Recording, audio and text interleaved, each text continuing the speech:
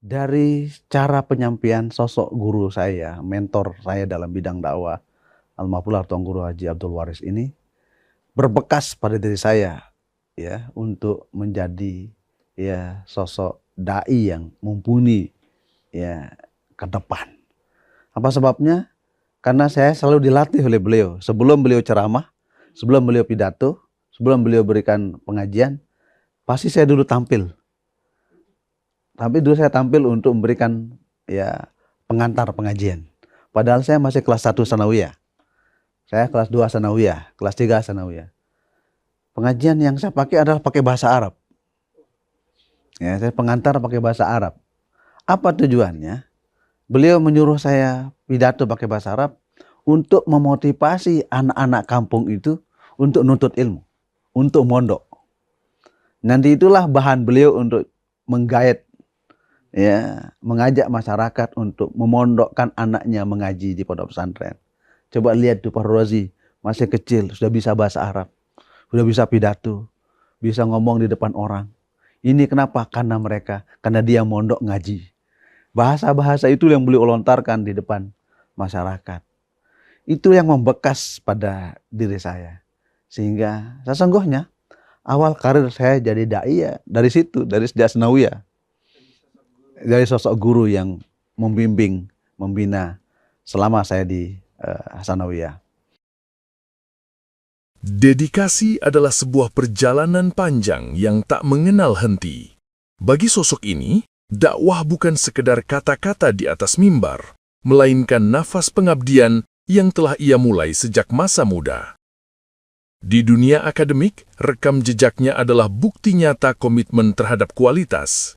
Setelah sukses memimpin sebagai Direktur Pasca Sarjana UIN Mataram, kini beliau dipercaya mengawal standar keunggulan institusi sebagai Ketua Lembaga Penjaminan Mutu LPM periode 2025-2029. Namun, keluasan ilmunya tak hanya terkurung di ruang kelas. Sebagai guru besar ilmu dakwah, beliau menjalankan peran strategis sebagai Sekretaris Jenderal Pengurus Besar Nahdlatul Watan, memastikan pesan-pesan keumatan sampai ke setiap relung hati masyarakat. Inilah profil Profesor Dr. Haji Fahrur Rozi MA, seorang intelektual, organisatoris, dan pendakwah yang mendedikasikan hidupnya untuk kemajuan ilmu pengetahuan dan kejayaan umat. Saya Al-Fakir Haji Fahrur Rozi Dahlan memang terlahir di kalangan keluarga santri. Ya, bapak saya menyantri lama di Pondok Pesantren Selaparang, Kediri. Ya, jadi keluarga saya, adik kakak saya semua adalah keluarga santri. Keluarga saya keluarga santri. Saya tertarik di dunia dakwah itu sejak saya masuk sekolah sanawiyah.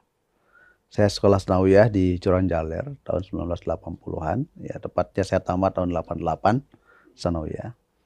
Waktu di sanawiyah saya selalu diajak berdakwah oleh guru saya, almarhum Pak Tuan Guru Haji Abdul Waris. Jadi kemana beliau berdakwah, keliling ya dari dusun ke dusun, dari kampung ke kampung, dari pelosok Lombok Barat, Lombok Tengah, Lombok Timur, KLU. Selalu saya ikut selama 3 tahun. Saya mondok di Curanjaler. Dari cara penyampaian sosok guru saya, mentor saya dalam bidang dakwah, almarhum Tuan Guru Haji Abdul Waris ini berbekas pada diri saya ya untuk menjadi ya sosok dai yang mumpuni ya ke depan. Apa sebabnya? Karena saya selalu dilatih oleh beliau. Sebelum beliau ceramah, sebelum beliau pidato, sebelum beliau berikan pengajian, pasti saya dulu tampil. Tapi dulu saya tampil untuk memberikan ya pengantar pengajian. Padahal saya masih kelas 1 sanawiyah. Saya kelas 2 sanawiyah, kelas 3 sanawiyah. Pengajian yang saya pakai adalah pakai bahasa Arab. Ya, saya pengantar pakai bahasa Arab. Apa tujuannya? Beliau menyuruh saya pidato pakai bahasa Arab untuk memotivasi anak-anak kampung itu untuk nuntut ilmu, untuk mondok. Nanti itulah bahan beliau untuk menggait ya mengajak masyarakat untuk memondokkan anaknya mengaji di pondok pesantren. Coba lihat tuh Pak Rozi, masih kecil sudah bisa bahasa Arab, sudah bisa pidato, bisa ngomong di depan orang. Ini kenapa? Karena dia mondok ngaji. Bahasa-bahasa itu yang beliau lontarkan di depan masyarakat. Itu yang membekas pada diri saya. Sehingga sesungguhnya awal karir saya jadi dai ya dari situ, dari sejak Sanawiyah. Dari sosok guru yang membimbing, membina selama saya di Sanawiyah. Setelah saya Sanawiyah, ya saya melanjutkan sekolah saya di MANPK, Madrasah Aliyah Negeri Program Khusus di Mataram. Di sini juga kami dilatih oleh para masyayikh kami, para guru-guru kami yang tidak kalah dengan guru-guru kami di Madrasah Sanawiyah dulu. Yaitu kami dilatih 3 bahasa, Arab, Inggris, Indonesia, muhadasah yaumiyah, percakapan sehari-hari dengan bahasa Arab, bahasa Inggris, bahasa Indonesia. Ini kebiasaan-kebiasaan yang kami lakukan di pondok di Madrasah Aliyah, program khusus waktu itu. Sehingga ada lomba-lomba pidato tingkat nasional, kami ikut. Saya kemudian waktu itu ya menjadi juara 1, juara pidato bahasa Arab ya MAPK seluruh Indonesia. Itu menjadi awal modal utama ya saya dalam dunia dakwah. Selesai saya di Madrasah Aliyah, saya melanjutkan pendidikan ke Pancor di Al-Mabrullah Bapak Maulana Syekh Tuan Guru Kiai Haji Muhammad Zainuddin Abdul Majid. Saya di Ma'had 4 tahun belajar, mengaji, mutalaah, sekaligus saya sudah mulai terjun dakwah ke masyarakat sejak saya masuk Ma'had tahun 1994. Jadi efektifnya saya sudah mulai terjun ke masyarakat dalam bidang dakwah tahun 1994. Saya keliling ya dari kampung ke kampung menyampaikan pesan-pesan agama, terutama saat-saat perayaan Hari Besar Islam, Isra Mi'raj, Nuzul Quran, Maulid Nabi, Muharram dan seterusnya. Saya aktif di tengah-tengah masyarakat. 94, 95, 96, 97 ya aktivitas dakwah terus kami ya saya lanjutkan menyapa umat dengan ya panggilan-panggilan keagamaan. Intinya setelah saya selesai Ma'had, saya kuliah S1, kemudian kuliah S2, kuliah S3. Puncaknya setelah saya S3, saya berdakwah keliling Nusantara. Ya, mulai dari ya Bima, Dompu, terus ke NTT, terus ke Sulawesi, Kalimantan, Papua bahkan. Ya, ini aktivitas dakwah yang saya geluti selama ini. Ya, di Kalimantan Timur, Kalimantan Tengah, Kalimantan Selatan itu sudah menjadi lahan-lahan komunikasi dakwah kita dengan masyarakat. Tentu sukanya adalah ada ketenangan batin tersendiri di saat menyapa umat dengan penuh hikmah, kebijaksanaan dalam menyapa masyarakat. Ada kebahagiaan tersendiri bagi seorang dai di saat ya berhadapan dengan masyarakat, masyarakat menyambut dengan baik, masyarakat menerima kita dengan baik, masyarakat melaksanakan apa yang ya kita ajarkan kepada mereka. Itu kebahagiaan yang tidak bisa dijadikan sebagai sebuah materi, tidak bisa dimaterialiskan saking bahagianya kita sebagai seorang dai. Dukanya banyak, perjalanan yang panjang dari satu tempat ke tempat lain itu membutuhkan waktu yang panjang, 8 jam, 9 jam di atas kendaraan, turun naik sungai, ya menyeberang sungai. Ya, itu adalah suka duka kita kalau kita ceramah di Kalimantan, di Sulawesi dan seterusnya. Apalagi ke Papua, ya kita dari gunung ke gunung, dari hutan ke hutan masuk. Tapi itu semua adalah tantangan yang membuat kita terus survive di dalam ya medan dakwah. Intinya kita sebagai dai harus siapkan pertama intelektualitas harus hebat. Ya, daya nalar, ya daya intelektual kita harus kuat. Sebab kita akan berhadapan dengan berbagai macam argumentasi masyarakat. Kita harus kuat secara intelektualitas. Yang kedua, harus kuat spiritualitas. Ya, iman kita harus yakin bahwa kita dalam medan dakwah itu waman ahsanu qawlan mimman da'a ilallah. Tidak ada ucapan-ungkapan yang paling baik selain mengajak orang untuk melaksanakan ibadah kepada Allah. Itu prinsip spiritualitas kita sebagai seorang dai. Yang ketiga adalah ya harus kuat sosialitas kita. Kita harus bisa bergaul dengan siapa saja. Tidak ada sekat-sekat antara muslim non-muslim, kita harus bisa berbaur. Tidak ada sekat antara satu ormas dengan ormas lain, kita harus bisa berbaur. Tidak ada sekat antara ya tua muda. Itu yang saya maksud dengan harus kuat daya sosialitas kita. Kemudian yang ketiga, yang keempat adalah harus kuat daya emosionalitas kita. Ada sabar di situ, ada tahan uji di situ, ada resiliensi di situ, ada ketahan mental di situ. Intinya ada kesyukuran di situ, ada ketabahan di situ. Ini yang harus dimiliki oleh seorang dai, itu harus kuat yang keempat ini. Ya, daya intelektualitasnya harus kuat, daya spiritualitasnya harus kuat, daya ya sosialitasnya harus kuat, dan daya emosionalitasnya harus kuat. Inilah saya kira resep yang paling jitu bagi orang yang bergelut di dunia dakwah. Pengalaman yang paling pahit saya adalah saat waktu saya ke Papua. Papua itu pahit dalam arti saya harus dijaga ketat. Harus dikawal oleh tentara, harus dikawal oleh polisi, harus kiri kanan. Ya, itu bagi kita, seorang dai itu terkekang kita. Ya, tapi ya tentara atau polisi itu mengatakan Pak Tuan Guru harus terjaga keselamatannya. Ya, padahal ya masyarakat ya Papua rata-rata aman. Ya, yang bergejolak kan justru di hutan-hutan sana. Kalau ya di medan-medan dakwah saya kira aman. Tapi itulah ya tindakan preventifnya. Ya, pesan-pesan dakwah kita adalah akomodatif, kooperatif, humanis, dan tidak melakukan intimidasi apapun.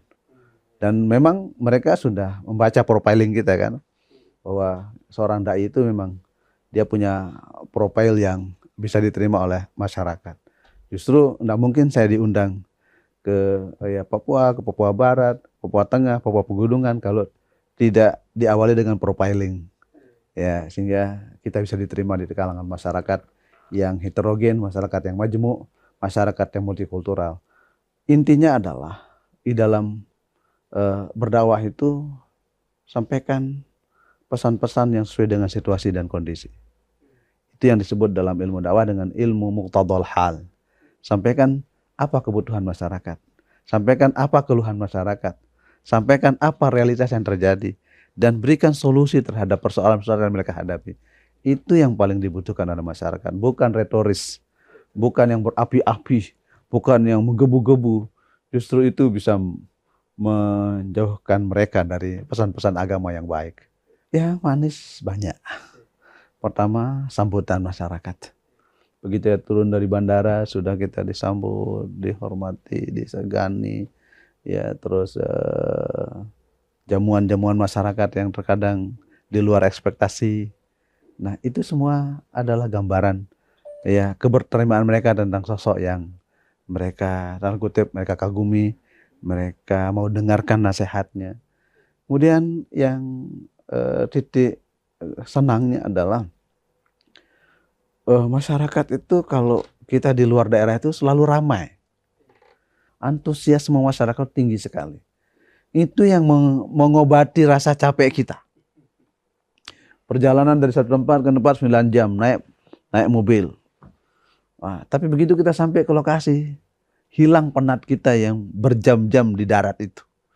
Melihat antusiasme masyarakat yang datang dari jauh, ya, sekedar untuk mendengarkan nasihat, ya, sekedar untuk mendengarkan pengajian. Hanya mungkin qul huwallahu ahad aja yang kita sampaikan, tapi mereka datang. Nah, itu pengobat lelah bagi kami sebagai orang dai itu. Jadi hilang rasanya ya, capek kita yang berjam-jam di perjalanan begitu melihat masyarakat yang begitu antusias mendengarkan pengajian dari sosok ya kiai atau tuan guru atau ustadz yang akan menyampaikan. Ini salah satu hal yang menyenangkan kita sebagai seorang dai. Dakwah tidak boleh putus. Balighu anni walau ayah. sampaikan tentang diriku, kata Rasulullah, meskipun hanya satu ayat. Perintah Rasulullah untuk tidak boleh berhenti berdakwah. Harus kita lakukan dakwah dalam segala ranah. Sekarang kan banyak media dakwah yang harus kita lakukan. Jika kita tidak mampu berhadapan langsung dengan masyarakat, bisa kita gunakan dakwah YouTubiah. Kita kan pakai dakwah pakai YouTube. Atau bisa juga dakwah Tribuniyah, gunakan dakwah Tribun. Ya, media Tribun ini adalah media dakwah, media edukasi, media ya entertain, dan media sosial.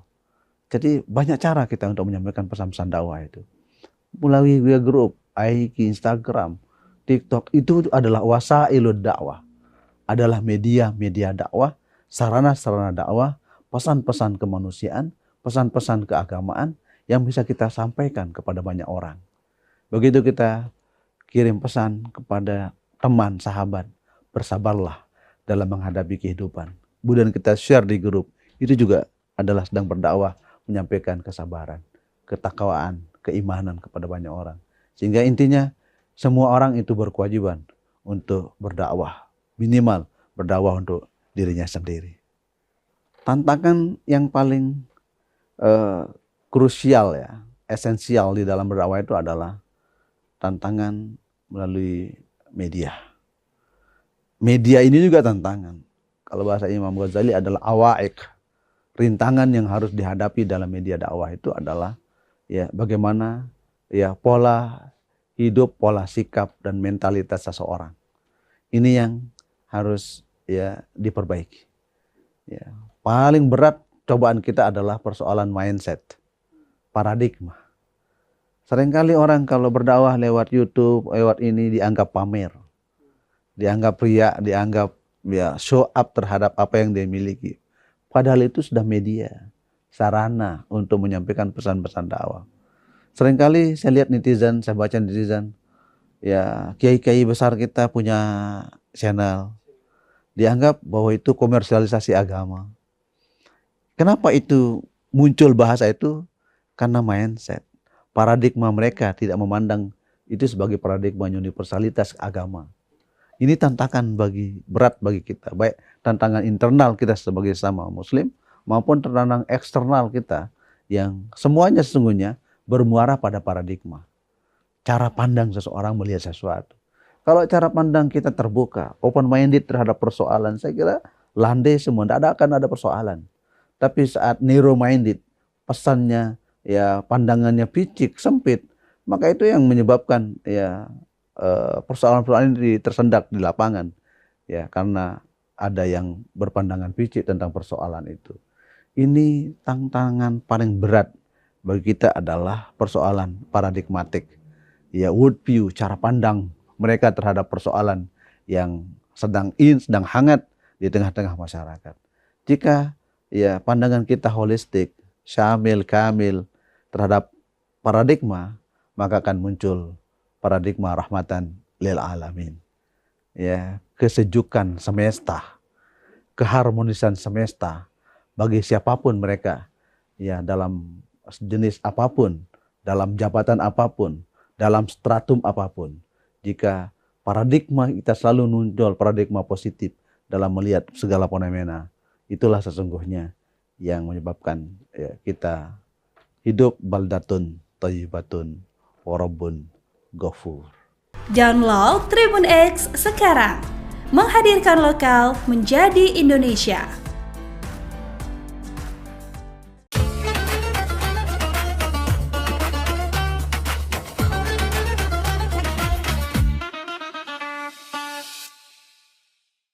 Assalamualaikum warahmatullahi wabarakatuh. Bismillahirrahmanirrahim. Walhamdulillah. Ashhadu an la ilaha illallah wahdahu la syarikalah wa ashhadu anna sayyidana Muhammadan abduhu wa rasuluhu amma ba'd. Qala Allah Ta'ala fil Qur'anil Karim. A'udzubillahi minasyaitonir rajim. Bismillahirrahmanirrahim. Ya ayyuhalladzina amanu kutiba alaikumusyamu kama kutiba alal ladzina min qablikum la'allakum tattaqun. Shadaqallahul azim. Pemirsa yang berbahagia, para pendengar Tribun yang berbahagia, kembali kita bersyukur alhamdulillah saat ini kita sudah memasuki bulan suci Ramadan, di mana sebuah bulan yang sangat dirindukan oleh seluruh umat Islam dimanapun dia berada. Bulan puasa atau Ramadan membawa berbagai macam keutamaan-keutamaan. Yang olehnya itu, setiap muslim sangat merindukan kedatangan bulan suci Ramadan ini. Dan alhamdulillah saat ini kita sudah berada di bulan suci Ramadan. Olehnya itu kita bersyukur kepada Allah. Allah memberikan nikmat kepada kita, terutama nikmat umur panjang, sehingga kita bisa melaksanakan puasa di bulan suci Ramadan. Puasa ini setiap saat, setiap tahun datang untuk menemui kita.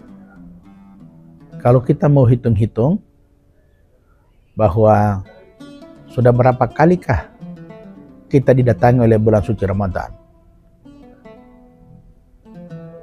Baginda Rasulullah Muhammad SAW bersabda, "Man fariha biduhuli Ramadanan, haramallahu jasadahu ala niran." Barang siapa yang berbahagia kedatangan bulan Ramadan, maka Allah akan haramkan jasadnya disentuh api neraka. Sebuah jaminan dari baginda Rasulullah Muhammad SAW yang luar biasa. Itu bagi orang yang bergembira saja menyambut datangnya bulan suci Ramadan.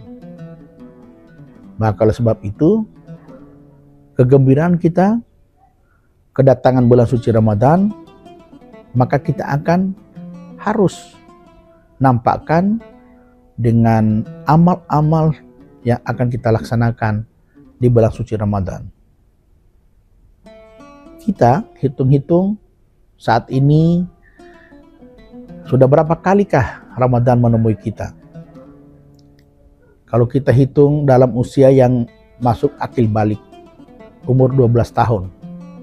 Lalu ketika usia kita sudah 40, ada yang sudah 50, ada yang sudah 60, maka sudah puluhan tahun Ramadan mendatangi kita. Lalu apakah kita merasakan dampak dari bulan Ramadan itu? Inilah yang menjadi pertanyaan kita sekalian. Apalagi pemirsa, jika seandainya kita akan merasakan bahwa mungkinkah Ramadan ini adalah Ramadan yang terakhir bagi diri kita. Karena kita tidak tahu kapan kita akan meninggalkan dunia yang fana ini. Kita tidak tahu apakah usia kita akan sampai pada bulan Ramadan tahun depan. Atau bahkan apakah usia kita ini akan masih ada atau kita masih hidup sampai akhir Ramadan 1447 Hijriah ini.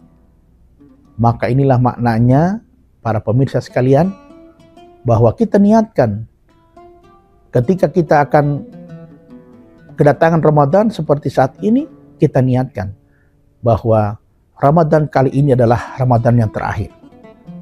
Kenapa jamaah sekalian? Jika sesuatu yang kita rasakan bahwa ini adalah yang paling terakhir, maka ada giroh, ada semangat untuk melakukan sesuatu itu dengan sebaik-baiknya. Maka demikianlah Ramadan.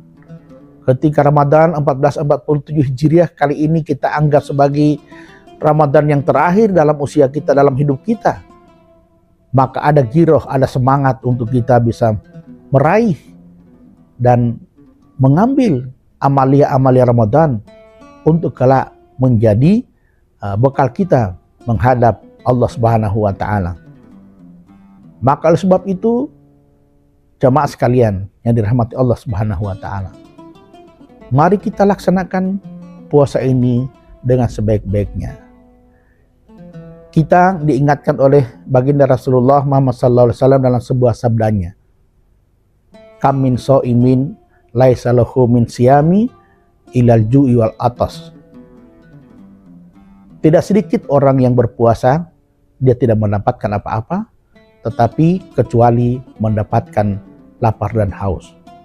Jangan sampai puasa kita hanya sekedar menahan lapar dan haus dan tidak mendapatkan apa-apa, sebagaimana baginda Rasulullah Muhammad SAW khawatirkan tadi. Begitu banyak umatku yang berpuasa, tetapi sia-sia puasanya, tidak mendapatkan pahala apa-apa. Lalu kalau puasa kita hari ini, puasa kita tahun ini adalah puasa yang terakhir, lalu kemudian kita tidak mendapatkan apa-apa, maka sia-sialah hidup ini, sia-sialah usia ini, sia-sialah kesempatan ini yang diberikan oleh Allah, kesehatan, keimanan, lalu kita berada pada bulan Ramadan, tapi kita tidak mendapatkan apa-apa. Na'udzubillah, summa na'udzubillah. Maka oleh sebab itu, jamaah sekalian, marilah kita jadikan puasa ini sebagai puasa yang bisa mendatangkan pahala yang begitu banyak, dan kemudian kita mendapatkan ampunan Allah sebagaimana dijanjikan oleh baginda Rasulullah Muhammad SAW dalam sebuah sabdanya, "Man shama ramadhana imanan wa ihtisaban, ghufira lahu ma taqaddama min dhanbi." Barang siapa yang berpuasa karena iman dan mengharap ridha Allah Subhanahu wa taala, maka Allah akan mengampuni dosa-dosanya yang telah lalu. Ini sebuah garansi yang luar biasa, sehingga kalau umat Muhammad yang melaksanakan puasa dengan iman, mengharap ridha Allah, dan melaksanakan amalia-amalia Ramadan dengan baik, sehingga dia mendapatkan berkah dari puasa itu, dan dia akan kembali kepada kefitrahan. Dia akan kembali menjadi manusia yang bersih, sebagaimana dia dilahirkan oleh ibunya ke atas dunia ini tanpa membawa dosa apapun. Dan itulah hadiah yang paling istimewa yang diberikan oleh baginda Rasulullah Muhammad SAW dalam sabdanya tadi, Allah berikan ampunan terhadap dosa-dosa yang telah lalu. Demikian pemirsa, terima kasih atas perhatian, mohon maaf atas segala kekurangan. Usikum wa nafsi bitaqwallah, wallahul muwafiq ila aqwamit thariq. Wassalamualaikum warahmatullahi wabarakatuh. Download Tribun X sekarang, menghadirkan lokal menjadi Indonesia. Itu ada edukasi. Jadi, di edukasi itu kita ada kegiatan pertanian dan juga peternakan, di mana anak-anak bisa belajar pertanian organik dan juga mengenal hewan secara langsung. Oke, di Narakupilek sini kita mendapatkan ada 2 program. Yang pertama itu ada program outing class, yaitu Sekolah Alam Nara. Jadi Sekolah Alam Nara itu anak-anak bisa ngabuburit.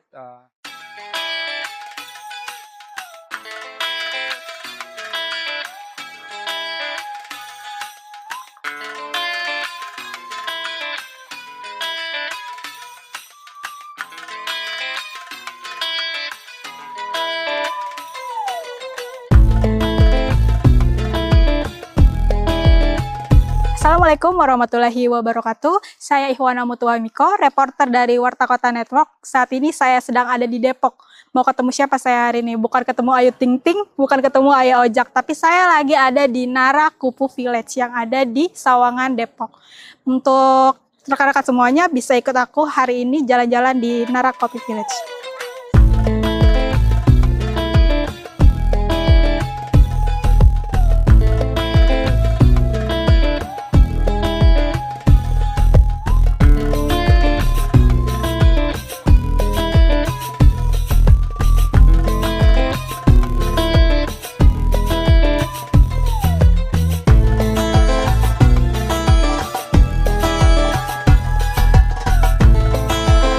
Narakupilek ini merupakan konsep eduwisata yang berbasis pertanian dan peternakan, meliputi kegiatan edukasi, konservasi, dan rekreasi dalam suatu tempat. Nah, di mana di sini kegiatan edukasinya itu tidak hanya untuk anak-anak, itu juga untuk mahasiswa dan juga masyarakat umum. Seperti itu.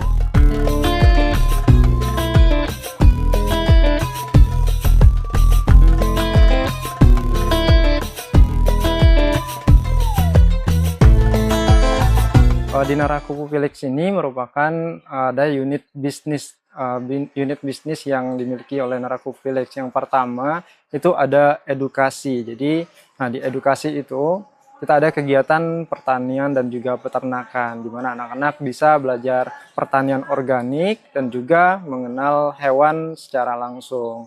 Kemudian selain edukasi, kita juga menyediakan resto. Nah, di mana resto itu setiap customer bisa menikmati resto kita dan pipe-nya itu ada rusa. Nah, di mana sambil makan itu bisa memberi makan rusa juga. Jadi kita menyediakan pakan rusa langsung. Jadi customer yang datang itu bisa memberi makan rusa secara langsung, seperti itu.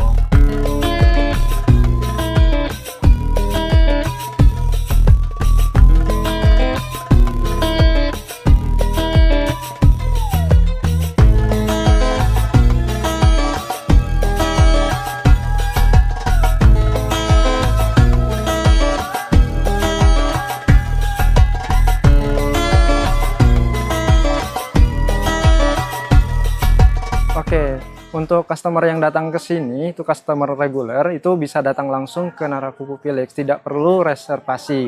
Jadi pada saat datang itu bisa membeli pakan rusa secara langsung di kasir. Nah, itu bisa langsung, nggak perlu reservasi.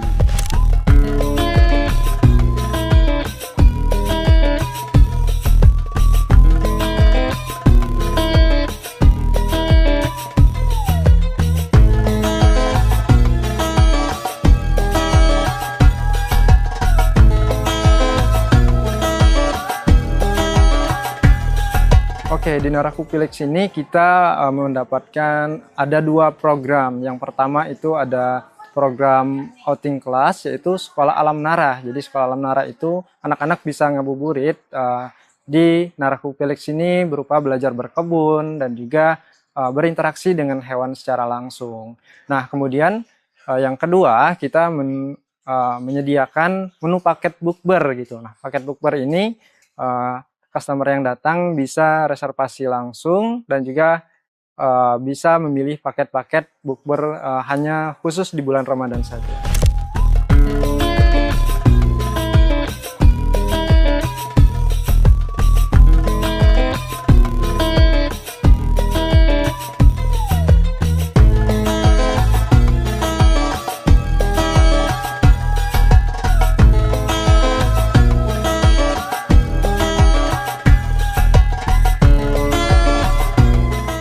Untuk Narakuku Village ini berada di kawasan Pasir Putih, tepatnya di Jalan Garuda, Batu Ampar, Kecamatan Sawangan, ya, itu Kelurahan Pasir Putih ya.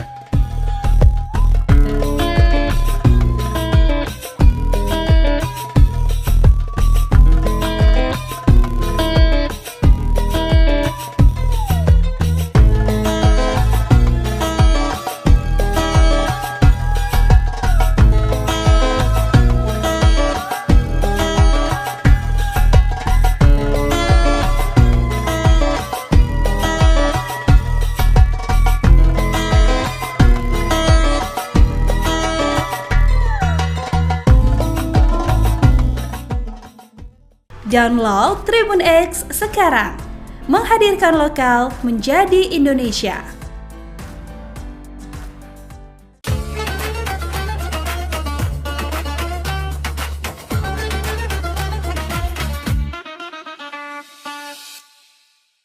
Assalamualaikum warahmatullahi wabarakatuh. Alhamdulillahilladzi nahmaduhu wa nasta'inuhu wa nastaghfiruh wa na'udzu billahi min syururi anfusina wa min sayyiati a'malina. May yahdihillahu fala mudilla lahu wa may yudlil fala hadiya lahu. Asyhadu an la ilaha illallah wahdahu la syarika lahu wa asyhadu anna Muhammadan abduhu wa rasuluh. Allahumma shalli ala sayyidina Muhammad wa ala alihi wa sahbihi ajma'in, amma ba'd.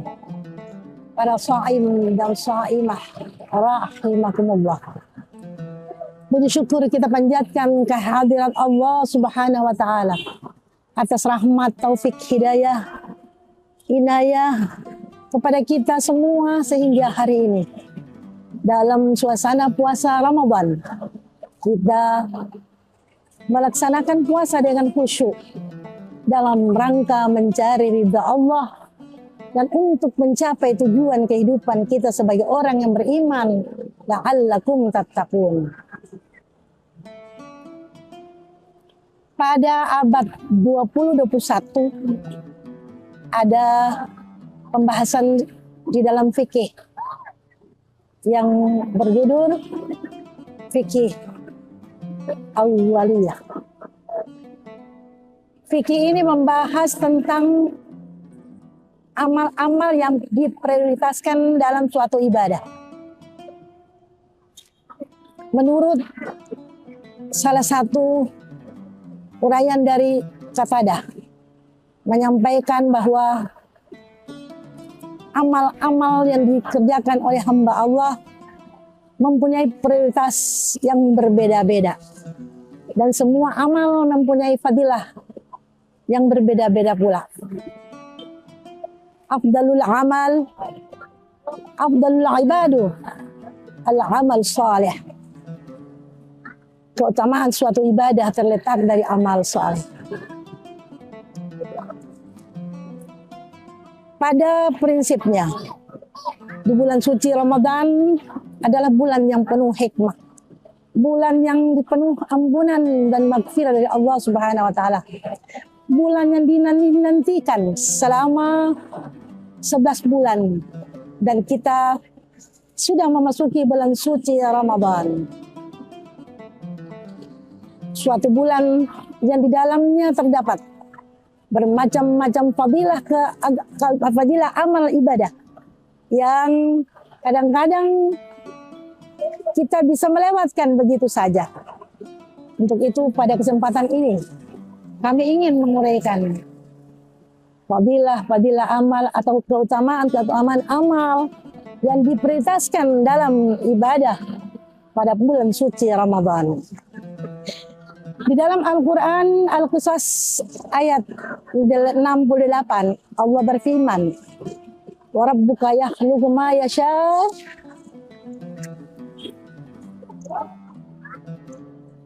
wa yakhtar." Wa yakhluqu ma yasha' wa yakhtar, makana lahum fil khiyarah. Bahwa Allah Subhanahu wa taala mempunyai kehendak untuk menciptakan dan menentukan apa yang dia ciptakan. Dan tidak ada satu makhluk pun yang merasa berkepentingan untuk mencampur aduk dengan apa yang dia inginkan dari penetapan Allah tersebut. Di dalam uraian prioritas ibadah ini, kita lihat Allah menciptakan berbagai macam yang ada di muka bumi ini. Di dalam penciptaan Allah mengutamakan menciptakan manusia. Yang ciptaan manusia yang paling mulia daripada makhluk-makhluk yang lain. Dengan firman-Nya, laqad khalaqnal insana fi ahsani taqwim. Kemudian Allah menciptakan waktu, tempat dengan kehendak dan dimuliakan waktu dan tempat tersebut. Allah menciptakan bumi astafal arba dengan keistimewaan di dalamnya adalah al-masjid. Astafal laila di dalamnya ada Lailatul Qadar. Astafahus syuhur di dalam adalah syahrul Ramadan wa syahrul hurum. Allah menciptakan malam, Laila dengan Lailatul Qadar. Maka penciptaan ini memastikan bahwa kehendak Allah sudah menentukan tidak ada campur tangan dari makhluk siapapun juga. Dan semua penciptaan Allah ini mengandung makna fadilah keutamaan yang luar biasa. Dan kita masuk pada penciptaan atau penentuan Allah pada bulan suci Ramadan. Syahrul Mubarak, Syahrul Maghfirah. Kenapa Allah menciptakan atau menentukan puasa berada pada bulan Ramadan? Maka pertanyaan ini dijawab bahwa Allah menentukan sesuatu adalah kehendaknya dan tidak ada campur tangan seorang pun dalam menentukan atau bertanya kenapa Allah menciptakan Ramadan sebagai bulan puasa atau bulan puasa terdapat dalam bulan Ramadan.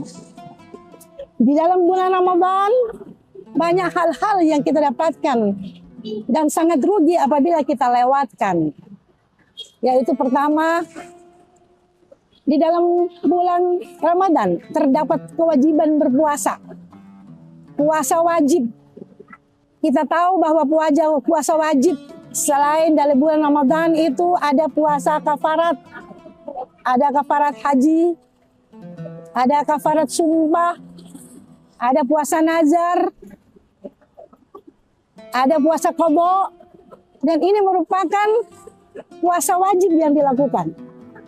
Tetapi khusus dalam bulan Ramadan, Allah memberikan keistimewaan kepada hambanya, di mana apabila seorang hamba pada bulan itu berada di dalam suatu tempat tanpa di dalam perjalanan, maka dia diwajibkan berpuasa. Shaim wa shaima rahimakumullah. Selain puasa yang Allah tetapkan sebagai kewajiban, kita menahan lapar sejak terbitnya fajar sampai terbenamnya matahari, kita dituntut untuk menjaga kualitas puasa. Karena banyak orang yang berpuasa hanya mendapatkan makan dan minum setelah segelas air masuk melalui mulutnya, maka hilanglah dahaganya.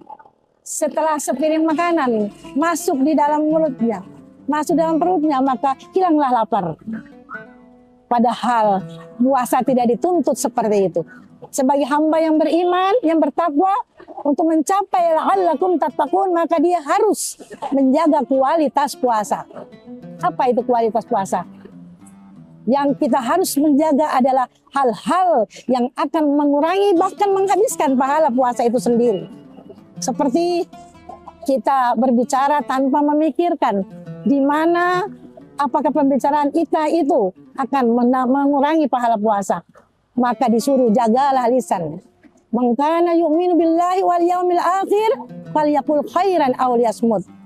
Berbicaralah yang baik. Kita dididik untuk berbicara yang baik. Apabila kita tidak mampu, maka diam. Karena dengan diam itu berarti kita telah menyembunyikan atau menghilangkan hal-hal yang akan menghilangkan pahala puasa. Fenomena yang kita dapatkan dalam hidup sehari-hari, kadang-kadang kita tidak sadar bahwa kita dalam keadaan berpuasa. Sehingga banyak aktivitas-aktivitas kita yang kita tidak sadari telah mengurangi pahala puasa. Contohnya, ketika kita bercerita, ketika kita berbicara, atau ketika kita berkomunikasi dengan orang tanpa kita sadari, sementara kita membicarakan kejelekan orang lain, maka itu akan menghapuskan pahala puasa. Lisan juga diperuntukkan untuk berzikir, membaca doa, dan mengeluarkan kalimah-kalimah thayyibah di dalam bulan suci Ramadan. Inilah yang dituntut untuk menjaga kualitas puasa. Prioritas yang kedua, yaitu ada qiyamul lail. Hadis Rasulullah SAW ada dua konsep yang berbeda, tapi maknanya satu. Yang diawali saja yang berbeda. Yang satu mengatakan man shoma ramadanan imanan wa ihtisaban. Kemudian yang satu mengatakan man qama ramadanan imanan wa ihtisaban ghufira lahu ma taqaddama min dzambi. Barang siapa yang berpuasa, yang sudah berada dalam bulan Ramadan, kemudian dia menjalankan puasa dengan ikhlas, dengan menjaga puasanya dari kualitas berpuasa dari mulai pagi sampai dia berbuka puasa, maka ghufira lahu ma taqaddama min dzambi. Allah akan mengampuni dosa-dosanya, baik dosa yang akan datang, baik dosa yang lalu maupun yang dosa yang akan dia kerjakan. Ini suatu konsep Allah kepada hambanya yang luar biasa. Allah memberikan membuka pintu iftahul jannah. Miftahul jannah kepada kita untuk meraih surga Firdaus, untuk meraih surganya Allah dengan menjaga kualitas berpuasa. dan malamnya kita disuruh untuk qiyamul lail. Qiyamul lail adalah mendirikan ibadah pada malam hari, di mana kita sudah terbiasa bahwa setiap puasa kita akan melaksanakan salat tarawih. Nah, itu salah satu daripada qiyamul lail. Namun bukan itu saja. Di dalam bulan puasa, Rasulullah didatangi malaikat Jibril untuk mengajarkan Al-Quran.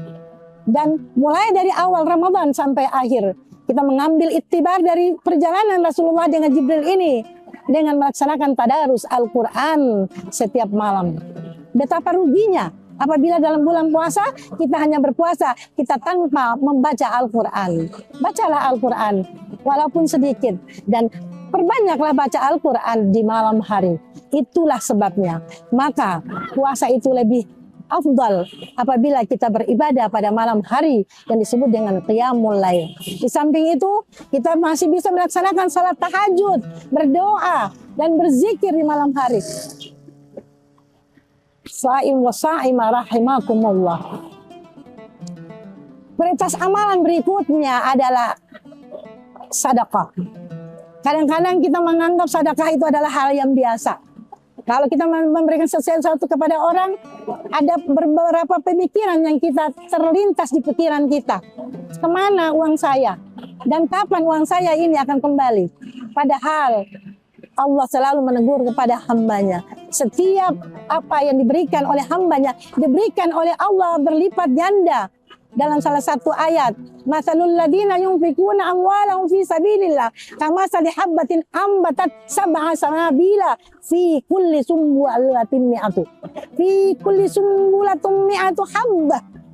Bahwa barang siapa permisalan seseorang yang mengeluarkan sedekah kepada orang lain, maka diumpamakan seperti sebuah pohon yang mempunyai 7 tangkai, dan setiap tangkai menghasilkan buah 100. Maka setiap kita mengeluarkan sedekah mendapatkan pahala 700 kali lipat. Hal ini kadang-kadang kita tidak pikirkan. Kita tidak pikirkan bahwa Allah akan menggantikan apa yang kita keluarkan dalam sedekah. Bahkan Rasulullah SAW dalam bulan suci Ramadan lebih banyak bersedekah daripada bulan-bulan yang lain. Sha'im wa sha'imah rahimakumullah. Prioritas amalan berikutnya adalah iktikaf. Iktikaf adalah berdiam di dalam masjid. Di sini kita bisa melaksanakan muhasabah. Kita bisa menghitung-hitung amal kita. Kita bisa merenungkan kehidupan kita. Seberapa banyak amal yang telah kita kerjakan. Dan saat itulah kita bisa memohon ampunan kepada Allah. Karena pintu taubat Allah sudah terbuka. Dan ini lebih efektif dan efisien, yaitu pada 10 hari terakhir bulan Ramadan. Kadang-kadang kita pada 10 hari terakhir ini sudah banyak disibukkan dengan hal-hal kebutuhan lebaran, sehingga kita kadang-kadang lupa dan terlewatkan begitu saja. Subhanallah. Mudah-mudahan kita tetap ingat dan kita melaksanakan mengisi 10 hari Ramadan dengan baik. Sha'imu sha'imah rahimakumullah. Mudah-mudahan dari Ramadan tahun ini dapat menjadi catatan buku kita untuk amal kita setelah kita menyelesaikan amal-amal ibadah kita selama setahun kemarin. Dan amal-amal ibadah itu telah diberikan, disetor kepada Allah pada bulan Sya'ban kemarin. Ini adalah merupakan awal bagi kita untuk mengisi buku amal tersebut untuk lebih banyak amal baik daripada amal-amal jelek. Mudah-mudahan apa yang saya sampaikan ini bisa dijadikan pelajaran dan menjadi motivasi bagi kita dalam mengisi hari-hari Ramadan, sehingga pada saatnya nanti kita akan mendapatkan aitqun minan nar, dijauhkan api neraka, diberikan ampunan kepada kita semua. Dan pada malam 10 terakhir saya ingatkan, jangan lupa berdoa dengan doa Allahumma innaka afuwun tuhibbul afwa fa'fu anna. Allahumma innaka afuwun tuhibbul fa'fu anna.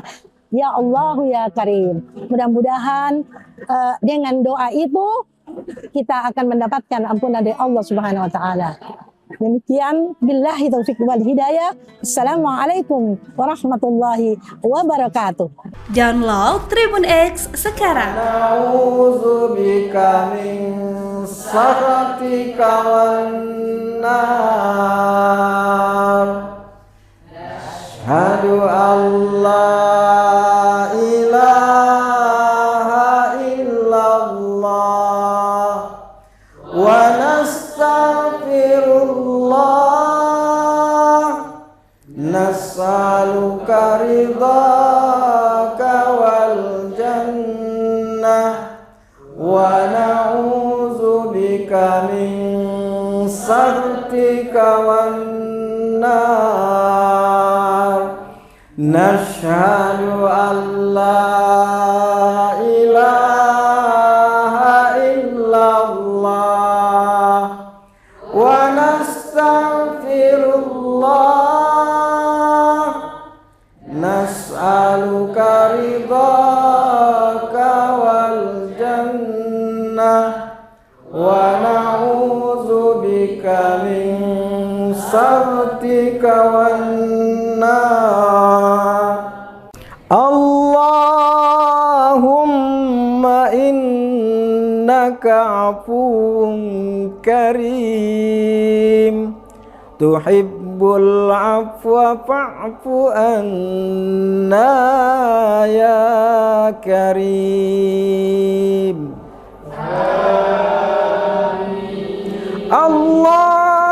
اللهم إنك عفو كريم تحب العفو فاعف عنا يا كريم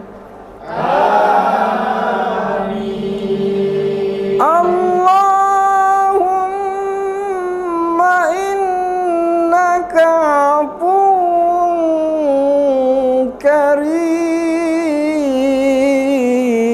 كريم تحب العفو فاعف عنا يا كريم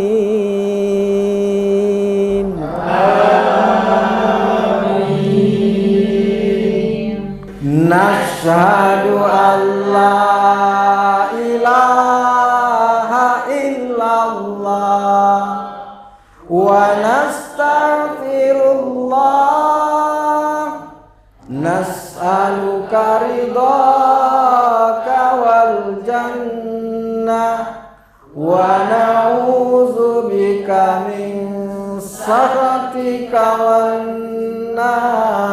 والنار أشهد أن لا إله إلا الله ونستغفر الله نسألك رضاك والجنة ونعوذ بك من سخطك والنار نشهد أن لا إله إلا الله ونستغفر الله نسألك رضاك والجنة ونعوذ بك من سخطك والنار اللهم إنك عفو كريم تحب العفو فاعف عنا يا كريم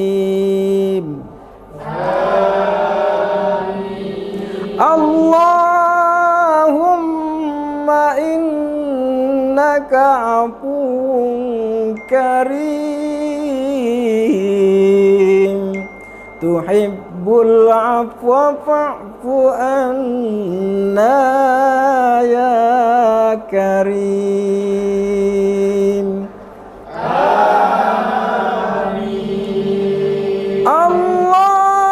اللهم إنك عفو كريم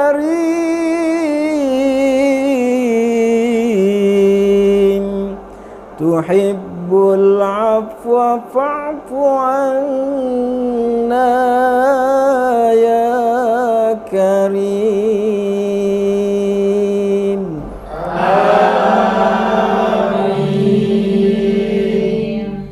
Nashhadu an la ilaha illallah wa nastaghfirullah, nas'aluka ridhaka wal jannah wa na'udzubika min sakhatika wan nar. Asyhadu an la ilaha illallah wa nastaghfirullah, nas'aluka ridhaka wal jannah wa na'udzubika min sakhatika wan nar. Nashhadu an la ilaha illallah wa nastaghfirullah, nas'aluka ridhaka wal jannah wa na'udzubika min sakhatika wan nar. Allahumma innaka afuwun karim, tuhibbul afwa fa'fu anna ya karim. Allahumma innaka afuwun karim, tuhibbul afwa fa'fu anna ya karim.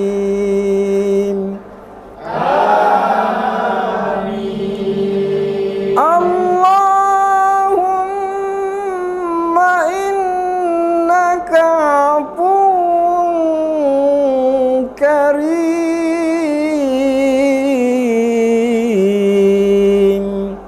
tuhibbul afwa fa'fu anna ya karim.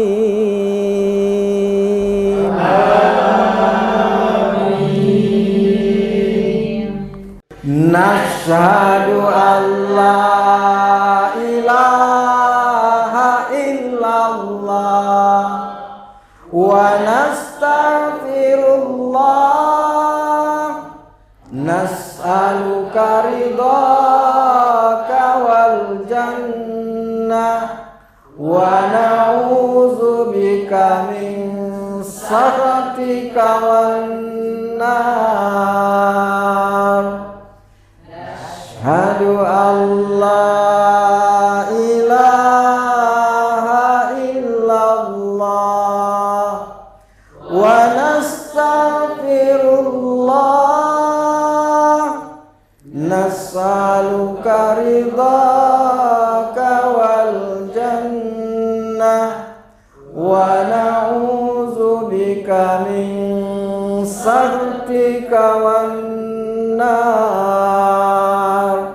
Nashhadu an la ilaha illallah wa nastaghfirullah, nas'aluka ridhim, tuhibbul afwa fa'fu anna ya karim.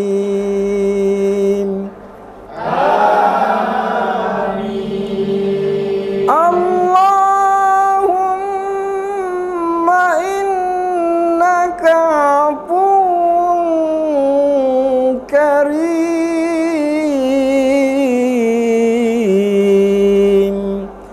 tuhibbul afwa fa'fu anna ya karim.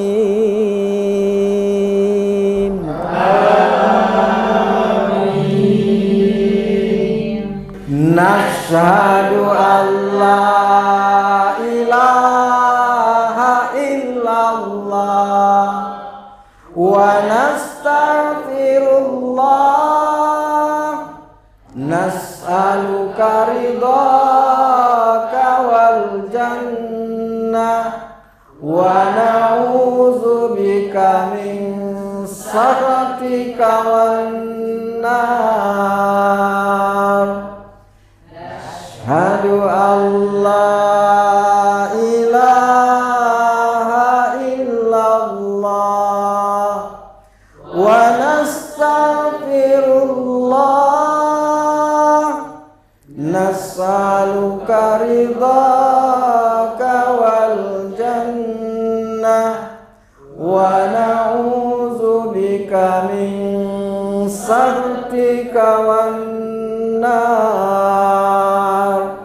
Nashhadu an la ilaha illallah wa nastaghfirullah, nas'aluka ridhaka wal jannah wa na'udzubika min sakhatika wan nar. Allahumma innaka afuwun karim, tuhibbul afwa fa'fu anna ya karim.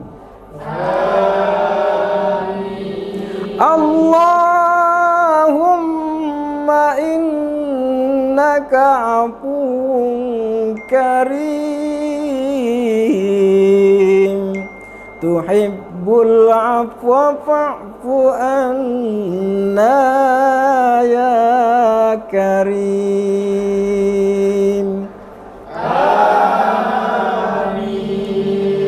Allahumma innaka afuwun karim, tuhibbul afwa fa'fu anna ya karim.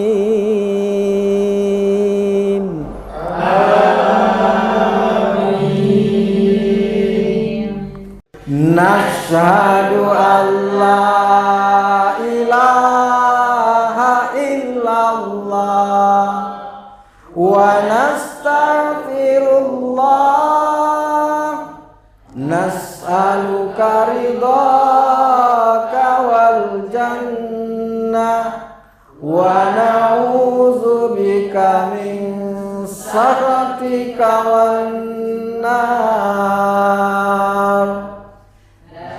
Asyhadu an la ilaha illallah wa nastaghfirullah, nas'aluka ridhaka wal jannah wa na'udzubika min sakhatika wan nar.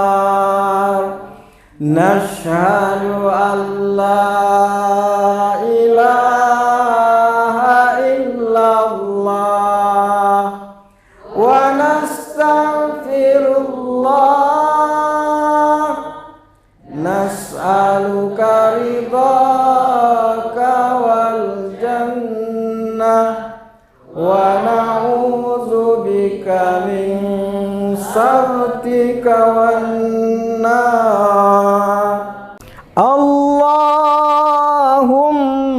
innaka afuwun karim, tuhibbul tuhibbul afwa fa'fu anna ya karim.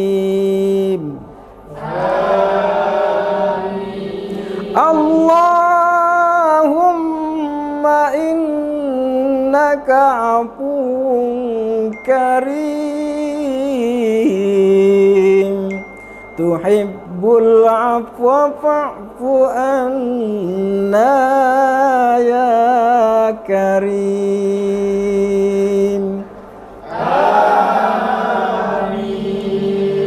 Allahumma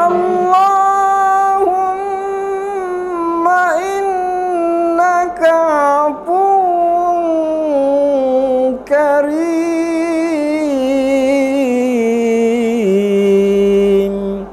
tuhibbul afwa fa'fu anna ya karim.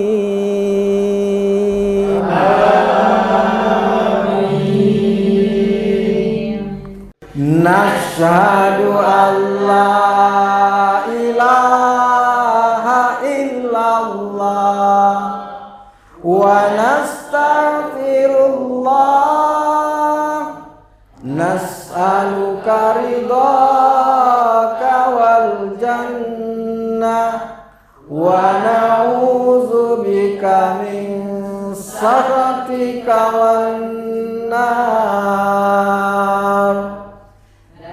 Asyhadu an la ilaha illallah wa nastaghfirullah, nas'aluka ridhaka wal jannah wa na'udzubika min sakhatika wan nar. Nashhadu an la ilaha illallah wa nastaghfirullah, nas'aluka ridhaka wal jannah wa na'udzubika min sakhatika wan nar. Allahumma innaka afuwun karim, tuhibbul afwa fa'fu anna ya karim.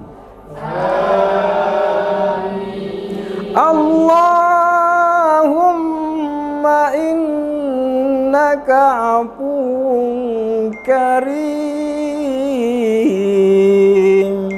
tuhibbul afwa fa'fu anna ya karim.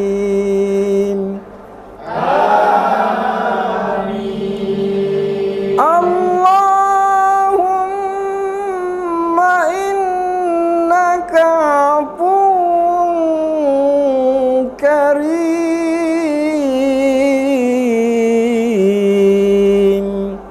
tuhibbul afwa fa'fu anna ya karim.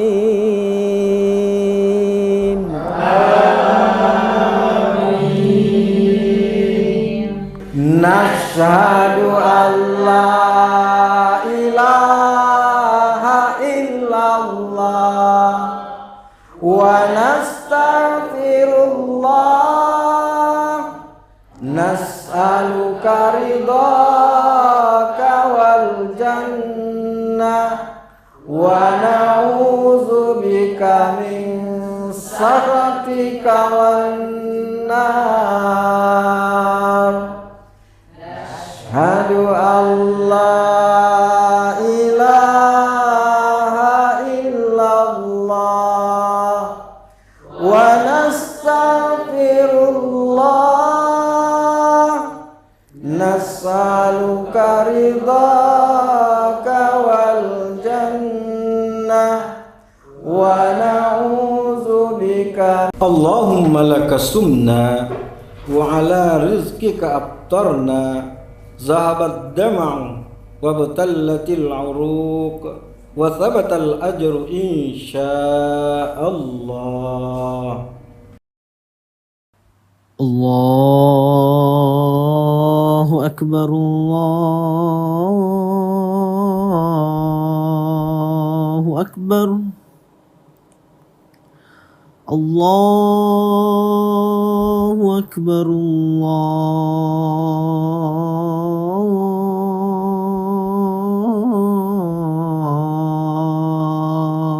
الله أكبر أشهد أن لا إله إلا الله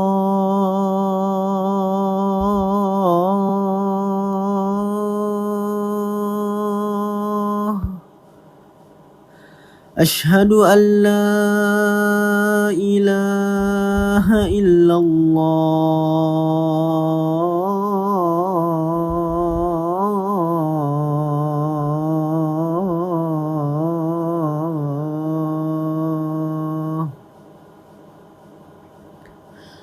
أشهد أن محمد رسول الله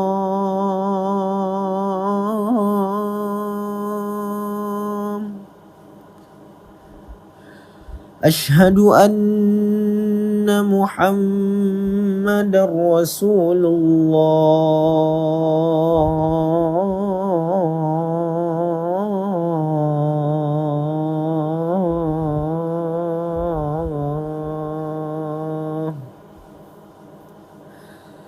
حي على الصلاة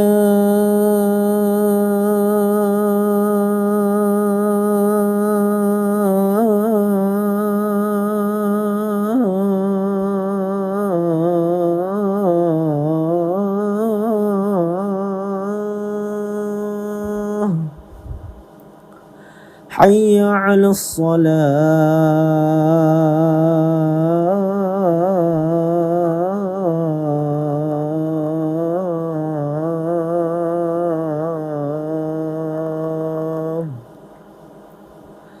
حي على الفلاح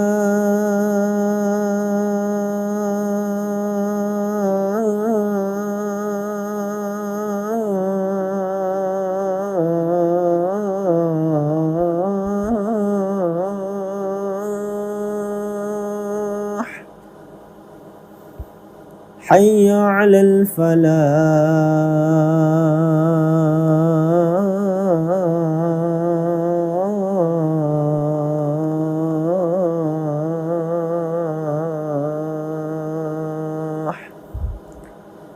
الله أكبر الله أكبر لا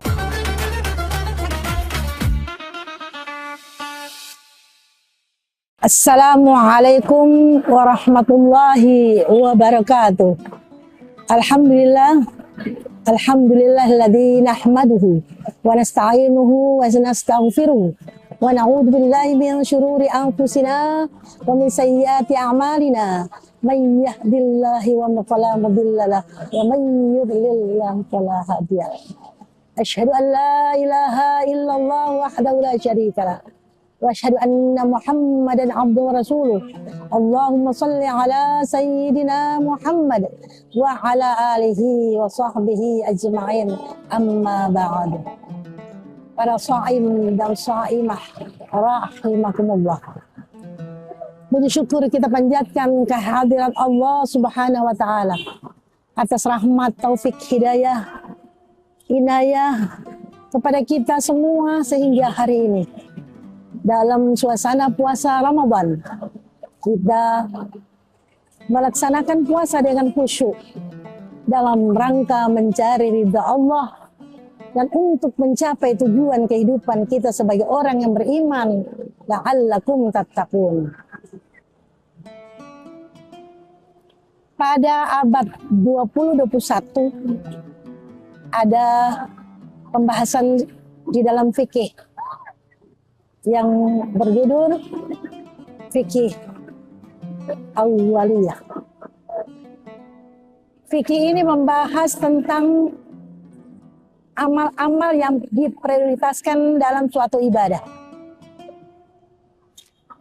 Menurut salah satu uraian dari Qatadah, menyampaikan bahwa amal-amal yang dikerjakan oleh hamba Allah mempunyai prioritas yang berbeda-beda. Dan semua amal mempunyai fadilah yang berbeda-beda pula. Afdalul amal, afdalul ibadu, al-amal salih.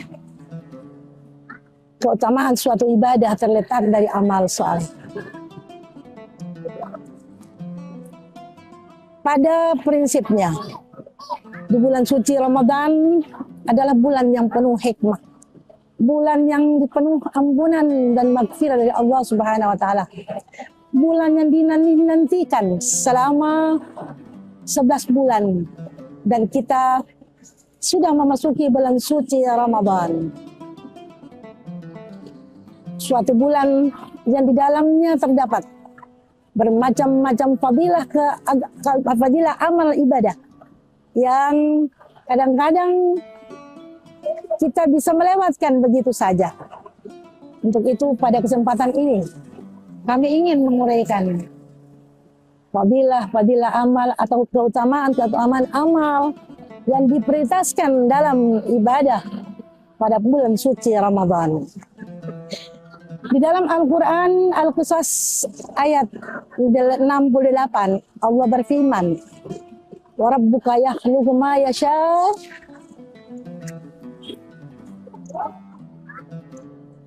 wa yakhtar." Wa yakhluqu ma yasha' wa yakhtar, makana lahum fil khiyarah. Bahwa Allah Subhanahu wa taala mempunyai kehendak untuk menciptakan dan menentukan apa yang dia ciptakan, dan tidak ada satu makhluk pun yang merasa berkepentingan untuk mencampur aduk dengan apa yang dia inginkan dari penetapan Allah tersebut. Di dalam uraian prioritas ibadah ini, kita lihat Allah menciptakan berbagai macam yang ada di muka bumi ini. Di dalam penciptaan Allah mengutamakan menciptakan manusia, dengan ciptaan manusia yang paling mulia daripada makhluk-makhluk yang lain, dengan firman-Nya, laqad khalaqnal insana fi ahsani taqwim. Kemudian Allah menciptakan waktu, tempat dengan kehendak, dan dimuliakan waktu dan tempat tersebut. Allah menciptakan bumi, astafal arba, dengan keistimewaan di dalamnya adalah al-masjid. Astafahul laila, di dalamnya ada Lailatul Qadar. Astafahus syuhur, di dalam adalah syahrul Ramadan wa syahrul hurum. Allah menciptakan malam, Laila, dengan Lailatul Qadar. Maka penciptaan ini memastikan bahwa kehendak Allah sudah menentukan, tidak ada campur tangan dari makhluk siapapun juga. Dan semua penciptaan Allah ini mengandung makna fadilah, keutamaan yang luar biasa. Dan kita masuk pada penciptaan atau penentuan Allah pada bulan suci Ramadan, Syahrul Mubarak, Syahrul Maghfirah. Kenapa Allah menciptakan atau menentukan puasa berada pada bulan Ramadan?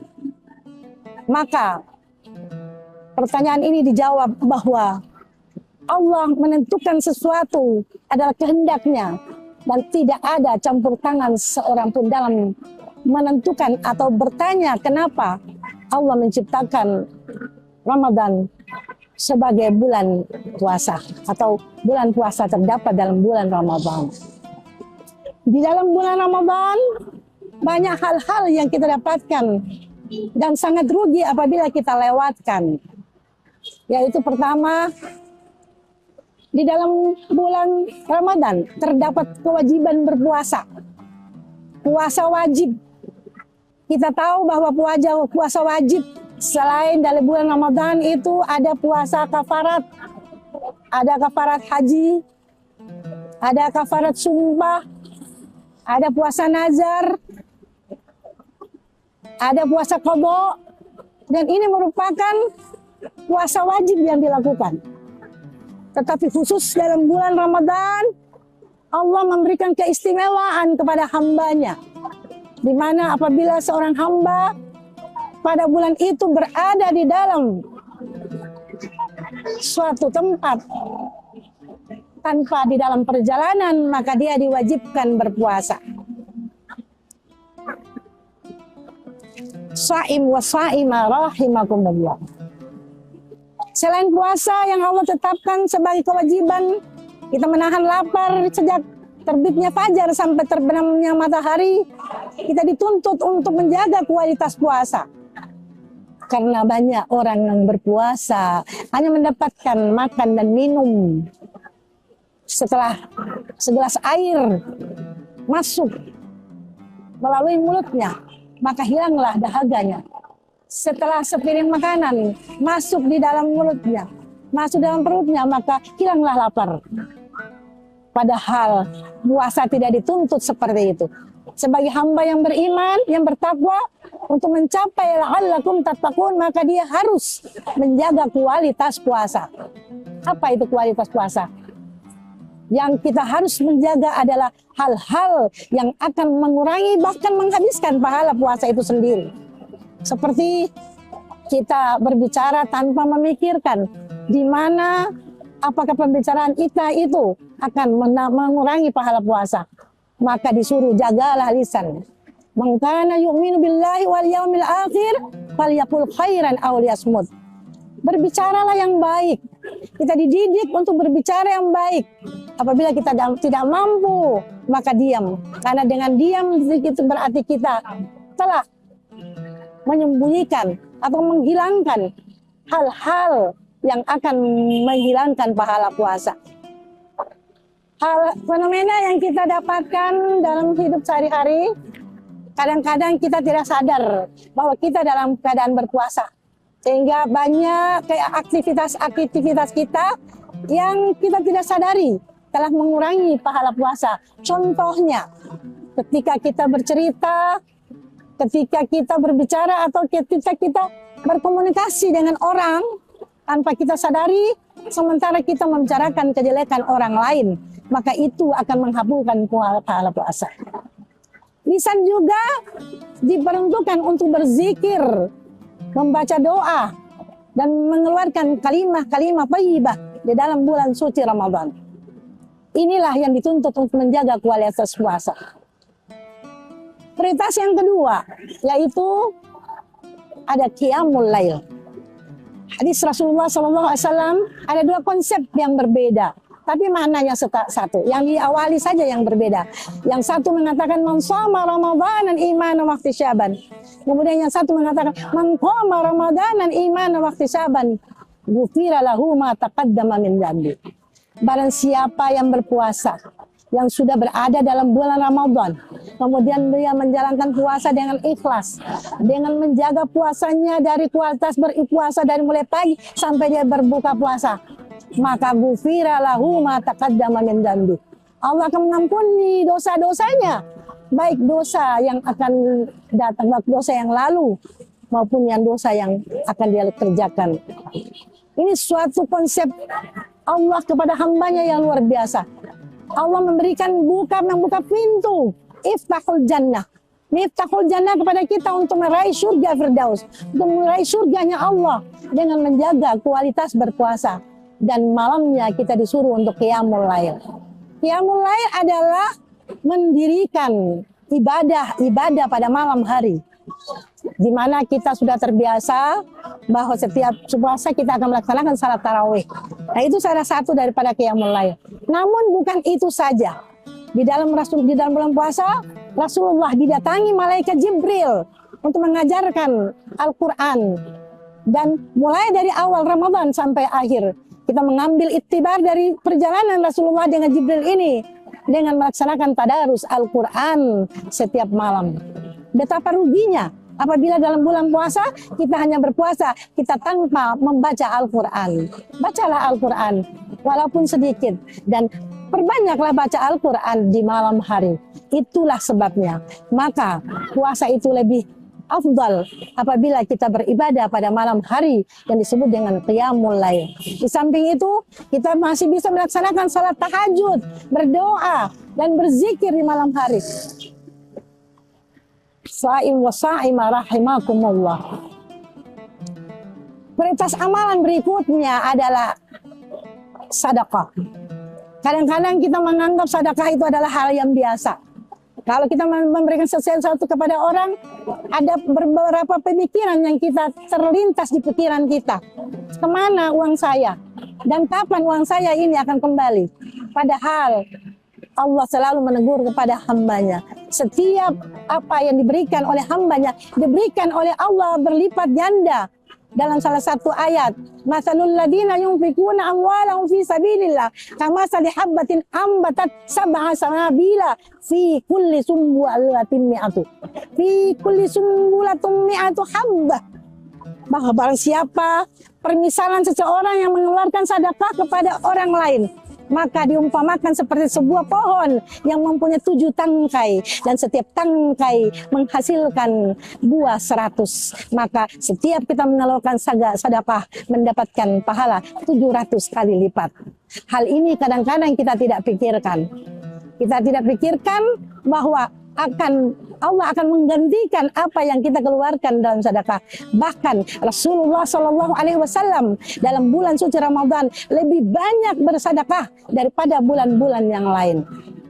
Sha'im wa sha'imah rahimakumullah. Prioritas amalan berikutnya adalah iktikaf. Iktikaf adalah berdiam di dalam masjid. Di sini kita bisa melaksanakan muhasabah. Kita bisa menghitung-hitung amal kita. Kita bisa merenungkan kehidupan kita. Seberapa banyak amal yang telah kita kerjakan. Dan saat itulah kita bisa memohon ampunan kepada Allah. Karena pintu taubat Allah sudah terbuka. Dan ini lebih efektif dan efisien, yaitu pada 10 hari terakhir bulan Ramadan. Kadang-kadang kita pada 10 hari terakhir ini sudah banyak disibukkan dengan hal-hal kebutuhan lebaran, sehingga kita kadang-kadang lupa dan terlewatkan begitu saja. Subhanallah. Mudah-mudahan kita tetap ingat dan kita melaksanakan mengisi 10 hari Ramadan dengan baik. Sha'imu sha'ima rahimakumullah. Mudah-mudahan dari Ramadan tahun ini dapat menjadi catatan buku kita untuk amal kita setelah kita menyelesaikan amal-amal ibadah kita selama setahun kemarin. Dan amal-amal ibadah itu telah diberikan, disetor kepada Allah pada bulan Sya'ban kemarin. Ini adalah merupakan awal bagi kita untuk mengisi buku amal tersebut untuk lebih banyak amal baik daripada amal-amal jelek.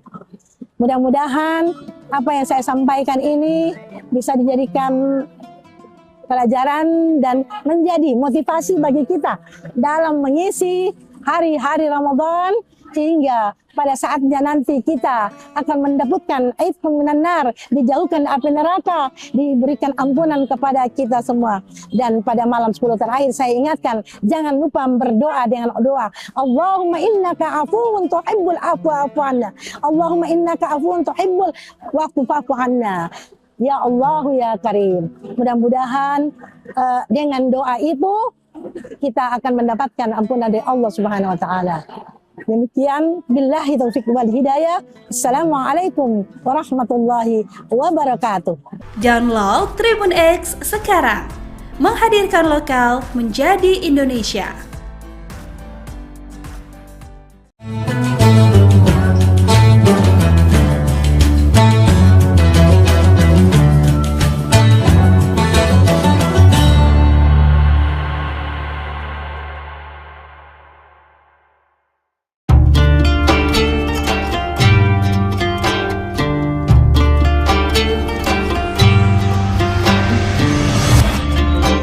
Syukur alhamdulillah, tahun ini kita masih dipertemukan dengan bulan suci Ramadan. Ramadan bukan sekedar menahan lapar dan dahaga, tetapi waktu untuk memperbaiki kualitas diri, baik ibadah maupun menata akhlak. Jadikan Ramadan ini sebagai titik balik untuk menjadi pribadi yang jujur dalam perbuatan, sabar dalam ujian, dan disiplin dalam ketaatan. Dewan Komisaris, Direksi dan seluruh karyawan PT Semen Tonasa mengucapkan selamat menunaikan ibadah puasa.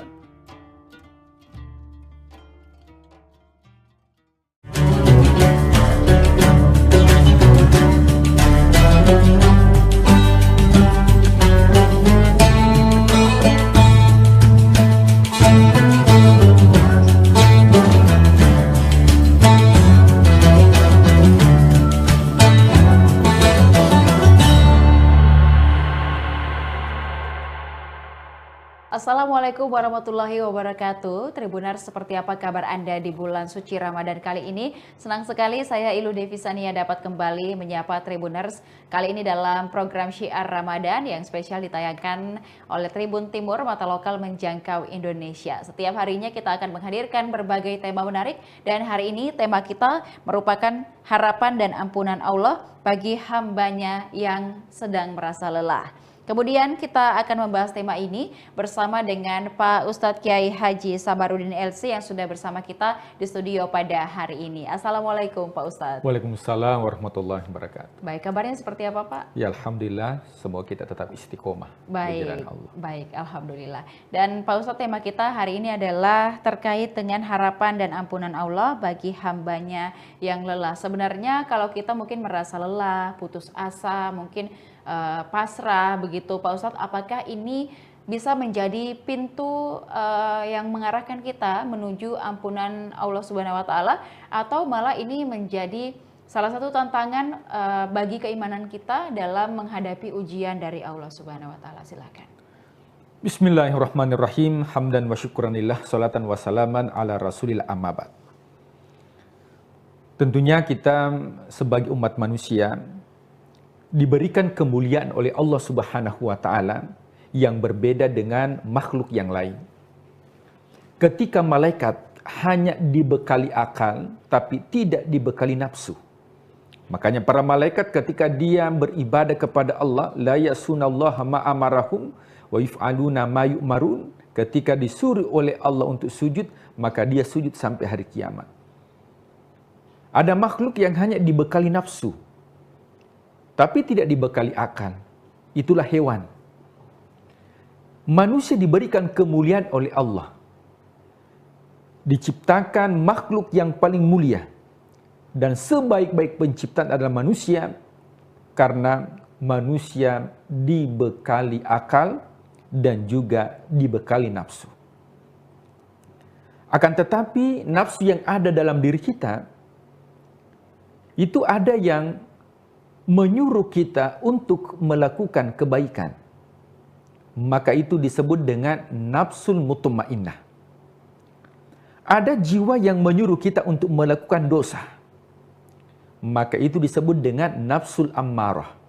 Innan nafsa la ammaratum bisu. Sesungguhnya nafsu ammarah itu menyuruh manusia untuk melakukan yang namanya dosa. Nah, kedua nafsu ini tentunya manusia ya diberikan pertolongan oleh Allah berupa diturunkan malaikat untuk senantiasa mencatat amal kebaikan dan juga mencatat amal keburukan. Kalau bukan karena rahmatnya Allah, maka tentunya kita tidak bisa menghitung betapa banyak dosa yang kita lakukan. Karena yang namanya dosa tergantung levelnya. Bagi orang yang tidak dekat kepada Allah, maka dengan melakukan maksiat itu bagian dari dosa. Tapi orang yang dekat kepada Allah, lalai saja mengingat kepada Allah, itu sudah dianggap sebagai dosa. Maka sebuah ungkapan mengatakan, kebaikan orang yang jauh kepada Allah boleh jadi dosa bagi orang yang dekat kepada Allah. Karena kalau bukan karena rahmatnya Allah, maka kita tidak bisa selamat. Oleh sebab itu, sebagai orang yang beriman, perlu kita pahami bersama bahwa tidak ada manusia di muka bumi ini yang tidak berdosa. Kalau ada di antara Tribuners, ketika ditanya, siapa di sini yang tidak ada dosanya, kemudian angkat tangan, maka bisa dipastikan itu adalah dosa. Kenapa? Karena bohong tidak ada dosa, itu bagian daripada dosa. Nah, Allah itu tidak hanya mencintai bagi orang yang melakukan kebaikan, tapi justru Allah mencintai orang yang melakukan dosa tapi dia taubat. Innallaha yuhibbut tawwabin. Sesungguhnya Allah mencintai orang-orang yang bertaubat. Dan orang yang bertaubat dipastikan bahwa orang yang telah melakukan dosa. Dan ternyata Allah mencintai orang yang melakukan taubat kemudian dia melakukan dosa kemudian dia bertaubat. Innallaha yuhibbut tawwabin wa yuhibbul mutatahhirin. Di ayat yang lain Allah berfirman, wasari'u ila maghfiratin min rabbikum. Bergegaslah menuju ampunan Allah. Makanya ketika urusan akhirat, redaksi Al-Quran itu selalu menggunakan kata cepat. Pada hakikatnya kita dilarang untuk terburu-buru. Tapi ketika urusan akhirat, maka kita dianjurkan untuk bersegera, jangan ditunda-tunda. Nah, jadi kalau Tribuners ingin melakukan kebaikan, maka kebaikan itu jangan ditunda. Kenapa? Karena bisikan syaitan terkadang menghalangi kita untuk melakukan kebaikan. Jadi kalau urusan akhirat, di antaranya taubat ampunan Allah, maka jangan ditunda-tunda. Segera untuk melakukan yang namanya taubat. Nah, muncul pertanyaan. Kenapa manusia enggan untuk menyegerakan yang namanya taubat? Yang pertama, bahwa seseorang tidak memahami bahwa rahmat Allah jauh lebih besar dibandingkan dosa yang dilakukan. Dalam sebuah hadits qudsi dikatakan, andai kata umatku melakukan dosa sebanyak buih yang ada di lautan. Kita tidak bisa menghitung buih yang ada di lautan. Kemudian dia datang kepadaku dengan bertaubat, maka akan kuampuni dosanya selama dia tidak syirik kepadaku. Jadi sebesar apapun dosa yang kita lakukan, ketika kita taubat kembali kepada Allah, maka rahmatnya Allah jauh lebih besar dibandingkan dosa yang kita lakukan. Ada sebuah kisah, ya, ada orang yang membunuh 99. Dan ini, ya, riwayat ini itu dimuat dalam hadis yang sahih. Ada orang yang membunuh 99. Jangankan 99, satu orang saja yang kita bunuh, itu dosanya seperti membunuh seluruh umat manusia. Makanya larangan untuk bunuh diri. Akan tetapi dengan putus asa, bertanyalah kepada seorang ahli ibadah. Wahai ahli ibadah, saya ini sudah membunuh 99 orang. Apakah Tuhan memberikan ampunan kepadaku? Sang ahli ibadah mengatakan, tidak mungkin Tuhan memberikan ampunan. Kenapa? Satu orang saja yang dibunuh, yang disakiti, itu dosanya tidak bisa diampuni oleh Allah. Apalagi 99. Maka apa yang dilakukan? Maka sang ahli ibadah juga dibunuh. Maka sudah cukup 100 orang. Akhirnya kembali bertanya. Dan diberitahukan bahwa di seberang jalan itu ada orang alim. Bukan abid, ahli ibadah, tapi ulama. Bertanyalah kepadanya. Ketika dia bertanya, maka dikatakan bahwa yang kamu harus lakukan adalah pergi dari tempat tinggalmu. Nah, bahasanya kita ini hijrah. Jadi kalau ingin berubah dari dosa, itu harus meninggalkan tempat di mana kita melakukan dosa. Harus hijrah. Allah Maha Pengampun. Ketika dia hijrah meninggalkan kampung halaman, dalam bahasa kita itu hijrah berpindah, belum sampai di tempat yang dituju, orangnya sudah meninggal dunia. Artinya hijrahnya ini belum sempurna. Taubatnya ini belum sempurna. Maka turunlah malaikat. Malaikat Ar-Rahmah mengatakan, wah, ini jatah saya. Kenapa? Karena tempat di mana dia melakukan dosa itu sudah jauh dan sudah dekat kepada tempat yang dituju. Sementara ya, malaikat azab, ya, dia mengatakan ini jatah saya, ini masuk ke dalam neraka. Ya, karena belum sampai ke tahap kesempurnaan taubat. Maka ketika diukur ternyata tempat maksiat, tempat di mana dia lakukan sudah jauh dia tinggalkan, maka Allah mengatakan yang menang adalah malaikat ar-rahmah dan masukkan ke dalam surga. Artinya dalam kehidupan, ar-raja pengharapan kita dan juga ampunan Allah, kita tidak boleh berputus asa. Wala tai'asu min rohillah. Jangan berputus asa dari rahmatnya Allah. Karena rahmatnya Allah jauh lebih besar dibandingkan murkanya Allah. Oleh sebab itu, sebesar apapun dosa yang kita lakukan, maka tetap ada yang dinamakan dengan ar-raja. Apa itu ar-raja? Harapan kita kepada Allah agar supaya dosa-dosa kita diampuni oleh Allah. Nah, sehingga ketika urusan akhirat, wasari'u ila maghfiratin min rabbikum, bergegas menuju ampunan Allah. Selanjutnya, tentu untuk mendapatkan ampunan Allah, ada yang disebut dengan taubatun nasuha. Apa itu taubatun nasuha? Adalah taubat yang sesungguhnya. Tubu ilallahi taubatun nasuha. Taubatlah kepada Allah sebenar-benarnya taubat. Apa syaratnya? Paling tidak ada 3. Yang pertama istighfar. Jadi kita perbanyak istighfar kepada Allah. Makanya Rasulullah SAW mengajarkan kepada kita untuk senantiasa istighfar paling tidak 100 kali dalam sehari semalam. Rasulullah terhindar dari dosa, dijamin masuk surga, akan tetapi istighfarnya tidak kurang dari 100 kali sehari semalam. Yang kedua, kita bertekad untuk meninggalkan. Nah, jadi kalau kita senantiasa melakukan dosa, maka untuk kembali taubat kepada Allah, maka tentunya kita harus bertekad untuk tidak melakukan yang dinamakan dengan dosa. Kemudian yang ketiga adalah berazam dalam diri kita bahwa kita tidak lagi kembali di tempat maksiat. Karena dosa ini tidak bisa kita hindari. Ya, karena dosa itu merupakan ujian bagi manusia untuk melihat apakah dia termasuk orang yang beriman.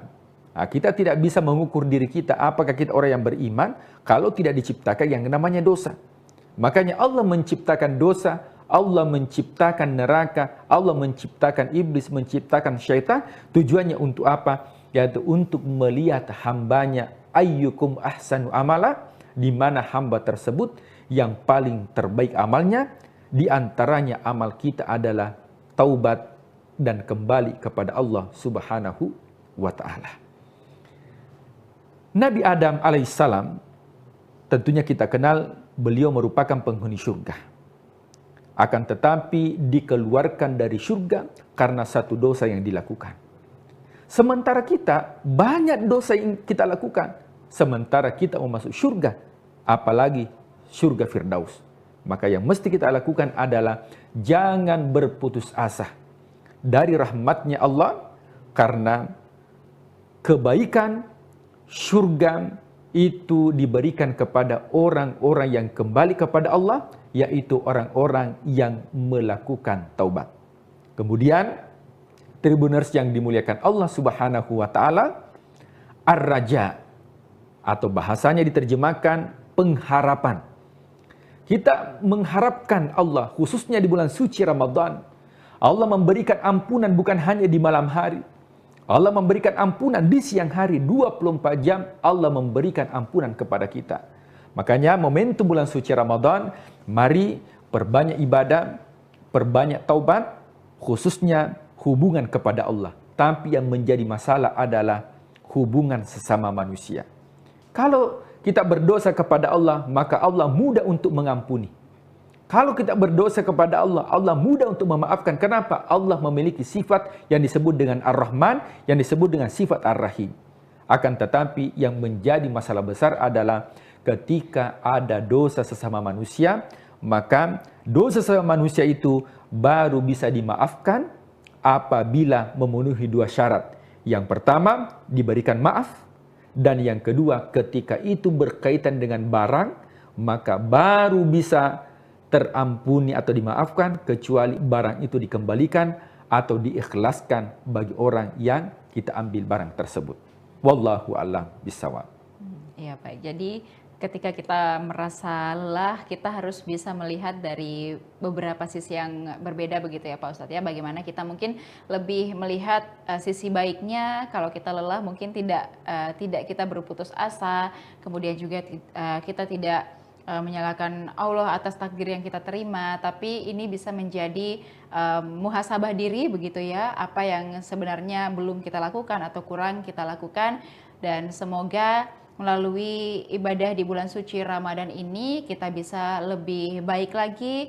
Kemudian kalau kita merasa lelah, mungkin ini menjadi pertanda bagi kita untuk lebih mendekatkan diri lagi kepada Allah Subhanahu wa taala melalui juga berbagai macam ibadah yang kita lakukan selama sepanjang bulan suci Ramadan kali ini. Terima kasih Pak Ustadz atas pencerahannya pada hari ini. Semoga kita semua bisa menjalankan ibadah dengan lebih baik lagi. Dan terima kasih kepada seluruh Tribuners tentunya yang sudah menyaksikan program kita pada hari ini. Jangan lupa saksikan juga beragam program menarik lainnya, tentunya hanya di kanal YouTube dan Facebook Tribun Timur, Mata Lokal Menjangkau Indonesia. Saya Ilu Devisania beserta narasumber dan juga seluruh kerabat kerja pamit undur diri. Terima kasih dan sampai jumpa. Wassalamualaikum warahmatullahi wabarakatuh. Waalaikumsalam warahmatullahi wabarakatuh.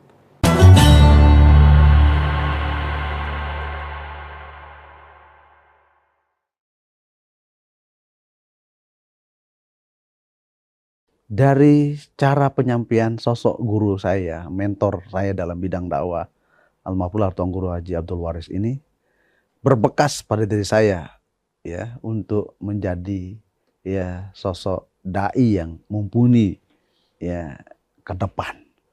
Apa sebabnya? Karena saya selalu dilatih oleh beliau. Sebelum beliau ceramah, sebelum beliau pidato, sebelum beliau berikan pengajian, pasti saya dulu tampil. Tapi dulu saya tampil untuk memberikan ya pengantar pengajian. Padahal saya masih kelas 1 sanawiyah. Saya kelas 2 sanawiyah, kelas 3 sanawiyah. Pengajian yang saya pakai adalah pakai bahasa Arab. Ya, saya pengantar pakai bahasa Arab. Apa tujuannya? Beliau menyuruh saya pidato pakai bahasa Arab untuk memotivasi anak-anak kampung itu untuk nuntut ilmu, untuk mondok. Nanti itulah bahan beliau untuk menggait ya, mengajak masyarakat untuk memondokkan anaknya mengaji di pondok pesantren. Coba lihat tuh Pak Rozi, masih kecil sudah bisa bahasa Arab, sudah bisa pidato, bisa ngomong di depan orang. Ini kenapa? Karena dia mondok ngaji. Bahasa-bahasa itu yang beliau lontarkan di depan masyarakat. Itu yang membekas pada diri saya. Sehingga sesungguhnya awal karir saya jadi dai ya dari situ, dari sejak sanawiyah. Dari sosok guru yang membimbing, membina selama saya di sanawiyah. Dedikasi adalah sebuah perjalanan panjang yang tak mengenal henti. Bagi sosok ini, dakwah bukan sekedar kata-kata di atas mimbar, melainkan nafas pengabdian yang telah ia mulai sejak masa muda. Di dunia akademik, rekam jejaknya adalah bukti nyata komitmen terhadap kualitas. Setelah sukses memimpin sebagai Direktur Pasca Sarjana UIN Mataram, kini beliau dipercaya mengawal standar keunggulan institusi sebagai Ketua Lembaga Penjaminan Mutu LPM periode 2025-2029.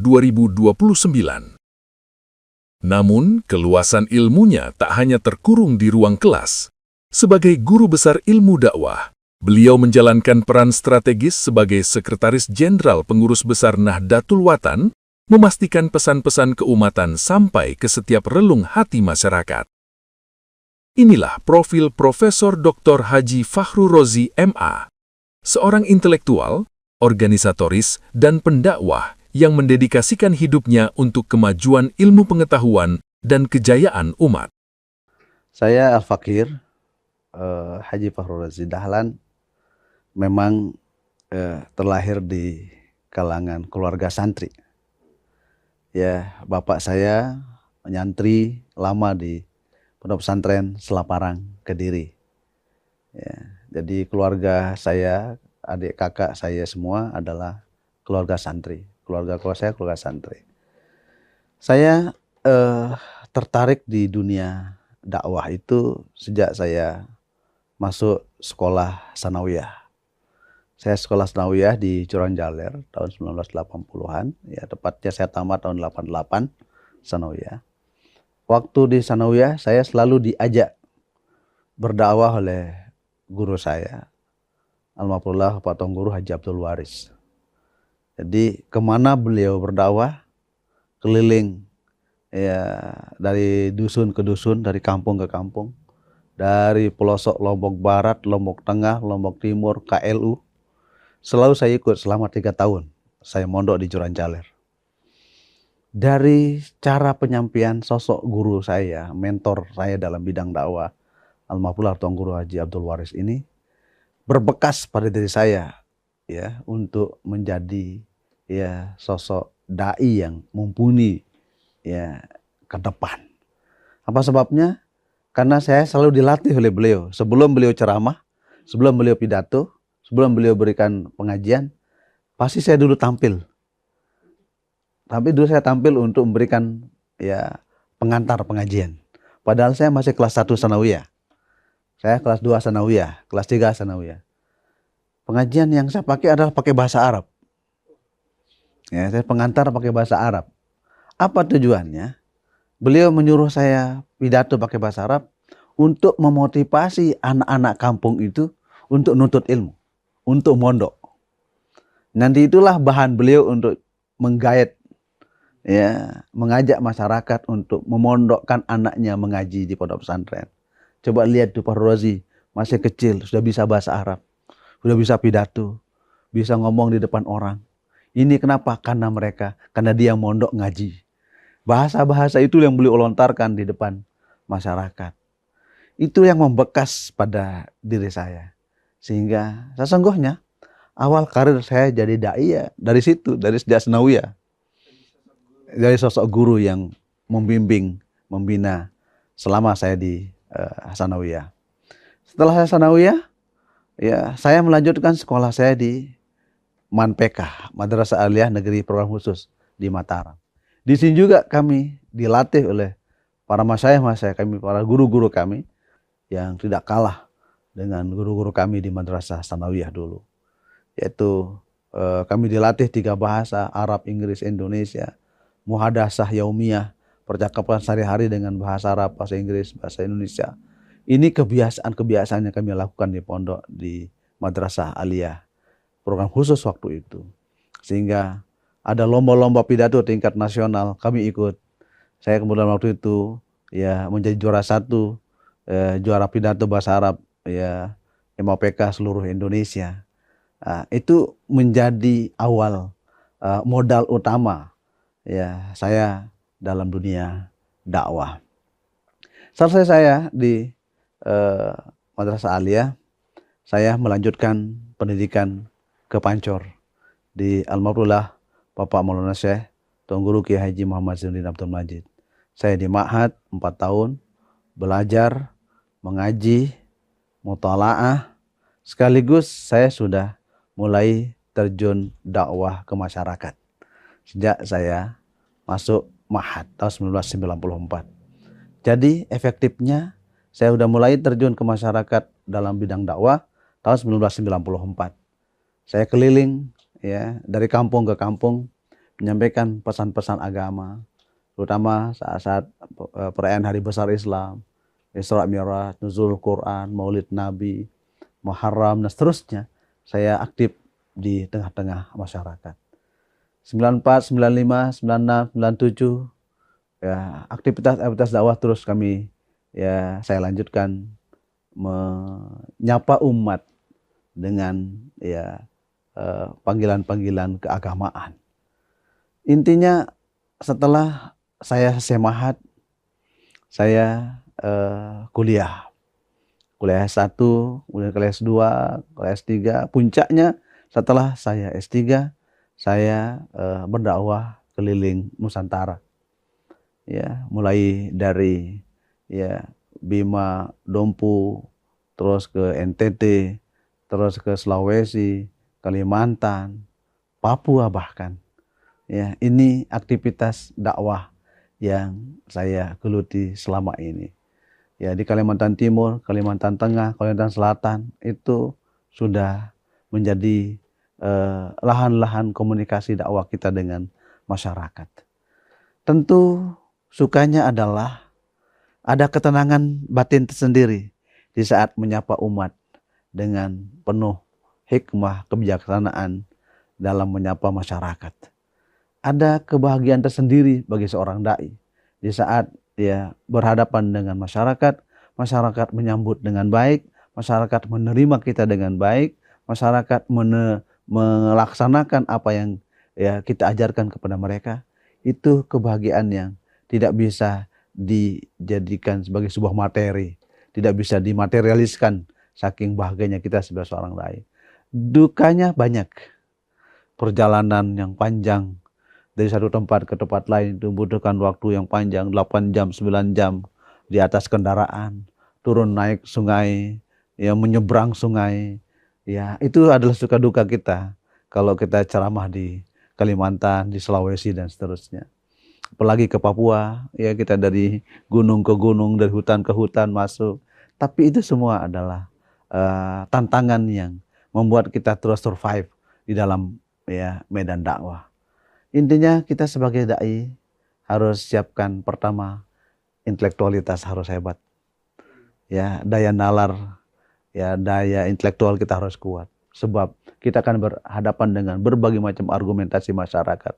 Kita harus kuat secara intelektualitas. Yang kedua, harus kuat spiritualitas.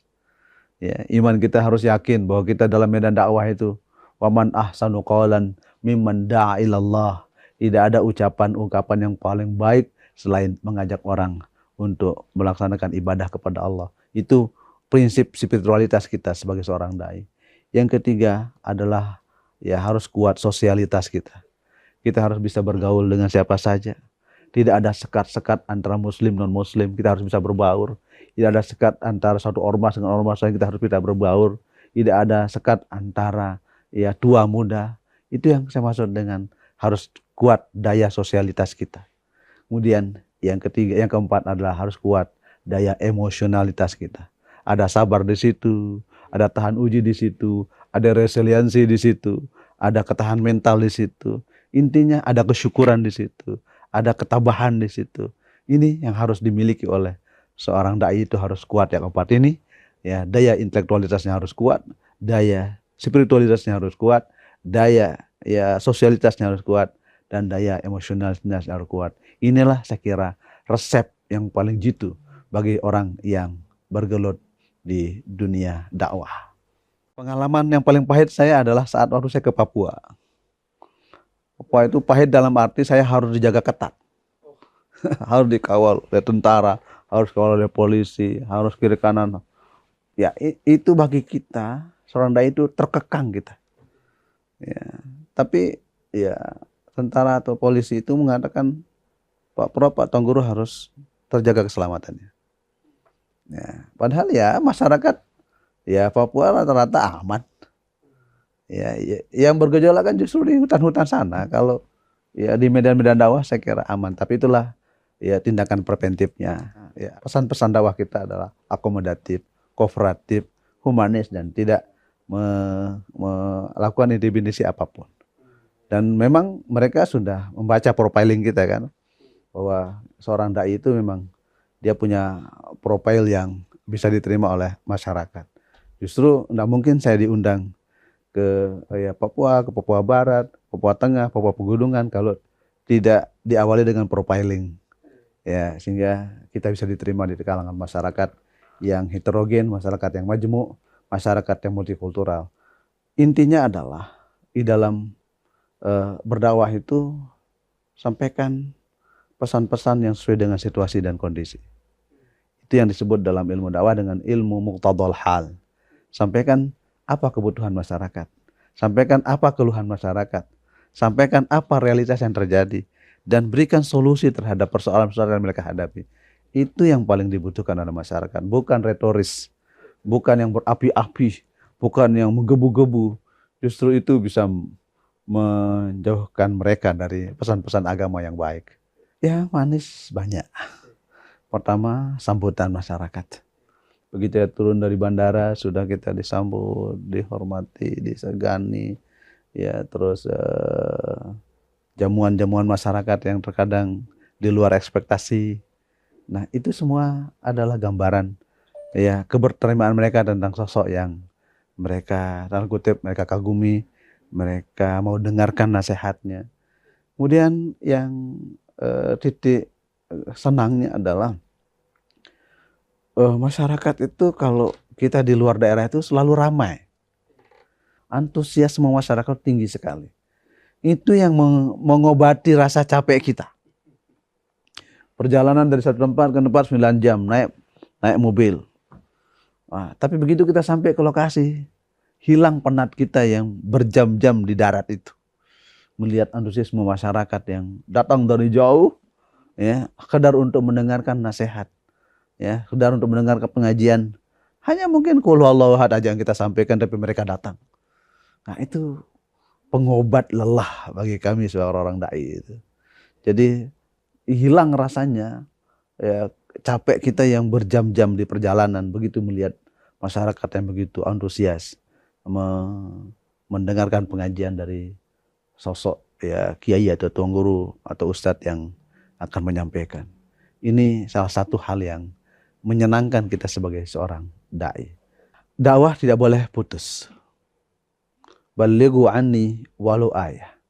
Sampaikan tentang diriku kata Rasulullah meskipun hanya satu ayat. Perintah Rasulullah untuk tidak boleh berhenti berdakwah. Harus kita lakukan dakwah dalam segala ranah. Sekarang kan banyak media dakwah yang harus kita lakukan. Jika kita tidak mampu berhadapan langsung dengan masyarakat, bisa kita gunakan dakwah YouTube ya. Kita kan pakai dakwah pakai YouTube. Atau bisa juga dakwah Tribuniyah, gunakan dakwah Tribun. Ya, media Tribun ini adalah media dakwah, media edukasi, media ya entertain dan media sosial. Jadi banyak cara kita untuk menyampaikan pesan-pesan dakwah itu. Melalui via grup, IG, Instagram, TikTok itu adalah wasailud dakwah. Adalah media-media dakwah, sarana-sarana dakwah, pesan-pesan kemanusiaan, pesan-pesan keagamaan yang bisa kita sampaikan kepada banyak orang. Begitu kita kirim pesan kepada teman, sahabat, bersabarlah dalam menghadapi kehidupan. Kemudian kita share di grup, itu juga adalah sedang berdakwah, menyampaikan kesabaran, ketakwaan, keimanan kepada banyak orang. Sehingga intinya semua orang itu berkewajiban untuk berdakwah, minimal berdakwah untuk dirinya sendiri. Tantangan yang paling krusial ya, esensial di dalam berdakwah itu adalah tantangan melalui media. Media ini juga tantangan. Kalau bahasa Imam Ghazali adalah awaik. Rintangan yang harus dihadapi dalam media dakwah itu adalah ya bagaimana ya pola hidup, pola sikap dan mentalitas seseorang. Ini yang harus ya diperbaiki. Ya, paling berat cobaan kita adalah persoalan mindset, paradigma. Seringkali orang kalau berdakwah lewat YouTube, lewat ini dianggap pamer, dianggap riya, dianggap ya show up terhadap apa yang dia miliki. Padahal itu sudah media, sarana untuk menyampaikan pesan-pesan dakwah. Seringkali saya lihat netizen, saya baca netizen, ya kiai-kiai besar kita punya channel, dianggap bahwa itu komersialisasi agama. Kenapa itu muncul bahasa itu? Karena mindset. Paradigma mereka tidak memandang itu sebagai paradigma universalitas agama. Ini tantangan berat bagi kita, baik tantangan internal kita sebagai sama muslim maupun tantangan eksternal kita yang semuanya sesungguhnya bermuara pada paradigma. Cara pandang seseorang melihat sesuatu. Kalau cara pandang kita terbuka, open minded terhadap persoalan, saya kira landai semua, tidak akan ada persoalan. Tapi saat narrow minded, pesannya ya pandangannya picik, sempit, maka itu yang menyebabkan ya persoalan-persoalan ini tersendak di lapangan, ya, karena ada yang berpandangan picik tentang persoalan itu.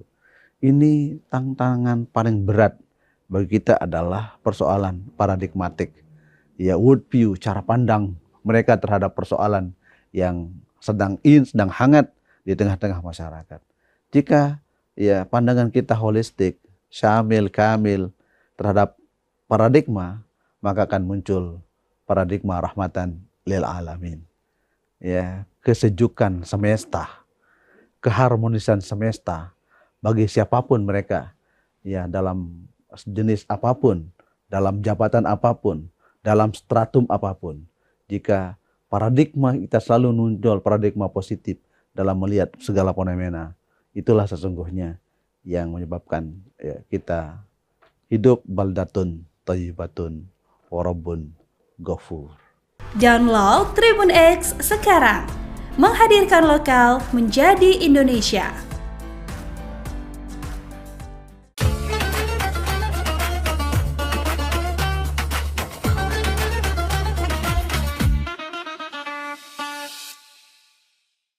Assalamualaikum warahmatullahi wabarakatuh. Bismillahirrahmanirrahim. Walhamdulillah.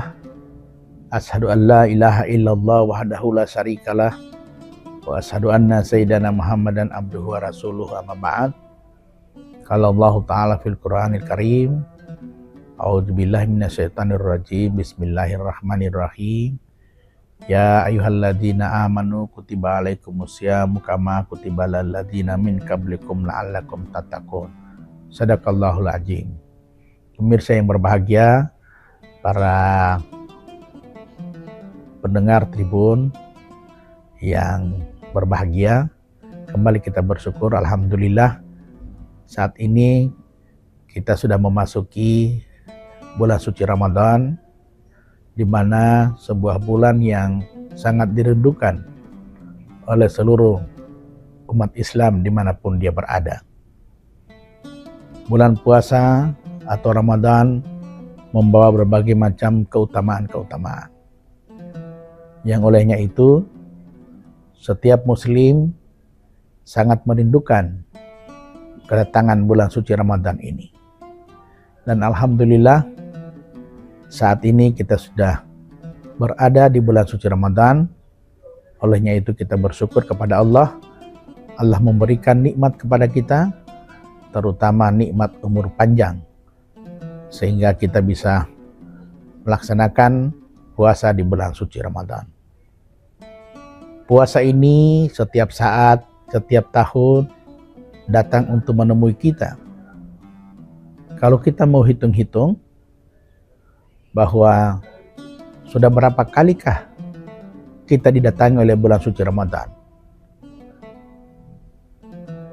Baginda Rasulullah Muhammad SAW bersabda, "Man fariha biduhuli Ramadanan, haramallahu jasadahu ala niran."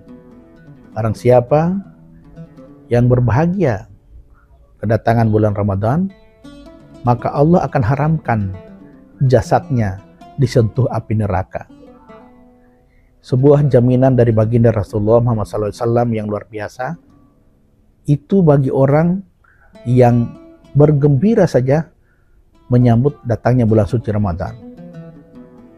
Maka oleh sebab itu, kegembiraan kita kedatangan bulan suci Ramadan, maka kita akan harus nampakkan dengan amal-amal yang akan kita laksanakan di bulan suci Ramadan. Kita hitung-hitung saat ini sudah berapa kalikah Ramadan menemui kita? Kalau kita hitung dalam usia yang masuk akil balik, umur 12 tahun. Lalu ketika usia kita sudah 40, ada yang sudah 50, ada yang sudah 60, maka sudah puluhan tahun Ramadan mendatangi kita. Lalu apakah kita merasakan dampak dari bulan Ramadan itu? Inilah yang menjadi pertanyaan kita sekalian. Apalagi pemirsa, jika seandainya kita akan merasakan bahwa mungkinkah Ramadan ini adalah Ramadan yang terakhir bagi diri kita, karena kita tidak tahu kapan kita akan meninggalkan dunia yang fana ini. Kita tidak tahu apakah usia kita akan sampai pada bulan Ramadan tahun depan, atau bahkan apakah usia kita ini akan masih ada, atau kita masih hidup sampai akhir Ramadan 1447 Hijriah ini. Maka inilah maknanya para pemirsa sekalian, bahwa kita niatkan ketika kita akan kedatangan Ramadan seperti saat ini, kita niatkan bahwa Ramadan kali ini adalah Ramadan yang terakhir.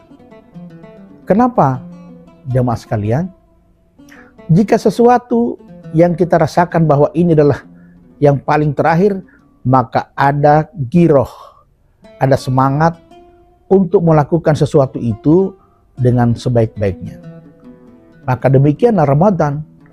Ketika Ramadan 1447 Hijriah kali ini kita anggap sebagai Ramadan yang terakhir dalam usia kita, dalam hidup kita, maka ada giroh, ada semangat untuk kita bisa meraih dan mengambil amalia-amalia Ramadan untuk kelak menjadi bekal kita menghadap Allah Subhanahu wa Ta'ala.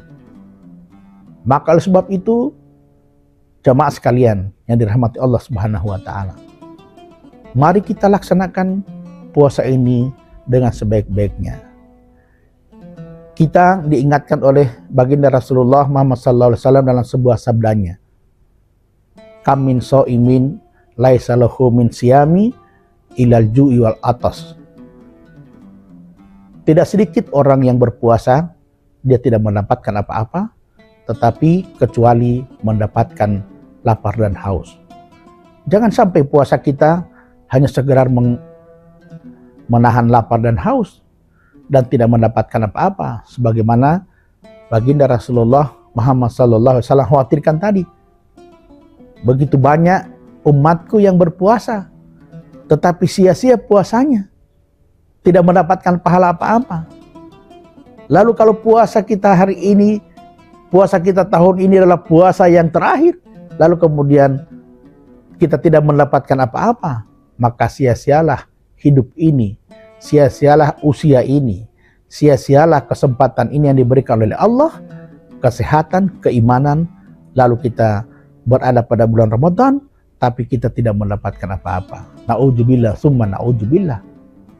Maka oleh sebab itu, jamaah sekalian, marilah kita jadikan puasa ini sebagai puasa yang bisa mendatangkan pahala yang begitu banyak, dan kemudian kita mendapatkan ampunan Allah sebagaimana dijanjikan oleh baginda Rasulullah Muhammad SAW dalam sebuah sabdanya, "Man shama ramadhana imanan wa ihtisaban ghufira lahu ma taqaddama min dhanbi."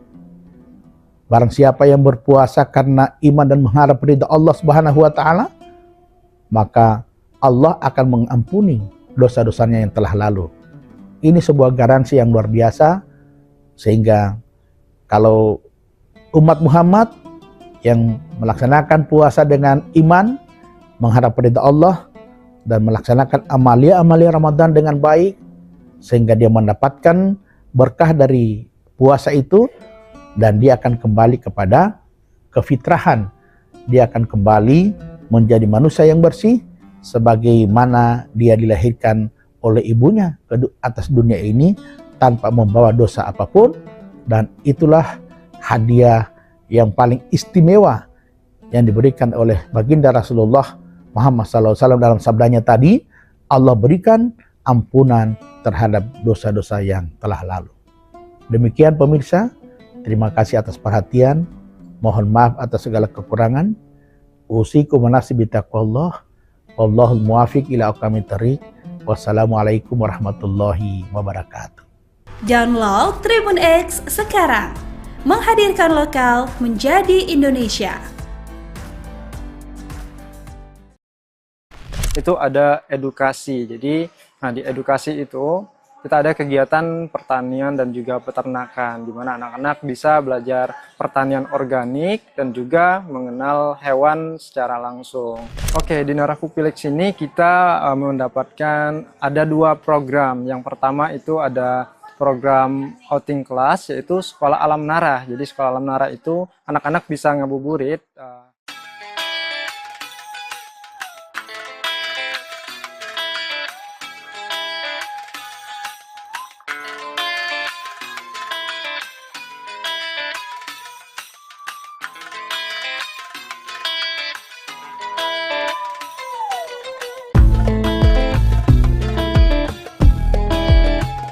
Assalamualaikum warahmatullahi wabarakatuh. Saya Ihwana Mutuwamiko, reporter dari Warta Kota Network. Saat ini saya sedang ada di Depok. Mau ketemu siapa saya hari ini? Bukan ketemu Ayu Ting Ting, bukan ketemu Ayah Ojak, tapi saya lagi ada di Narakupu Village yang ada di Sawangan, Depok.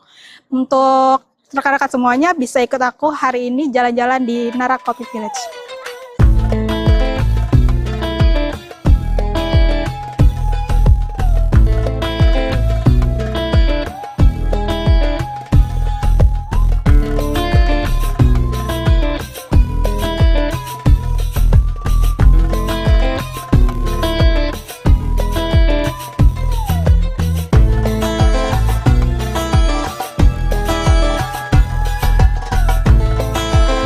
Narakupu Village ini merupakan konsep eduwisata yang berbasis pertanian dan peternakan, meliputi kegiatan edukasi, konservasi, dan rekreasi dalam suatu tempat.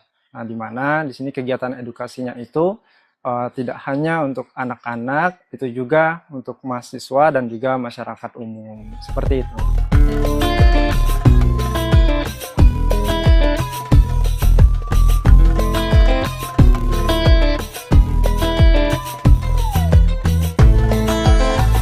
Di Narakupu Village ini merupakan ada unit bisnis yang dimiliki oleh Narakupu Village. Yang pertama itu ada edukasi. Jadi, di edukasi itu kita ada kegiatan pertanian dan juga peternakan, di mana anak-anak bisa belajar pertanian organik dan juga mengenal hewan secara langsung. Kemudian selain edukasi, kita juga menyediakan resto. Nah, di mana resto itu setiap customer bisa menikmati resto kita dan vibe-nya itu ada rusa. Nah, di mana sambil makan itu bisa memberi makan rusa juga. Jadi kita menyediakan pakan rusa langsung. Jadi customer yang datang itu bisa memberi makan rusa secara langsung seperti itu.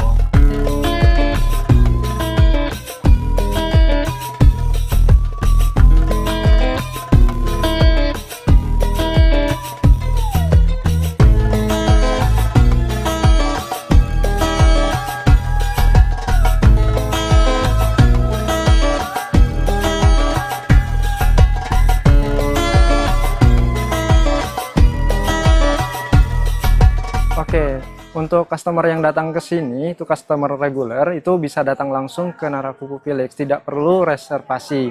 Jadi pada saat datang itu bisa membeli pakan rusa secara langsung di kasir. Nah, itu bisa langsung, nggak perlu reservasi.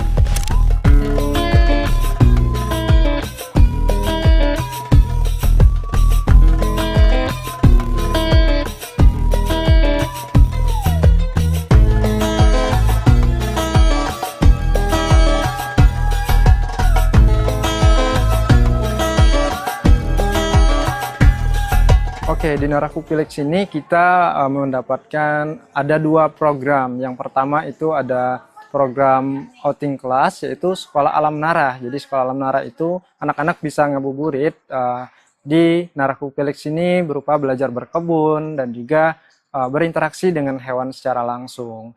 Nah, kemudian yang kedua kita menyediakan menu paket bukber gitu. Nah, paket bukber ini customer yang datang bisa reservasi langsung dan juga bisa memilih paket-paket bukber hanya khusus di bulan Ramadan saja.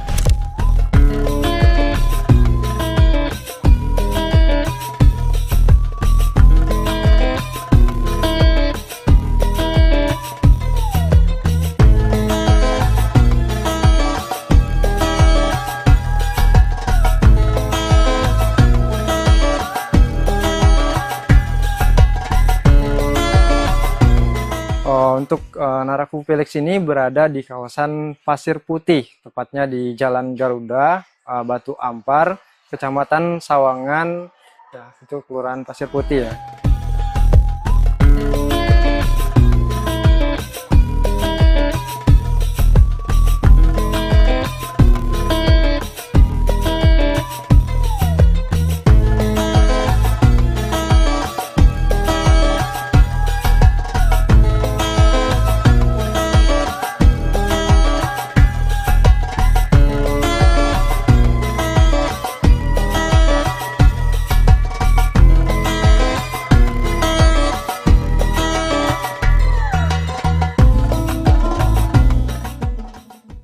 Download Tribun X sekarang, menghadirkan lokal menjadi Indonesia.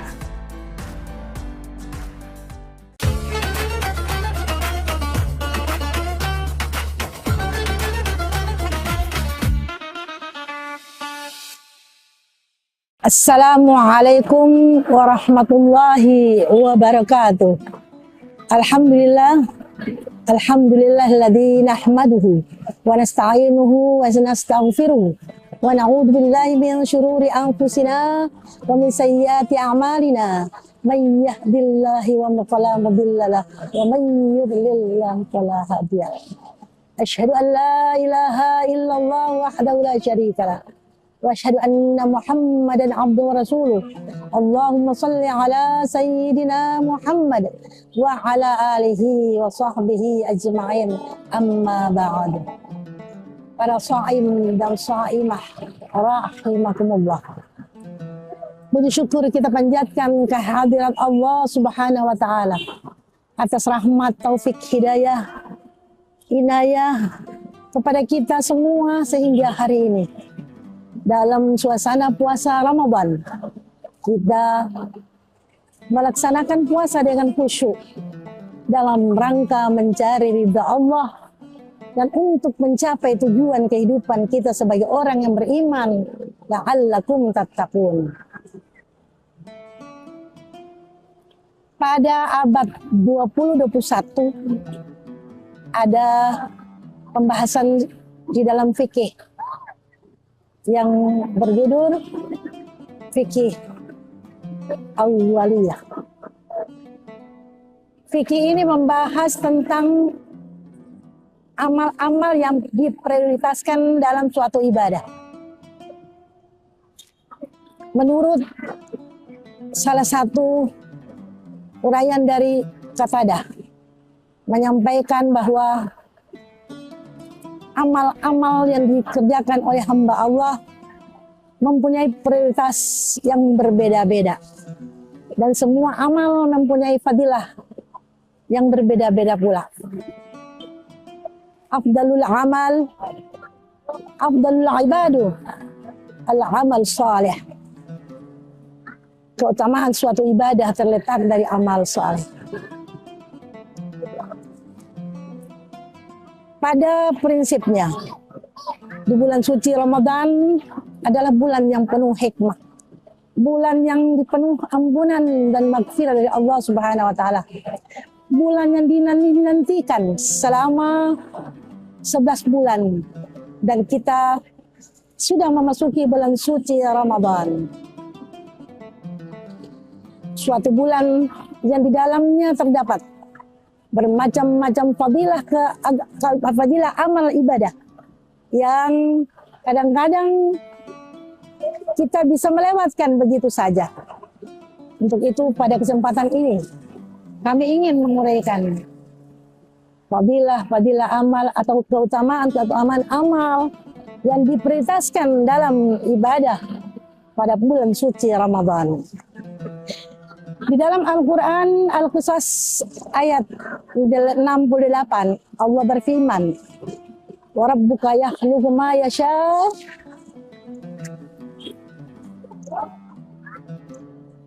wa yakhtar wa yakhluqu ma yasha wa yakhtar makana lahum fil khiyarah. Bahwa Allah Subhanahu wa taala mempunyai kehendak untuk menciptakan dan menentukan apa yang dia ciptakan dan tidak ada satu makhluk pun yang merasa berkepentingan untuk mencampur aduk dengan apa yang dia inginkan dari penetapan Allah tersebut. Di dalam uraian prioritas ibadah ini, kita lihat Allah menciptakan berbagai macam yang ada di muka bumi ini. Di dalam penciptaan Allah, Allah mengutamakan menciptakan manusia. Dengan ciptaan manusia yang paling mulia daripada makhluk-makhluk yang lain. Dengan firman-Nya, laqad khalaqnal insana fi ahsani taqwim. Kemudian Allah menciptakan waktu, tempat dengan kehendak dan dimuliakan waktu dan tempat tersebut. Allah menciptakan bumi, astafal arda, dengan keistimewaan di dalamnya adalah al-masjid. Astafal laila, di dalamnya ada Lailatul Qadar. Astafahus syuhur, di dalam adalah syahrul Ramadan wa syahrul Hurum. Allah menciptakan malam, Laila, dengan Lailatul Qadar. Maka penciptaan ini memastikan bahwa kehendak Allah sudah menentukan, tidak ada campur tangan dari makhluk siapapun juga. Dan semua penciptaan Allah ini mengandung makna fadilah, keutamaan yang luar biasa. Dan kita masuk pada penciptaan atau penentuan Allah pada bulan suci Ramadan, Syahrul Mubarak, Syahrul Maghfirah. Kenapa Allah menciptakan atau menentukan puasa berada pada bulan Ramadan? Maka pertanyaan ini dijawab bahwa Allah menentukan sesuatu adalah kehendaknya dan tidak ada campur tangan seorang pun dalam menentukan atau bertanya kenapa Allah menciptakan Ramadan sebagai bulan puasa atau bulan puasa terdapat dalam bulan Ramadan. Di dalam bulan Ramadan banyak hal-hal yang kita dapatkan dan sangat rugi apabila kita lewatkan. Yaitu pertama, di dalam bulan Ramadan terdapat kewajiban berpuasa. Puasa wajib. Kita tahu bahwa puasa wajib selain dari bulan Ramadan itu ada puasa kafarat. Ada kafarat haji, ada kafarat sumpah, ada puasa nazar, ada puasa qadha, dan ini merupakan puasa wajib yang dilakukan. Tetapi khusus dalam bulan Ramadan, Allah memberikan keistimewaan kepada hambanya.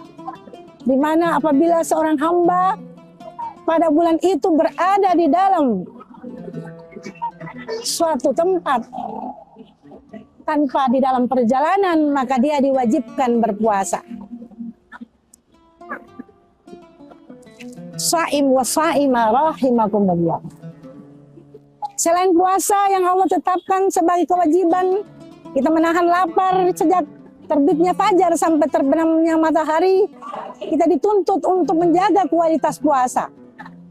Karena banyak orang yang berpuasa hanya mendapatkan makan dan minum.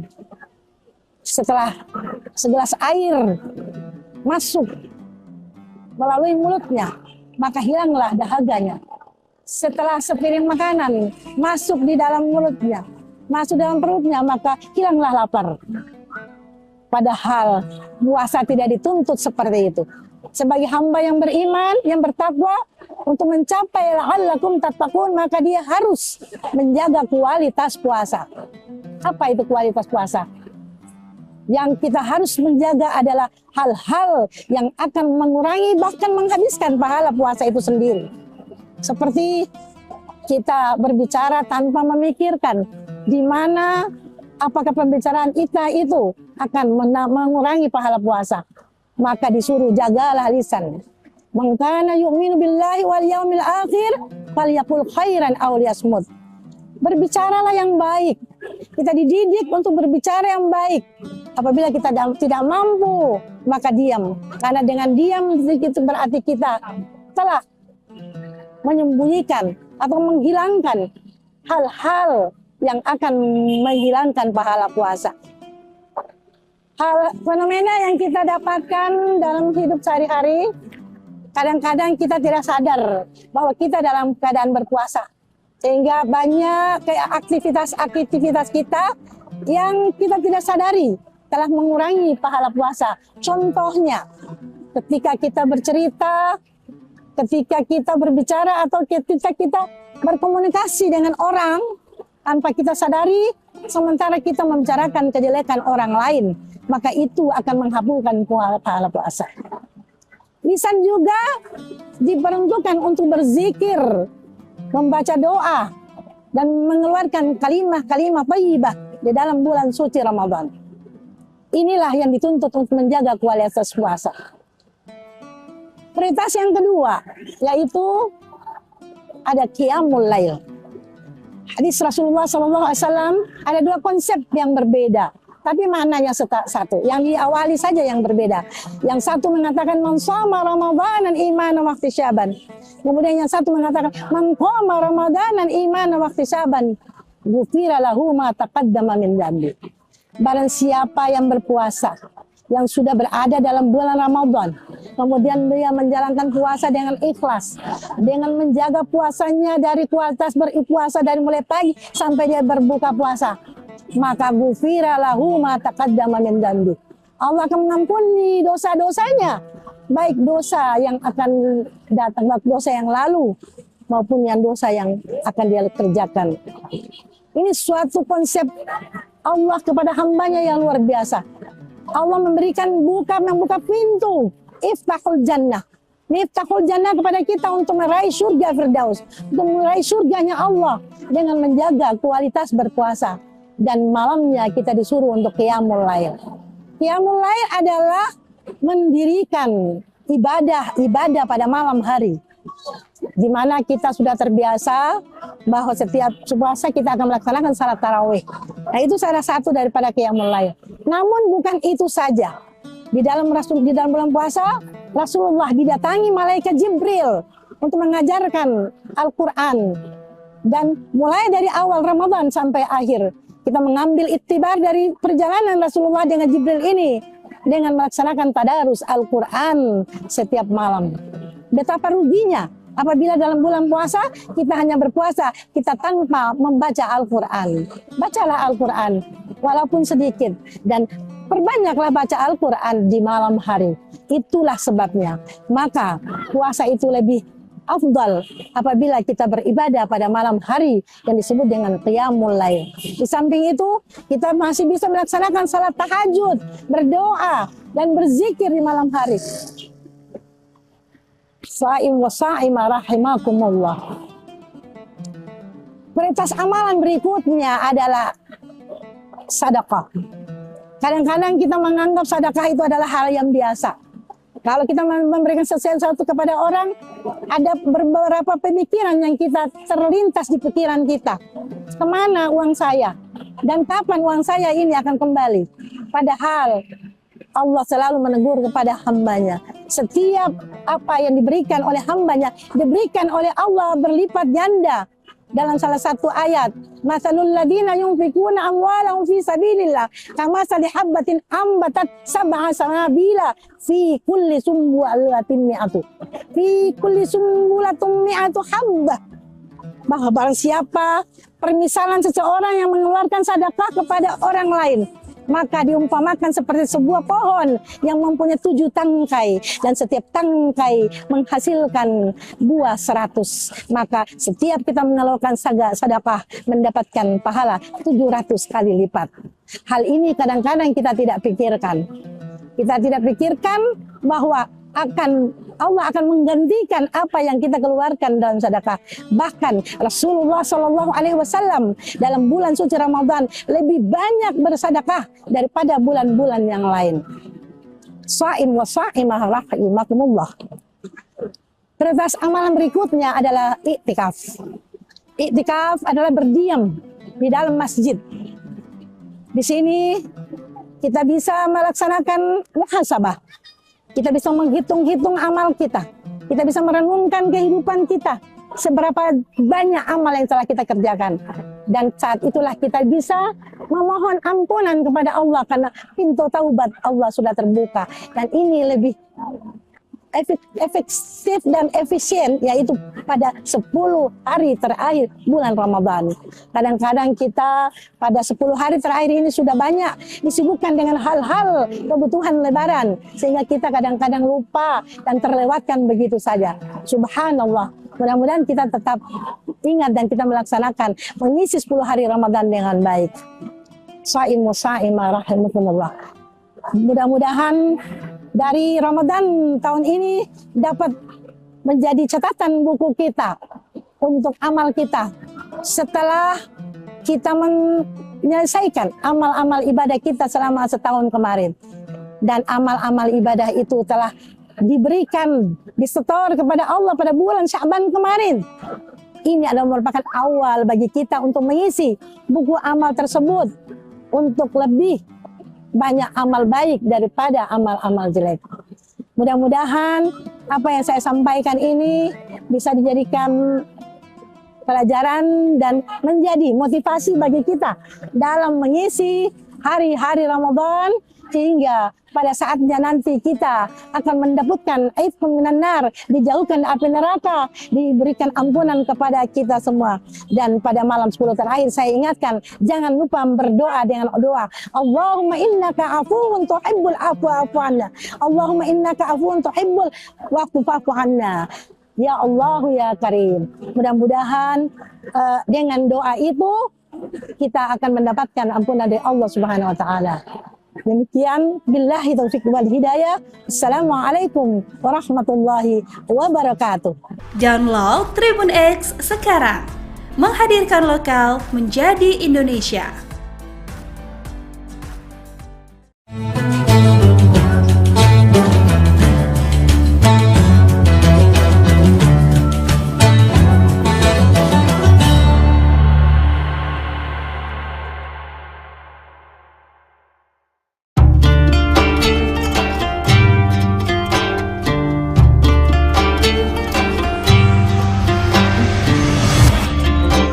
Syukur alhamdulillah, tahun ini kita masih dipertemukan dengan bulan suci Ramadan.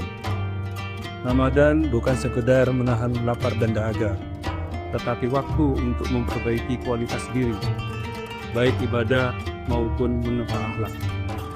Jadikan Ramadan ini sebagai titik balik untuk menjadi pribadi yang jujur dalam perbuatan, sabar dalam ujian, dan disiplin dalam ketaatan. Dewan Komisaris, Direksi dan seluruh karyawan PT Semen Tonasa mengucapkan Selamat menunaikan ibadah puasa.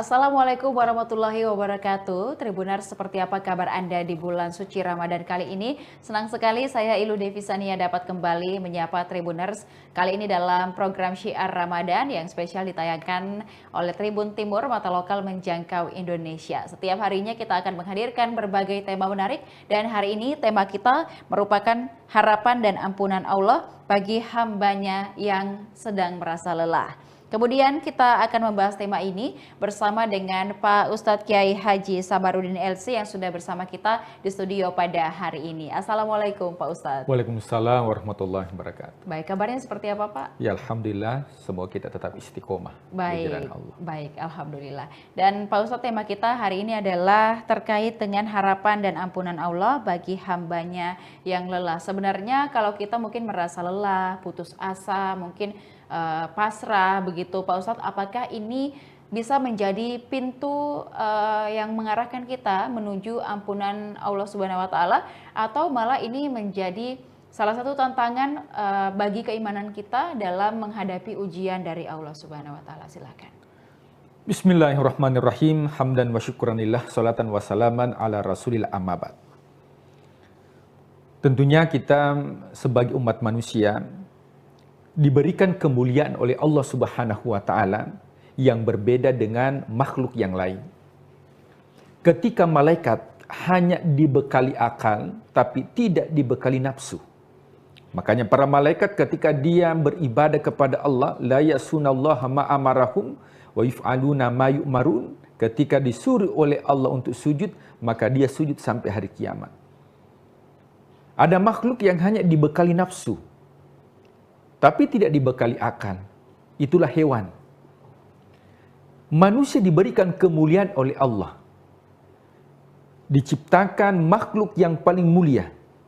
Dan sebaik-baik penciptaan adalah manusia, karena manusia dibekali akal dan juga dibekali nafsu. Akan tetapi nafsu yang ada dalam diri kita, itu ada yang menyuruh kita untuk melakukan kebaikan. Maka itu disebut dengan nafsul mutmainnah. Ada jiwa yang menyuruh kita untuk melakukan dosa. Maka itu disebut dengan nafsul ammarah. Innan nafsa la ammaratum bisu. Sesungguhnya nafsu ammarah itu menyuruh manusia untuk melakukan yang namanya dosa. Nah, kedua nafsu ini tentunya manusia ya diberikan pertolongan oleh Allah berupa diturunkan malaikat untuk senantiasa mencatat amal kebaikan dan juga mencatat amal keburukan. Kalau bukan karena rahmatnya Allah, maka tentunya kita tidak bisa menghitung betapa banyak dosa yang kita lakukan. Karena yang namanya dosa tergantung levelnya. Bagi orang yang tidak dekat kepada Allah, maka dengan melakukan maksiat itu bagian dari dosa. Tapi orang yang dekat kepada Allah, lalai saja mengingat kepada Allah, itu sudah dianggap sebagai dosa. Maka sebuah ungkapan mengatakan, kebaikan orang yang jauh kepada Allah boleh jadi dosa bagi orang yang dekat kepada Allah. Karena kalau bukan karena rahmatnya Allah, maka kita tidak bisa selamat. Oleh sebab itu, sebagai orang yang beriman, perlu kita pahami bersama bahwa tidak ada manusia di muka bumi ini yang tidak berdosa. Kalau ada di antara tribuners, ketika ditanya, siapa di sini yang tidak ada dosanya, kemudian angkat tangan, maka bisa dipastikan itu adalah dosa. Kenapa? Karena bohong tidak ada dosa, itu bagian daripada dosa. Nah, Allah itu tidak hanya mencintai bagi orang yang melakukan kebaikan, tapi justru Allah mencintai orang yang melakukan dosa tapi dia taubat. Innallaha yuhibbut tawwabin. Sesungguhnya Allah mencintai orang-orang yang bertaubat. Dan orang yang bertaubat dipastikan bahwa orang yang telah melakukan dosa. Dan ternyata Allah mencintai orang yang melakukan taubat kemudian dia melakukan dosa kemudian dia bertaubat. Innallaha yuhibbut tawwabin wa yuhibbul mutatahhirin. Di ayat yang lain Allah berfirman, wasari'u ila maghfiratin min rabbikum. Bergegaslah menuju ampunan Allah. Makanya ketika urusan akhirat, redaksi Al-Quran itu selalu menggunakan kata cepat. Pada hakikatnya kita dilarang untuk terburu-buru. Tapi ketika urusan akhirat, maka kita dianjurkan untuk bersegera, jangan ditunda-tunda. Nah, jadi kalau tribuners ingin melakukan kebaikan, maka kebaikan itu jangan ditunda. Kenapa? Karena bisikan syaitan terkadang menghalangi kita untuk melakukan kebaikan. Jadi kalau urusan akhirat, di antaranya taubat ampunan Allah, maka jangan ditunda-tunda. Segera untuk melakukan yang namanya taubat.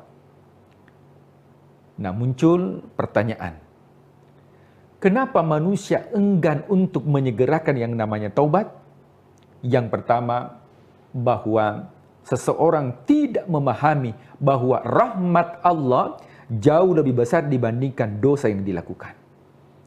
Dalam sebuah hadis qudsi dikatakan, andai kata umatku melakukan dosa sebanyak buih yang ada di lautan, Kita tidak bisa menghitung buih yang ada di lautan. Kemudian dia datang kepadaku dengan bertaubat, maka akan kuampuni dosanya selama dia tidak syirik kepadaku. Jadi sebesar apapun dosa yang kita lakukan, ketika kita taubat kembali kepada Allah, maka rahmatnya Allah jauh lebih besar dibandingkan dosa yang kita lakukan. Ada sebuah kisah, ya, ada orang yang membunuh 99. Dan ini, ya, riwayat ini itu dimuat dalam hadis yang sahih. Ada orang yang membunuh 99. Jangankan 99, satu orang saja yang kita bunuh, itu dosanya seperti membunuh seluruh umat manusia. Makanya larangan untuk bunuh diri. Akan tetapi dengan putus asa, bertanyalah kepada seorang ahli ibadah. Wahai ahli ibadah, saya ini sudah membunuh 99 orang. Apakah Tuhan memberikan ampunan kepadaku? Sang ahli ibadah mengatakan, tidak mungkin Tuhan memberikan ampunan. Kenapa? Satu orang saja yang dibunuh, yang disakiti, itu dosanya tidak bisa diampuni oleh Allah. Apalagi 99. Maka apa yang dilakukan? Maka sang ahli ibadah juga dibunuh. Maka sudah cukup 100 orang. Akhirnya kembali bertanya.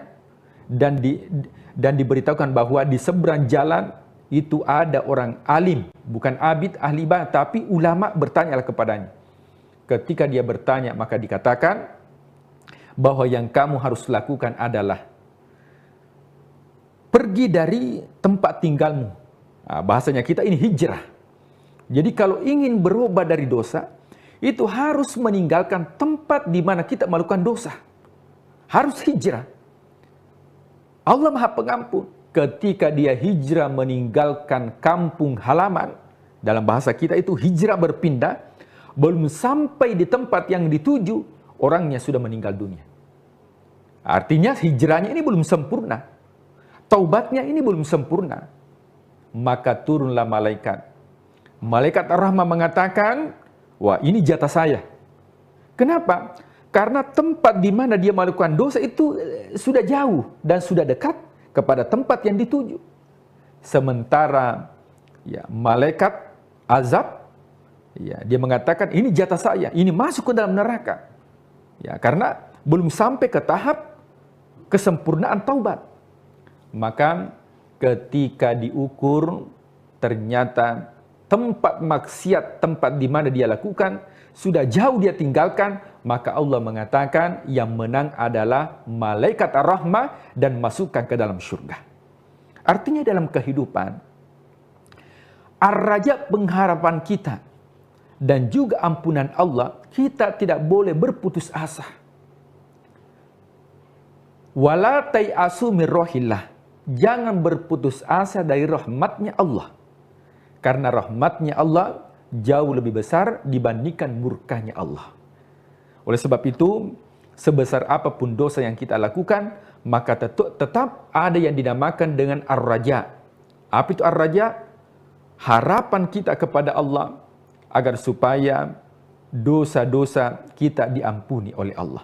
Nah, sehingga ketika urusan akhirat, wasari'u ila maghfiratin min rabbikum, bergegas menuju ampunan Allah. Selanjutnya, tentu untuk mendapatkan ampunan Allah, ada yang disebut dengan taubatun nasuha. Apa itu taubatun nasuha?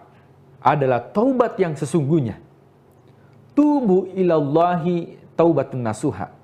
Taubatlah kepada Allah sebenar-benarnya taubat. Apa syaratnya? Paling tidak ada 3. Yang pertama istighfar. Jadi kita perbanyak istighfar kepada Allah. Makanya Rasulullah SAW mengajarkan kepada kita untuk senantiasa istighfar paling tidak 100 kali dalam sehari semalam. Rasulullah terhindar dari dosa, dijamin masuk surga, akan tetapi istighfarnya tidak kurang dari 100 kali sehari semalam. Yang kedua, kita bertekad untuk meninggalkan. Nah, jadi kalau kita senantiasa melakukan dosa, maka untuk kembali taubat kepada Allah, maka tentunya kita harus bertekad untuk tidak melakukan yang dinamakan dengan dosa.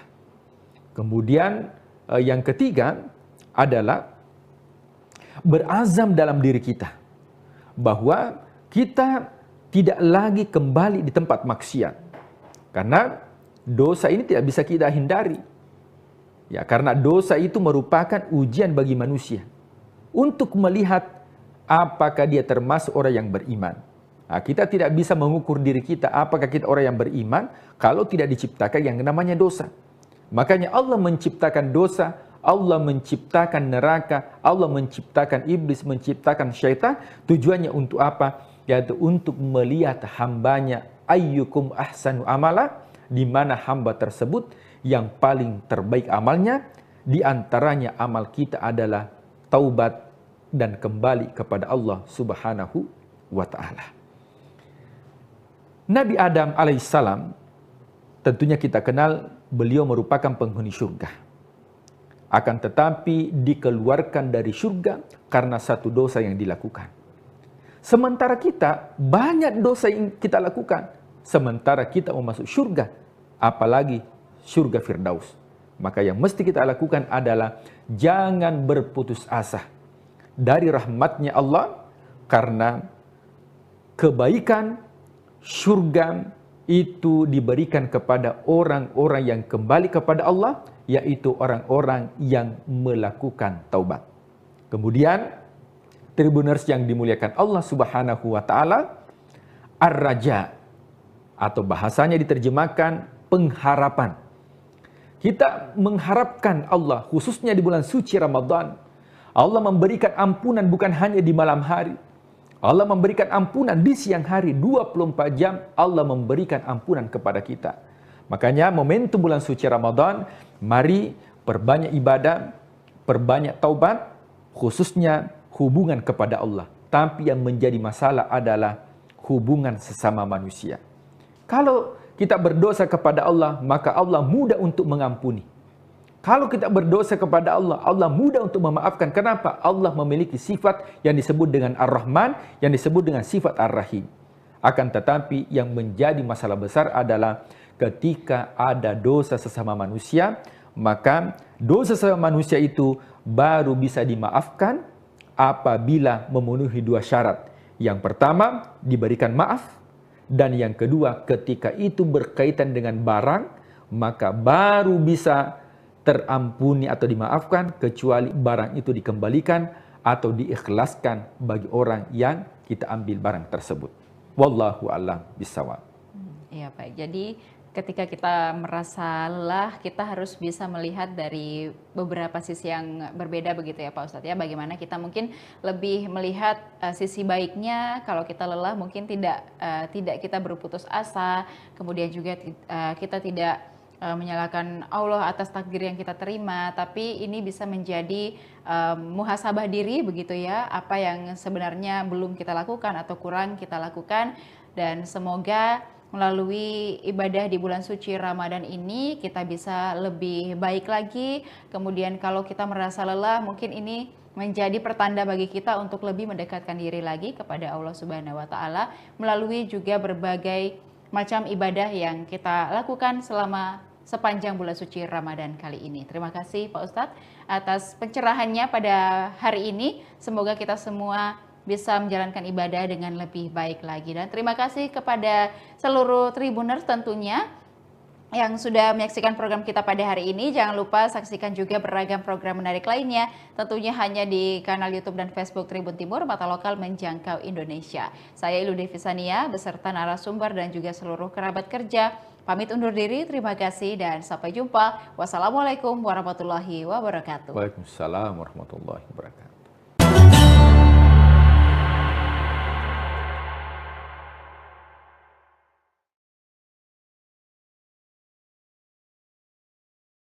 Dari cara penyampaian sosok guru saya, mentor saya dalam bidang dakwah, Almarhum Tuan Guru Haji Abdul Waris ini berbekas pada diri saya ya untuk menjadi ya sosok dai yang mumpuni ya ke depan. Apa sebabnya? Karena saya selalu dilatih oleh beliau. Sebelum beliau ceramah, sebelum beliau pidato, sebelum beliau berikan pengajian, pasti saya dulu tampil. Tapi dulu saya tampil untuk memberikan ya pengantar pengajian. Padahal saya masih kelas 1 sanawiyah. Saya kelas 2 sanawiyah, kelas 3 sanawiyah. Pengajian yang saya pakai adalah pakai bahasa Arab. Ya, saya pengantar pakai bahasa Arab. Apa tujuannya? Beliau menyuruh saya pidato pakai bahasa Arab untuk memotivasi anak-anak kampung itu untuk nuntut ilmu, untuk mondok. Nanti itulah bahan beliau untuk menggait, ya, mengajak masyarakat untuk memondokkan anaknya mengaji di pondok pesantren. Coba lihat tuh Pak Rozi, masih kecil sudah bisa bahasa Arab, sudah bisa pidato, bisa ngomong di depan orang. Ini kenapa? Karena dia mondok ngaji. Bahasa-bahasa itu yang beliau lontarkan di depan masyarakat. Itu yang membekas pada diri saya. Sehingga sesungguhnya awal karir saya jadi da'i dari situ, dari sejak sanawiyah. Dari sosok guru yang membimbing, membina selama saya di sanawiyah. Dedikasi adalah sebuah perjalanan panjang yang tak mengenal henti. Bagi sosok ini, dakwah bukan sekedar kata-kata di atas mimbar, melainkan nafas pengabdian yang telah ia mulai sejak masa muda. Di dunia akademik, rekam jejaknya adalah bukti nyata komitmen terhadap kualitas. Setelah sukses memimpin sebagai Direktur Pascasarjana UIN Mataram, kini beliau dipercaya mengawal standar keunggulan institusi sebagai Ketua Lembaga Penjaminan Mutu LPM periode 2025-2029. Namun, keluasan ilmunya tak hanya terkurung di ruang kelas. Sebagai guru besar ilmu dakwah, beliau menjalankan peran strategis sebagai Sekretaris Jenderal Pengurus Besar Nahdlatul Watan, memastikan pesan-pesan keumatan sampai ke setiap relung hati masyarakat. Inilah profil Profesor Dr. Haji Fakhru Rozi MA, seorang intelektual, organisatoris, dan pendakwah yang mendedikasikan hidupnya untuk kemajuan ilmu pengetahuan dan kejayaan umat. Saya Al-Fakir, Haji Fakhru Rozi Dahlan, memang terlahir di kalangan keluarga santri. Ya, bapak saya menyantri lama di Pondok Pesantren Selaparang, Kediri. Ya, jadi keluarga saya, adik kakak saya semua adalah keluarga santri. Keluarga saya keluarga santri. Saya tertarik di dunia dakwah itu sejak saya masuk sekolah sanawiyah. Saya sekolah sanawiyah di Curanjaler tahun 1980-an. Ya, tepatnya saya tamat tahun 88 sanawiyah. Waktu di sanawiyah saya selalu diajak berdakwah oleh guru saya, almarhum Pak Tuan Guru Haji Abdul Waris. Jadi kemana beliau berdakwah, keliling ya, dari dusun ke dusun, dari kampung ke kampung, dari pelosok Lombok Barat, Lombok Tengah, Lombok Timur, KLU. Selalu saya ikut selama 3 tahun. Saya mondok di Curanjaler. Dari cara penyampaian sosok guru saya, mentor saya dalam bidang dakwah, almarhum Tuan Guru Haji Abdul Waris ini berbekas pada diri saya, ya, untuk menjadi ya sosok dai yang mumpuni ya ke depan. Apa sebabnya? Karena saya selalu dilatih oleh beliau. Sebelum beliau ceramah, sebelum beliau pidato, sebelum beliau berikan pengajian, pasti saya dulu tampil. Tapi dulu saya tampil untuk memberikan ya pengantar pengajian. Padahal saya masih kelas 1 sanawiyah. Saya kelas 2 sanawiyah, kelas 3 sanawiyah. Pengajian yang saya pakai adalah pakai bahasa Arab. Ya, saya pengantar pakai bahasa Arab. Apa tujuannya? Beliau menyuruh saya pidato pakai bahasa Arab untuk memotivasi anak-anak kampung itu untuk nuntut ilmu, untuk mondok. Nanti itulah bahan beliau untuk menggait, ya, mengajak masyarakat untuk memondokkan anaknya mengaji di pondok pesantren. Coba lihat tuh Pak Rozi, masih kecil sudah bisa bahasa Arab, sudah bisa pidato, bisa ngomong di depan orang. Ini kenapa? Karena dia mondok ngaji. Bahasa-bahasa itu yang beliau lontarkan di depan masyarakat. Itu yang membekas pada diri saya. Sehingga sesungguhnya awal karir saya jadi dai ya dari situ, dari Asnawiyah.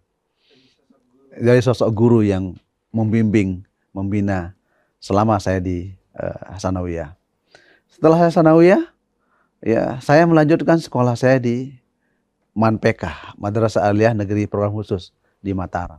Di sini juga kami dilatih oleh para masyayikh kami, para guru-guru kami yang tidak kalah dengan guru-guru kami di Madrasah Hasanawiyah dulu. Yaitu kami dilatih 3 bahasa, Arab, Inggris, Indonesia, muhadasah yaumiyah, percakapan sehari-hari dengan bahasa Arab, bahasa Inggris, bahasa Indonesia. Ini kebiasaan-kebiasaan yang kami lakukan di pondok di Madrasah Aliyah Program Khusus waktu itu. Sehingga ada lomba-lomba pidato tingkat nasional, kami ikut. Saya kemudian waktu itu ya menjadi juara 1 juara pidato bahasa Arab ya MAPK seluruh Indonesia. Itu menjadi awal modal utama ya saya dalam dunia dakwah. Selesai saya di Madrasah Aliyah, saya melanjutkan pendidikan ke Pancor di Al-Mabrullah Bapak Maulana Syekh Tuan Guru Kiai Haji Muhammad Zainuddin Abdul Majid.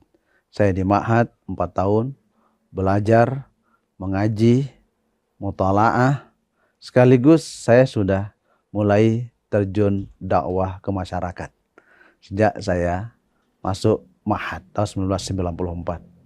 Jadi efektifnya saya sudah mulai terjun ke masyarakat dalam bidang dakwah tahun 1994.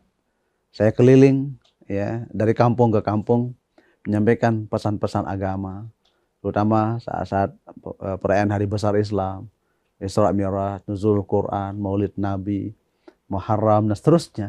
Saya aktif di tengah-tengah masyarakat.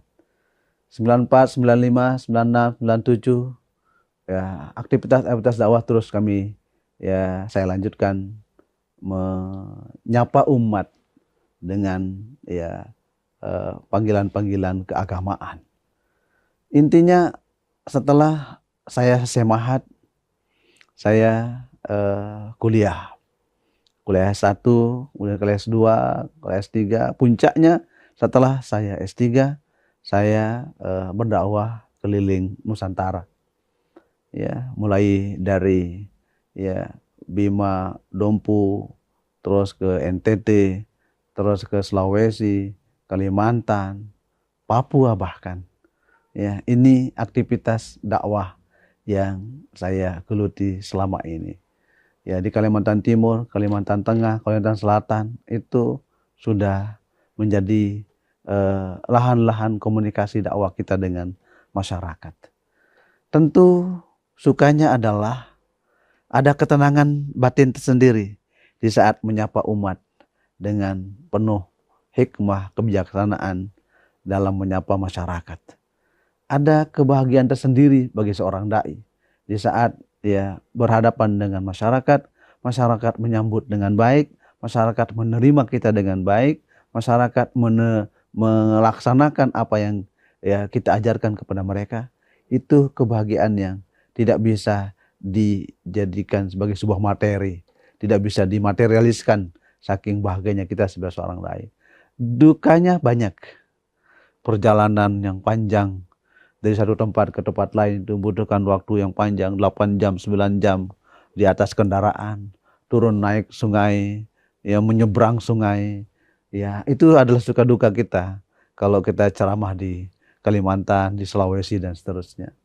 Apalagi ke Papua, ya kita dari gunung ke gunung, dari hutan ke hutan masuk.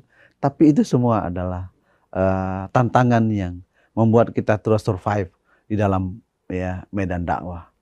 Intinya kita sebagai dai harus siapkan pertama intelektualitas harus hebat.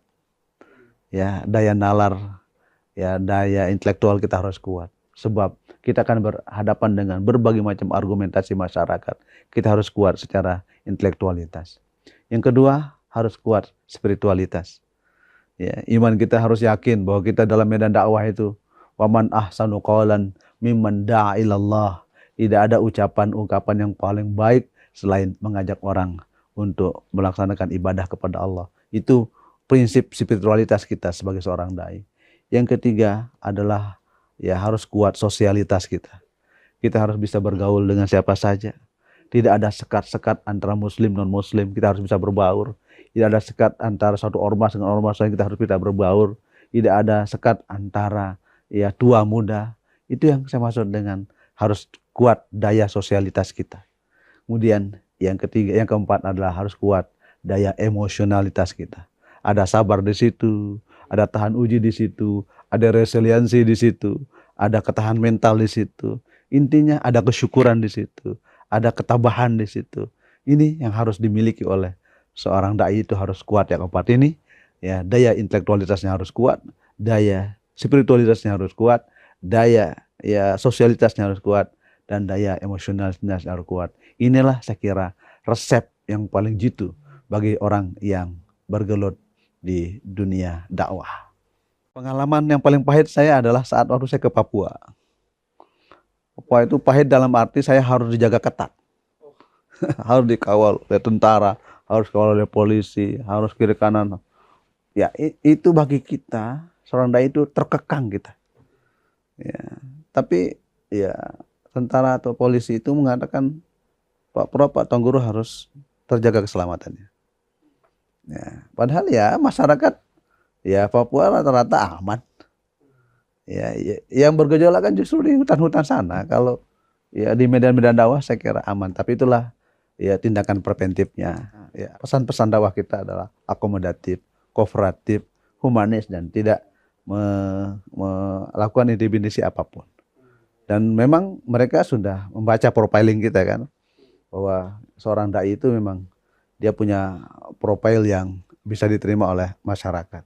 Justru tidak mungkin saya diundang ke Papua, ke Papua Barat, Papua Tengah, Papua Pegunungan kalau tidak diawali dengan profiling. Ya, sehingga kita bisa diterima di kalangan masyarakat yang heterogen, masyarakat yang majemuk, masyarakat yang multikultural.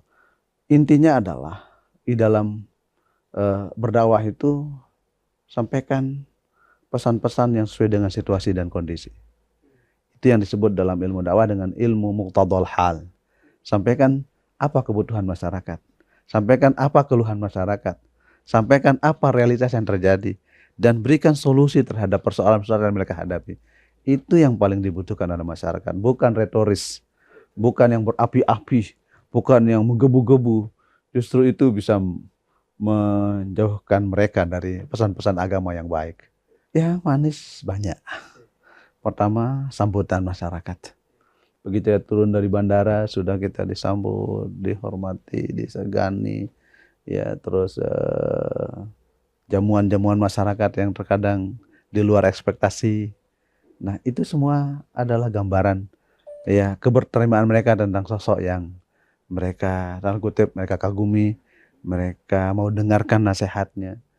Kemudian yang titik senangnya adalah masyarakat itu kalau kita di luar daerah itu selalu ramai. Antusiasme masyarakat tinggi sekali. Itu yang mengobati rasa capek kita.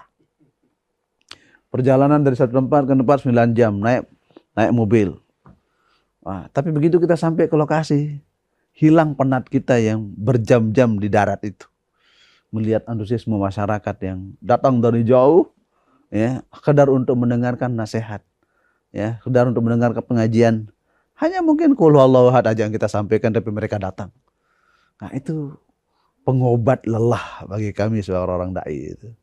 Jadi hilang rasanya ya, capek kita yang berjam-jam di perjalanan begitu melihat masyarakat yang begitu antusias mendengarkan pengajian dari sosok ya kiai atau tuan guru atau ustadz yang akan menyampaikan. Ini salah satu hal yang menyenangkan kita sebagai seorang dai. Dakwah tidak boleh putus. Balighu anni walau ayah. Sampaikan tentang diriku, kata Rasulullah, meskipun hanya satu ayat. Perintah Rasulullah untuk tidak boleh berhenti berdakwah. Harus kita lakukan dakwah dalam segala ranah. Sekarang kan banyak media dakwah yang harus kita lakukan. Jika kita tidak mampu berhadapan langsung dengan masyarakat, bisa kita gunakan dakwah YouTubiah. Kita kan pakai dakwah pakai YouTube. Atau bisa juga dakwah Tribuniyah, gunakan dakwah Tribun. Ya, media Tribun ini adalah media dakwah, media edukasi, media ya entertain, dan media sosial. Jadi banyak cara kita untuk menyampaikan pesan-pesan dakwah itu. Melalui grup, IG, Instagram, TikTok, itu adalah wasailud dakwah.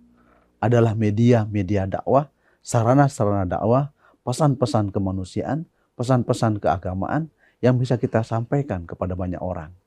Begitu kita kirim pesan kepada teman, sahabat, bersabarlah dalam menghadapi kehidupan. Kemudian kita share di grup, itu juga adalah sedang berdakwah, menyampaikan kesabaran, ketakwaan, keimanan kepada banyak orang.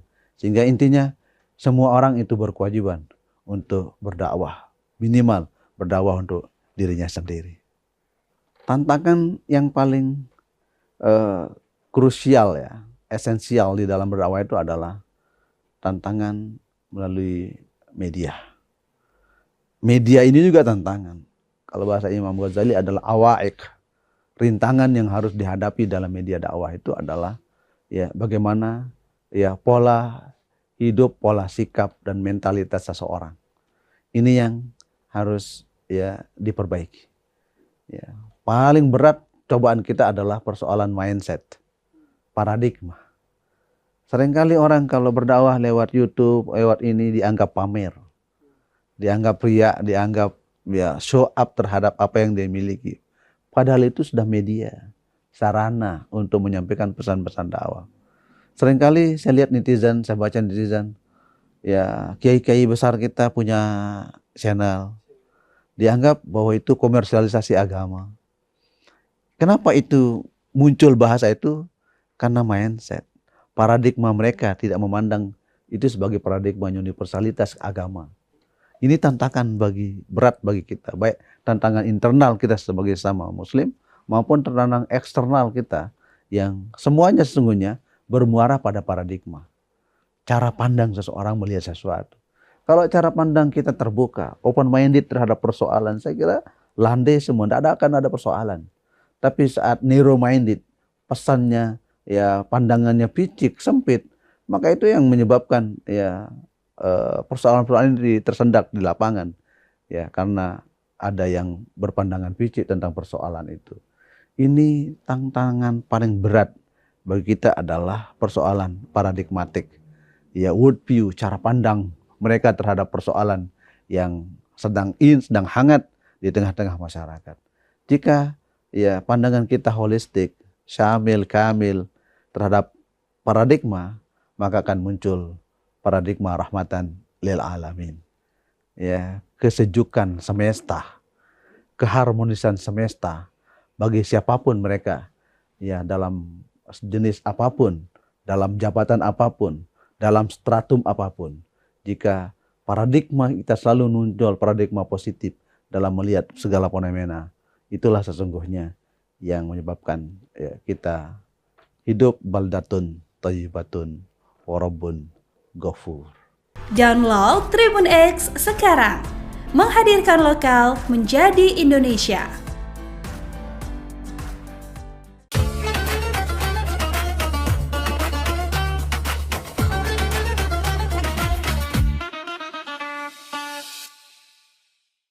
Assalamualaikum warahmatullahi wabarakatuh. Bismillahirrahmanirrahim. Walhamdulillah. Ashhadu an la ilaha illallah wahdahu la syarikalah wa ashhadu anna sayyidana Muhammadan abduhu wa rasuluhu amma ba'd.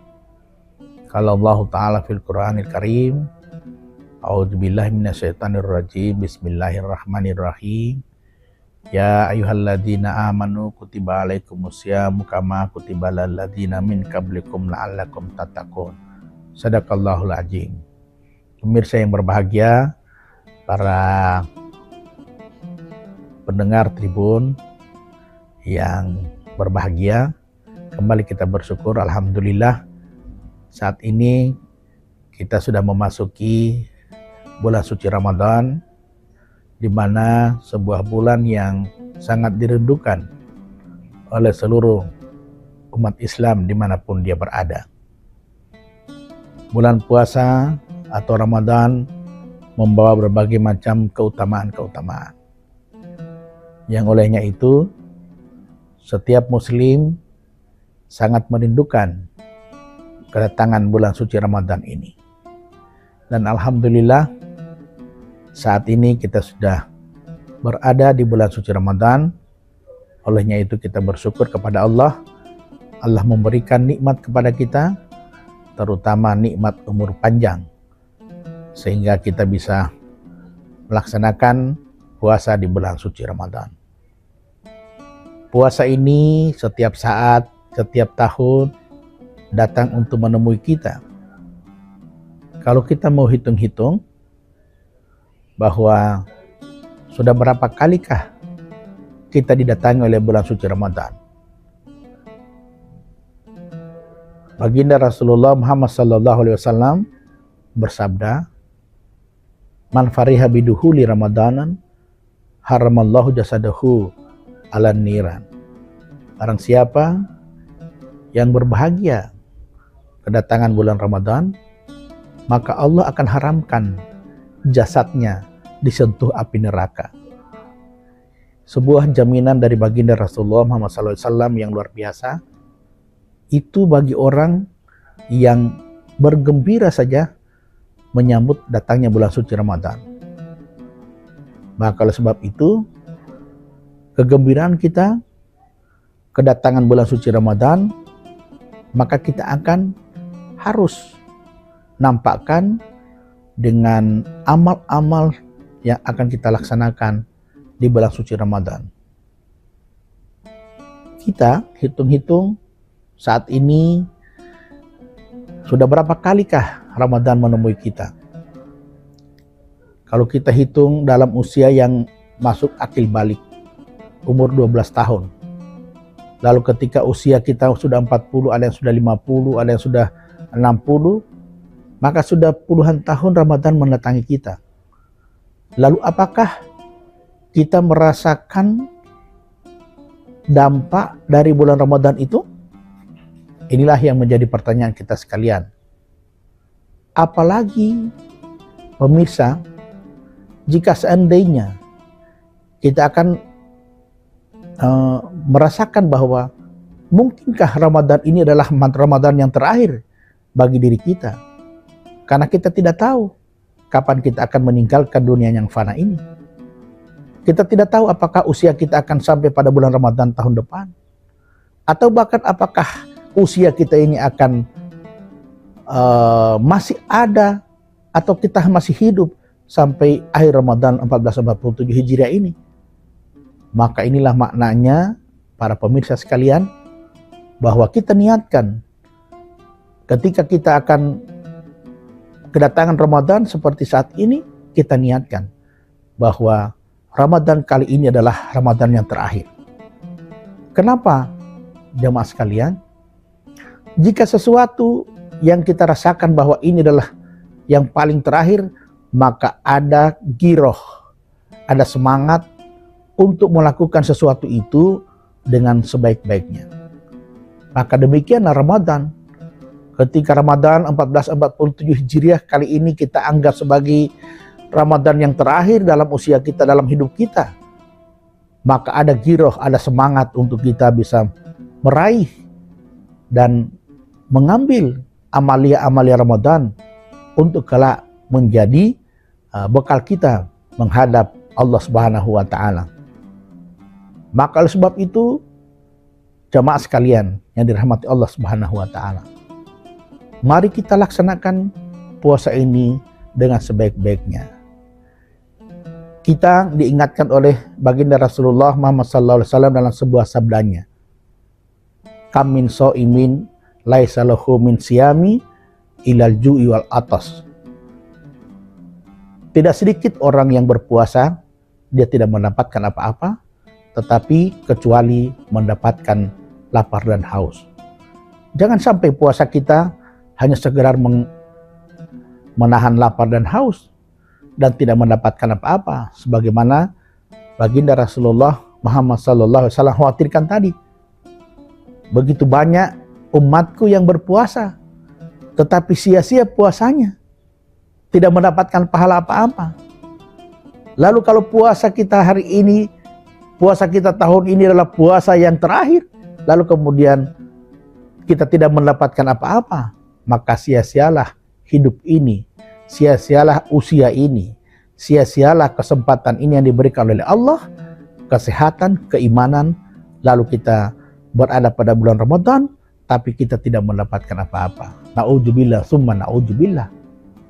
Maka oleh sebab itu, jamaah sekalian, marilah kita jadikan puasa ini sebagai puasa yang bisa mendatangkan pahala yang begitu banyak, dan kemudian kita mendapatkan ampunan Allah sebagaimana dijanjikan oleh baginda Rasulullah Muhammad sallallahu alaihi wasallam dalam sebuah sabdanya, "Man shama ramadhana imanan wa ihtisaban, ghufira lahu ma taqaddama min dhanbi." Barang siapa yang berpuasa karena iman dan mengharap ridha Allah Subhanahu wa taala, maka Allah akan mengampuni dosa-dosanya yang telah lalu.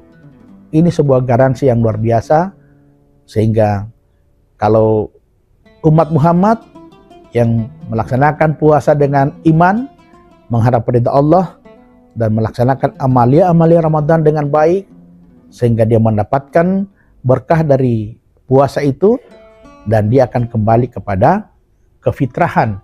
Dia akan kembali menjadi manusia yang bersih, sebagaimana dia dilahirkan oleh ibunya ke atas dunia ini tanpa membawa dosa apapun. Dan itulah hadiah yang paling istimewa yang diberikan oleh baginda Rasulullah Muhammad SAW dalam sabdanya tadi, Allah berikan ampunan terhadap dosa-dosa yang telah lalu. Demikian pemirsa, terima kasih atas perhatian, mohon maaf atas segala kekurangan. Usikum wa nafsi bitaqwallah, wallahul muwafiq ila aqwamit thariq. Wassalamualaikum warahmatullahi wabarakatuh. Download Tribun X sekarang, menghadirkan lokal menjadi Indonesia. Itu ada edukasi. Jadi, di edukasi itu kita ada kegiatan pertanian dan juga peternakan, di mana anak-anak bisa belajar pertanian organik dan juga mengenal hewan secara langsung. Oke, di Narakupilix ini kita mendapatkan ada 2 program. Yang pertama itu ada program outing class, yaitu Sekolah Alam Nara. Jadi Sekolah Alam Nara itu anak-anak bisa ngabuburit.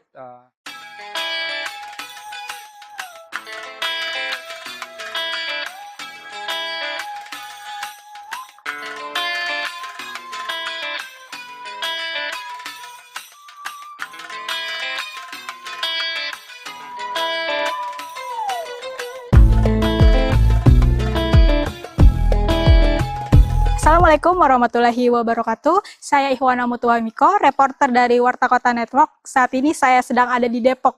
Mau ketemu siapa saya hari ini? Bukan ketemu Ayu Ting Ting, bukan ketemu Ayah Ojak, tapi saya lagi ada di Narakupu Village yang ada di Sawangan, Depok.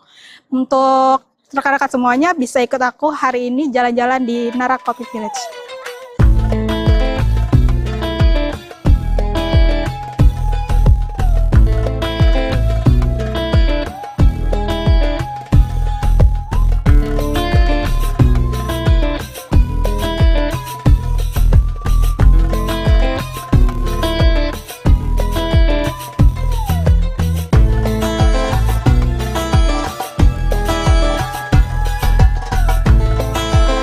Narakupu Village ini merupakan konsep eduwisata yang berbasis pertanian dan peternakan, meliputi kegiatan edukasi, konservasi, dan rekreasi dalam suatu tempat.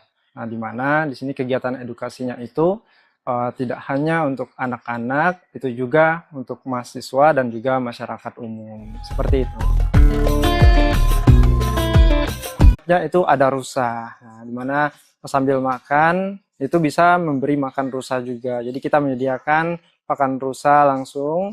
Jadi customer yang datang itu bisa memberi makan rusa secara langsung. Seperti itu.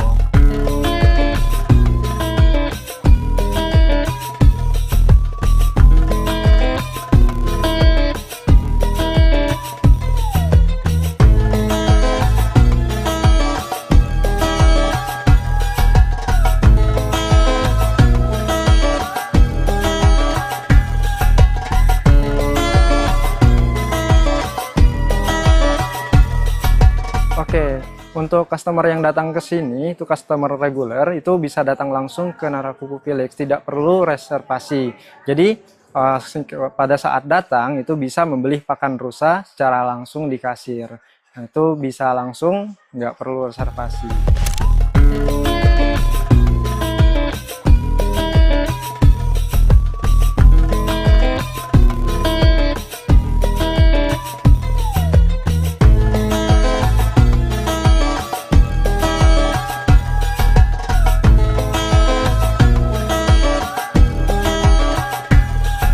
Oke, di Narakuku Village ini kita mendapatkan ada 2 program. Yang pertama itu ada program outing class, yaitu Sekolah Alam Nara. Jadi Sekolah Alam Nara itu anak-anak bisa ngabuburit di Narakuku Village ini berupa belajar berkebun dan juga berinteraksi dengan hewan secara langsung. Nah, kemudian yang kedua kita menyediakan menu paket bukber gitu. Nah, paket bukber ini customer yang datang bisa reservasi langsung dan juga bisa memilih paket-paket bukber hanya khusus di bulan Ramadan saja.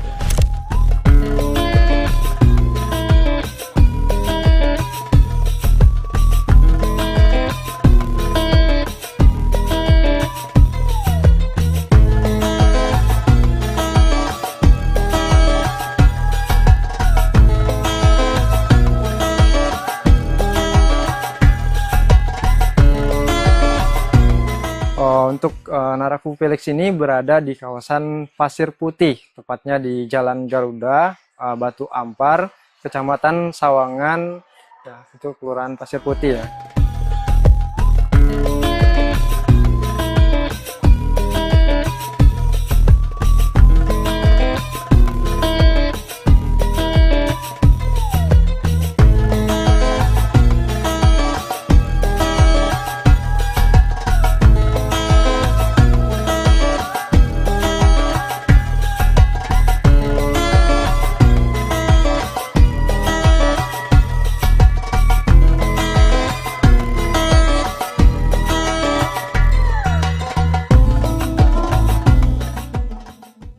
Download Tribun X sekarang, menghadirkan lokal menjadi Indonesia.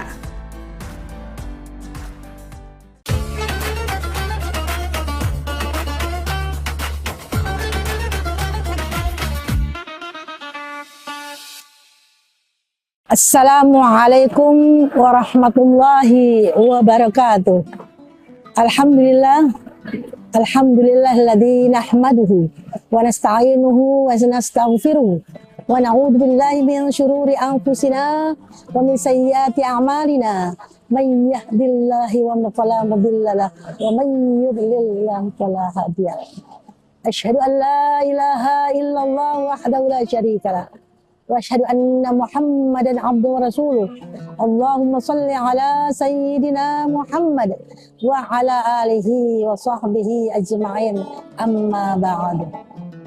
Para shaim dan shaimah rahimakumullah, puji syukur kita panjatkan kehadirat Allah Subhanahu wa taala atas rahmat, taufik, hidayah, inayah kepada kita semua sehingga hari ini dalam suasana puasa Ramadan kita melaksanakan puasa dengan khusyuk dalam rangka mencari ridha Allah dan untuk mencapai tujuan kehidupan kita sebagai orang yang beriman, la'allakum tattaqun.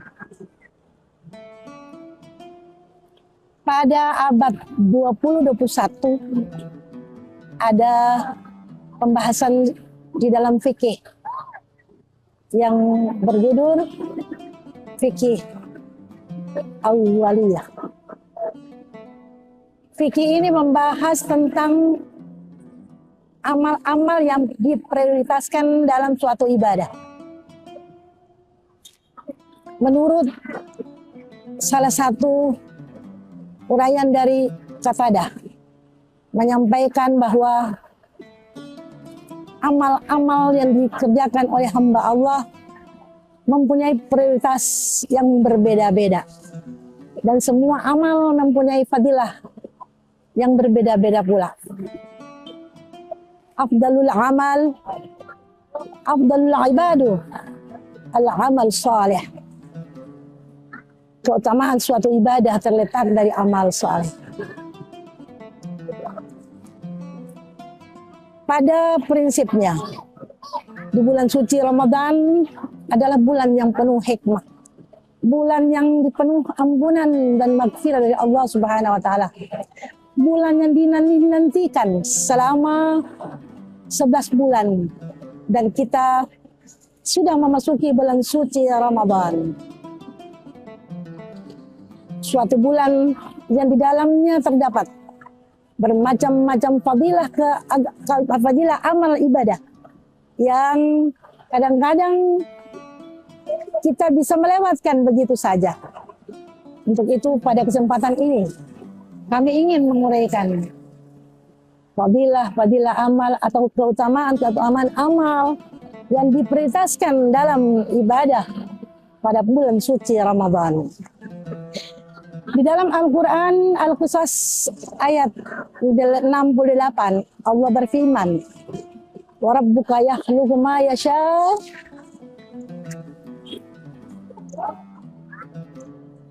wa yakhtar wa yakhluqu ma yasha wa yakhtar makana lahum fil khiyarah. Bahwa Allah Subhanahu wa taala mempunyai kehendak untuk menciptakan dan menentukan apa yang dia ciptakan, dan tidak ada satu makhluk pun yang merasa berkepentingan untuk mencampur aduk dengan apa yang dia inginkan dari penetapan Allah tersebut. Di dalam uraian prioritas ibadah ini, kita lihat Allah menciptakan berbagai macam yang ada di muka bumi ini. Di dalam penciptaan Allah mengutamakan menciptakan manusia, yang ciptaan manusia yang paling mulia daripada makhluk-makhluk yang lain, dengan firman-Nya laqad khalaqnal insana fi ahsani taqwim. Kemudian Allah menciptakan waktu, tempat dengan kehendak dan dimuliakan waktu dan tempat tersebut.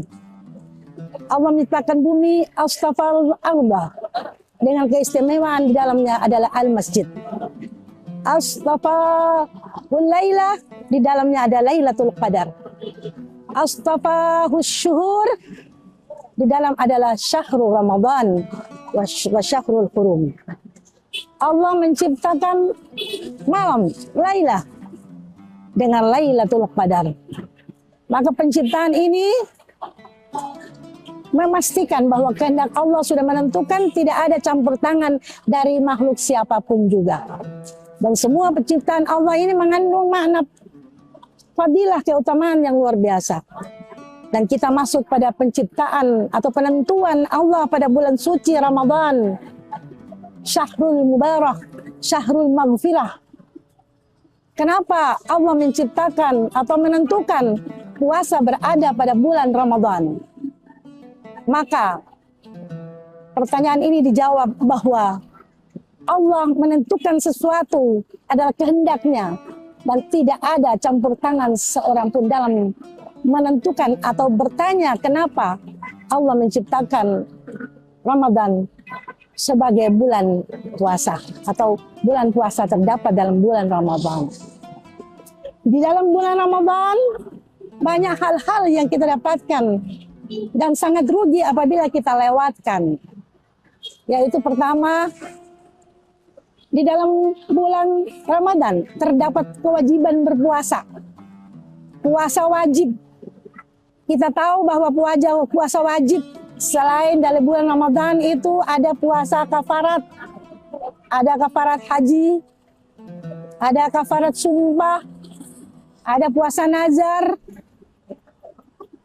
ada puasa qadha, dan ini merupakan puasa wajib yang dilakukan. Tetapi khusus dalam bulan Ramadan, Allah memberikan keistimewaan kepada hambanya, di mana apabila seorang hamba pada bulan itu berada di dalam suatu tempat tanpa di dalam perjalanan, maka dia diwajibkan berpuasa.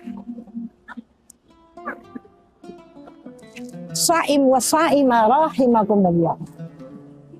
Selain puasa yang Allah tetapkan sebagai kewajiban, kita menahan lapar sejak terbitnya fajar sampai terbenamnya matahari, kita dituntut untuk menjaga kualitas puasa. Karena banyak orang yang berpuasa hanya mendapatkan makan dan minum setelah segelas air masuk melalui mulutnya, maka hilanglah dahaganya. Setelah sepiring makanan masuk di dalam mulutnya, masuk dalam perutnya, maka hilanglah lapar. Padahal puasa tidak dituntut seperti itu. Sebagai hamba yang beriman, yang bertakwa, untuk mencapai la'allakum tattaqun, maka dia harus menjaga kualitas puasa. Apa itu kualitas puasa? Yang kita harus menjaga adalah hal-hal yang akan mengurangi bahkan menghabiskan pahala puasa itu sendiri. Seperti kita berbicara tanpa memikirkan di mana apakah pembicaraan kita itu akan mengurangi pahala puasa. Maka disuruh jagalah lisan. Man kana yu'minu billahi wal yaumil akhir falyaqul khairan aw liyasmut. Berbicaralah yang baik. Kita dididik untuk berbicara yang baik. Apabila kita tidak mampu, maka diam. Karena dengan diam itu berarti kita telah menyembunyikan atau menghilangkan hal-hal yang akan menghilangkan pahala puasa. Hal fenomena yang kita dapatkan dalam hidup sehari-hari, kadang-kadang kita tidak sadar bahwa kita dalam keadaan berpuasa. Sehingga banyak aktivitas-aktivitas kita yang kita tidak sadari telah mengurangi pahala puasa. Contohnya, ketika kita bercerita, ketika kita berbicara, atau ketika kita berkomunikasi dengan orang tanpa kita sadari, sementara kita membicarakan kejelekan orang lain, maka itu akan menghapuskan pahala puasa. Lisan juga diperuntukkan untuk berzikir, membaca doa, dan mengeluarkan kalimah-kalimah thayyibah di dalam bulan suci Ramadan. Inilah yang dituntut untuk menjaga kualitas puasa. Prioritas yang kedua, yaitu ada qiyamul lail. Hadis Rasulullah SAW ada dua konsep yang berbeda, tapi maknanya satu. Yang diawali saja yang berbeda. Yang satu mengatakan man shoma ramadanan imanan wa ihtisaban. Kemudian yang satu mengatakan man qama ramadanan imanan wa ihtisaban ghufira lahu ma taqaddama min dzambi. Barang siapa yang berpuasa, yang sudah berada dalam bulan Ramadan, kemudian dia menjalankan puasa dengan ikhlas, dengan menjaga puasanya dari kualitas berpuasa dari mulai pagi sampai dia berbuka puasa, maka ghufira lahu ma taqaddama min dzambi. Allah akan mengampuni dosa-dosanya, baik dosa yang akan datang, baik dosa yang lalu maupun yang dosa yang akan dia kerjakan. Ini suatu konsep Allah kepada hambanya yang luar biasa. Allah memberikan membuka pintu iftahul jannah. Miftahul jannah kepada kita untuk meraih surga Firdaus, untuk meraih surganya Allah dengan menjaga kualitas berpuasa. Dan malamnya kita disuruh untuk qiyamul lail. Qiyamul lail adalah mendirikan ibadah pada malam hari, di mana kita sudah terbiasa bahwa setiap puasa kita akan melaksanakan salat tarawih. Nah, itu salah satu daripada qiyamul lail. Namun bukan itu saja. Di dalam bulan puasa, Rasulullah didatangi malaikat Jibril untuk mengajarkan Al-Quran. Dan mulai dari awal Ramadan sampai akhir, kita mengambil iktibar dari perjalanan Rasulullah dengan Jibril ini, dengan melaksanakan tadarus Al-Quran setiap malam. Betapa ruginya apabila dalam bulan puasa kita hanya berpuasa, kita tanpa membaca Al-Quran. Bacalah Al-Quran, walaupun sedikit, dan perbanyaklah baca Al-Quran di malam hari. Itulah sebabnya. Maka puasa itu lebih afdal apabila kita beribadah pada malam hari yang disebut dengan qiyamul lail. Di samping itu, kita masih bisa melaksanakan salat tahajud, berdoa, dan berzikir di malam hari. Sha'im wa sha'ima rahimakumullah. Prioritas amalan berikutnya adalah sedekah. Kadang-kadang kita menganggap sedekah itu adalah hal yang biasa. Kalau kita memberikan sesuatu kepada orang, ada beberapa pemikiran yang kita terlintas di pikiran kita. Kemana uang saya? Dan kapan uang saya ini akan kembali? Padahal Allah selalu menegur kepada hambanya. Setiap apa yang diberikan oleh hambanya, diberikan oleh Allah berlipat ganda. Dalam salah satu ayat, masalul ladina yunfikuna amwalahum fi sabilillah kamasali habbatin ambatat sab'a sanabila fi kulli sumbulatin mi'atu fi kulli sumbulatin mi'atu habbah. Bahwa barang siapa permisalan seseorang yang mengeluarkan sedekah kepada orang lain, maka diumpamakan seperti sebuah pohon yang mempunyai 7 tangkai, dan setiap tangkai menghasilkan buah 100. Maka setiap kita mengeluarkan sedekah mendapatkan pahala 700 kali lipat. Hal ini kadang-kadang kita tidak pikirkan. Kita tidak pikirkan bahwa Allah akan menggantikan apa yang kita keluarkan dalam sedekah. Bahkan Rasulullah SAW dalam bulan suci Ramadan lebih banyak bersedekah daripada bulan-bulan yang lain. Shaim wa shaimah rahimakumullah. Prioritas amalan berikutnya adalah iktikaf. Iktikaf adalah berdiam di dalam masjid. Di sini kita bisa melaksanakan muhasabah. Kita bisa menghitung-hitung amal kita. Kita bisa merenungkan kehidupan kita. Seberapa banyak amal yang telah kita kerjakan. Dan saat itulah kita bisa memohon ampunan kepada Allah. Karena pintu taubat Allah sudah terbuka. Dan ini lebih efektif dan efisien, yaitu pada 10 hari terakhir bulan Ramadan.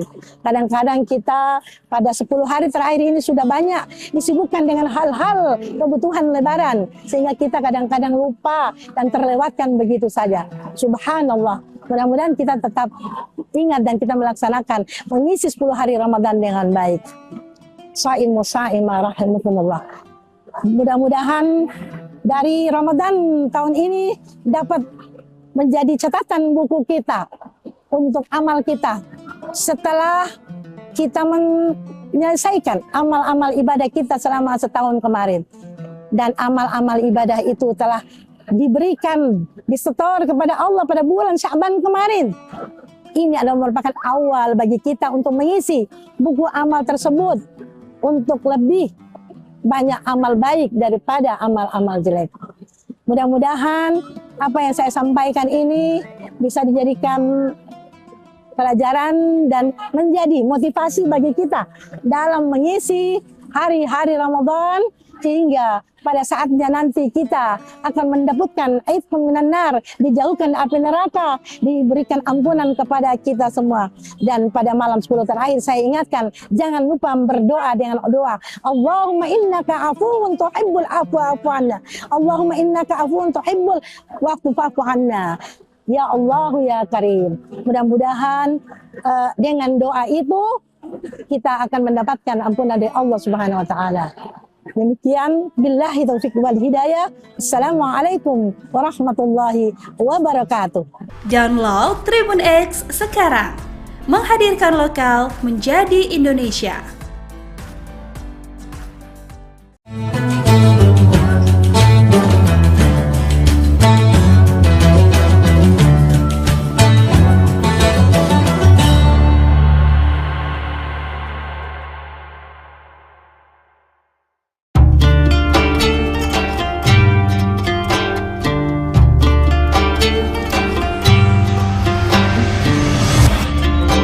Syukur alhamdulillah, tahun ini kita masih dipertemukan dengan bulan suci Ramadan. Ramadan bukan sekedar menahan lapar dan dahaga, tetapi waktu untuk memperbaiki kualitas diri, baik ibadah maupun menata akhlak. Jadikan Ramadan ini sebagai titik balik untuk menjadi pribadi yang jujur dalam perbuatan, sabar dalam ujian, dan disiplin dalam ketaatan. Dewan Komisaris, Direksi dan seluruh karyawan PT Semen Tonasa mengucapkan Selamat menunaikan ibadah puasa.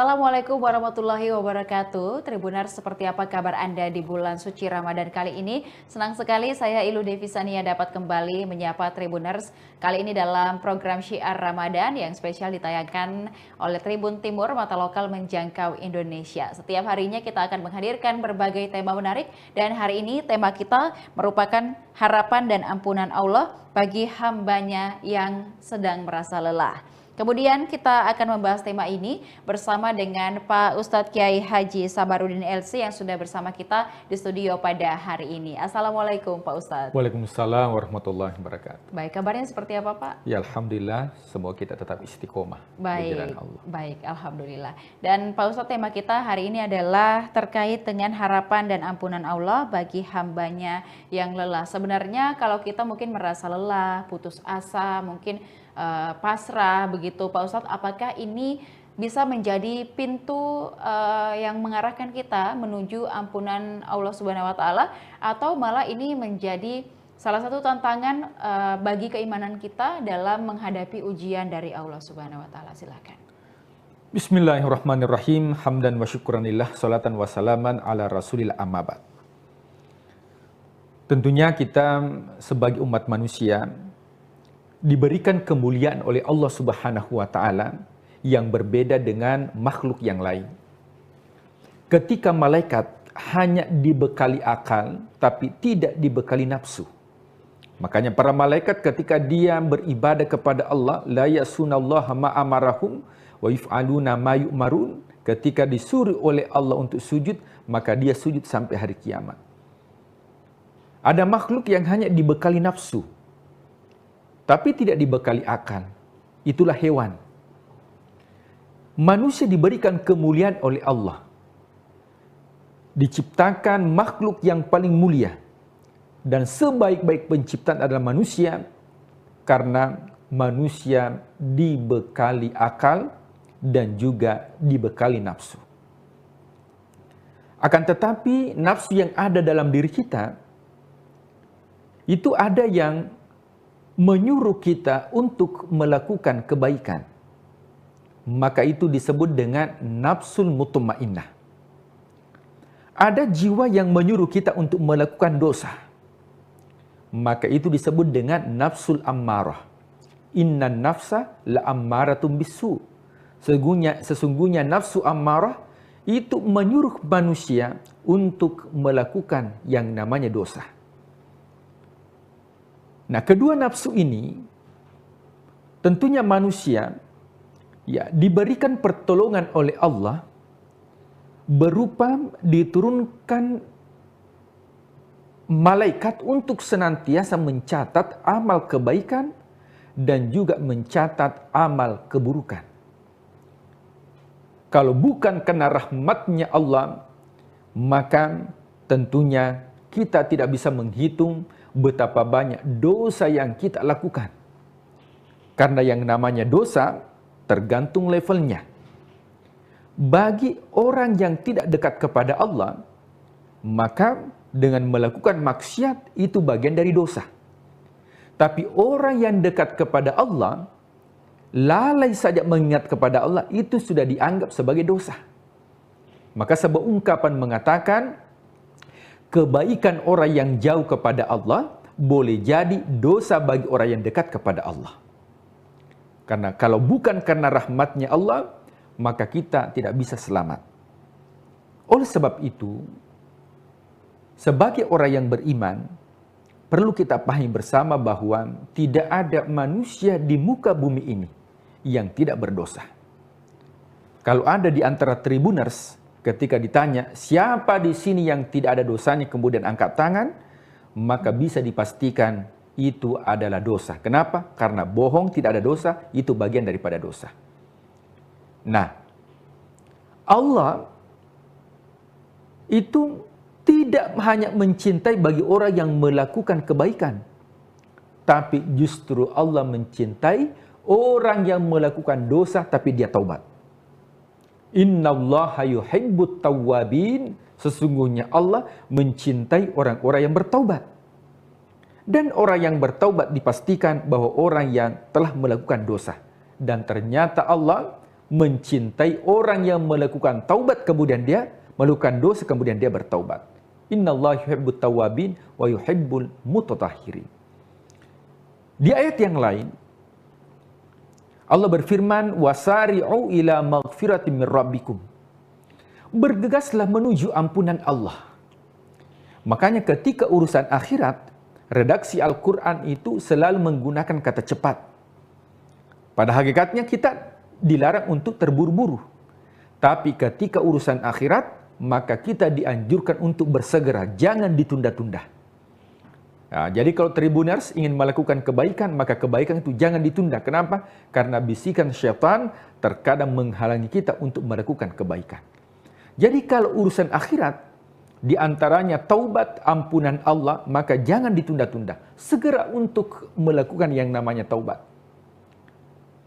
Nah, muncul pertanyaan. Kenapa manusia enggan untuk menyegerakan yang namanya taubat? Yang pertama, bahwa seseorang tidak memahami bahwa rahmat Allah jauh lebih besar dibandingkan dosa yang dilakukan. Dalam sebuah hadis qudsi dikatakan, andai kata umatku melakukan dosa sebanyak buih yang ada di lautan. Kita tidak bisa menghitung buih yang ada di lautan. Kemudian dia datang kepadaku dengan bertaubat, maka akan kuampuni dosanya selama dia tidak syirik kepadaku.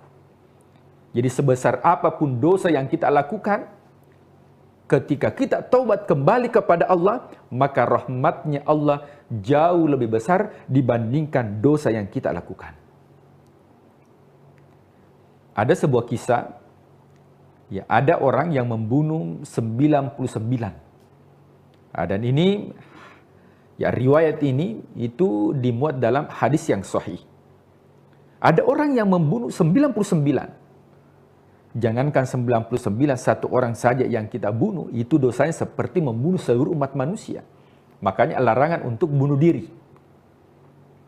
Akan tetapi dengan putus asa, bertanyalah kepada seorang ahli ibadah. Wahai ahli ibadah, saya ini sudah membunuh 99 orang. Apakah Tuhan memberikan ampunan kepadaku? Sang ahli ibadah mengatakan, tidak mungkin Tuhan memberikan ampunan. Kenapa? Satu orang saja yang dibunuh, yang disakiti, itu dosanya tidak bisa diampuni oleh Allah. Apalagi 99. Maka apa yang dilakukan? Maka sang ahli ibadah juga dibunuh. Maka sudah cukup 100 orang. Akhirnya kembali bertanya. Dan diberitahukan bahwa di seberang jalan itu ada orang alim. Bukan abid, ahli ibadah, tapi ulama. Bertanyalah kepadanya. Ketika dia bertanya, maka dikatakan bahwa yang kamu harus lakukan adalah pergi dari tempat tinggalmu. Nah, bahasanya kita ini hijrah. Jadi kalau ingin berubah dari dosa, itu harus meninggalkan tempat di mana kita melakukan dosa. Harus hijrah. Allah Maha Pengampun. Ketika dia hijrah meninggalkan kampung halaman, dalam bahasa kita itu hijrah berpindah, belum sampai di tempat yang dituju, orangnya sudah meninggal dunia. Artinya hijrahnya ini belum sempurna. Taubatnya ini belum sempurna. Maka turunlah malaikat. Malaikat Ar-Rahmah mengatakan, wah, ini jatah saya. Kenapa? Karena tempat di mana dia melakukan dosa itu sudah jauh dan sudah dekat kepada tempat yang dituju. Sementara ya, malaikat azab, ya, dia mengatakan ini jatah saya, ini masuk ke dalam neraka. Ya, karena belum sampai ke tahap kesempurnaan taubat. Maka ketika diukur ternyata tempat maksiat, tempat di mana dia lakukan sudah jauh dia tinggalkan, maka Allah mengatakan yang menang adalah malaikat Ar-Rahmah dan masukkan ke dalam surga. Artinya dalam kehidupan ar-raja pengharapan kita dan juga ampunan Allah, kita tidak boleh berputus asa. Wala tai'asu min rohillah. Jangan berputus asa dari rahmatnya Allah. Karena rahmatnya Allah jauh lebih besar dibandingkan murkanya Allah. Oleh sebab itu, sebesar apapun dosa yang kita lakukan, maka tetap ada yang dinamakan dengan ar-raja. Apa itu ar-raja? Harapan kita kepada Allah agar supaya dosa-dosa kita diampuni oleh Allah. Nah, sehingga ketika urusan akhirat, wasari'u ila maghfiratin min rabbikum, bergegas menuju ampunan Allah. Selanjutnya, tentu untuk mendapatkan ampunan Allah, ada yang disebut dengan taubatun nasuha. Apa itu taubatun nasuha? Adalah taubat yang sesungguhnya. Tubu ilallahi taubatun nasuha. Taubatlah kepada Allah sebenar-benarnya taubat. Apa syaratnya? Paling tidak ada 3. Yang pertama istighfar. Jadi kita perbanyak istighfar kepada Allah. Makanya Rasulullah SAW mengajarkan kepada kita untuk senantiasa istighfar paling tidak 100 kali dalam sehari semalam. Rasulullah terhindar dari dosa, dijamin masuk surga, akan tetapi istighfarnya tidak kurang dari 100 kali sehari semalam. Yang kedua, kita bertekad untuk meninggalkan. Nah, jadi kalau kita senantiasa melakukan dosa, maka untuk kembali taubat kepada Allah, maka tentunya kita harus bertekad untuk tidak melakukan yang dinamakan dengan dosa. Kemudian yang ketiga adalah berazam dalam diri kita bahwa kita tidak lagi kembali di tempat maksiat. Karena dosa ini tidak bisa kita hindari. Ya, karena dosa itu merupakan ujian bagi manusia untuk melihat apakah dia termasuk orang yang beriman. Nah, kita tidak bisa mengukur diri kita apakah kita orang yang beriman kalau tidak diciptakan yang namanya dosa. Makanya Allah menciptakan dosa, Allah menciptakan neraka, Allah menciptakan iblis, menciptakan syaitan. Tujuannya untuk apa? Yaitu untuk melihat hambanya, ayyukum ahsanu amala, di mana hamba tersebut yang paling terbaik amalnya. Di antaranya amal kita adalah taubat dan kembali kepada Allah Subhanahu wa ta'ala. Nabi Adam alaihissalam, tentunya kita kenal beliau merupakan penghuni surga. Akan tetapi dikeluarkan dari surga karena satu dosa yang dilakukan. Sementara kita banyak dosa yang kita lakukan. Sementara kita mau masuk surga, apalagi surga Firdaus. Maka yang mesti kita lakukan adalah jangan berputus asa dari rahmatnya Allah, karena kebaikan surga itu diberikan kepada orang-orang yang kembali kepada Allah, yaitu orang-orang yang melakukan taubat. Kemudian, Tribuners yang dimuliakan Allah Subhanahu wa ta'ala, ar-raja, atau bahasanya diterjemahkan pengharapan. Kita mengharapkan Allah, khususnya di bulan suci Ramadan. Allah memberikan ampunan bukan hanya di malam hari.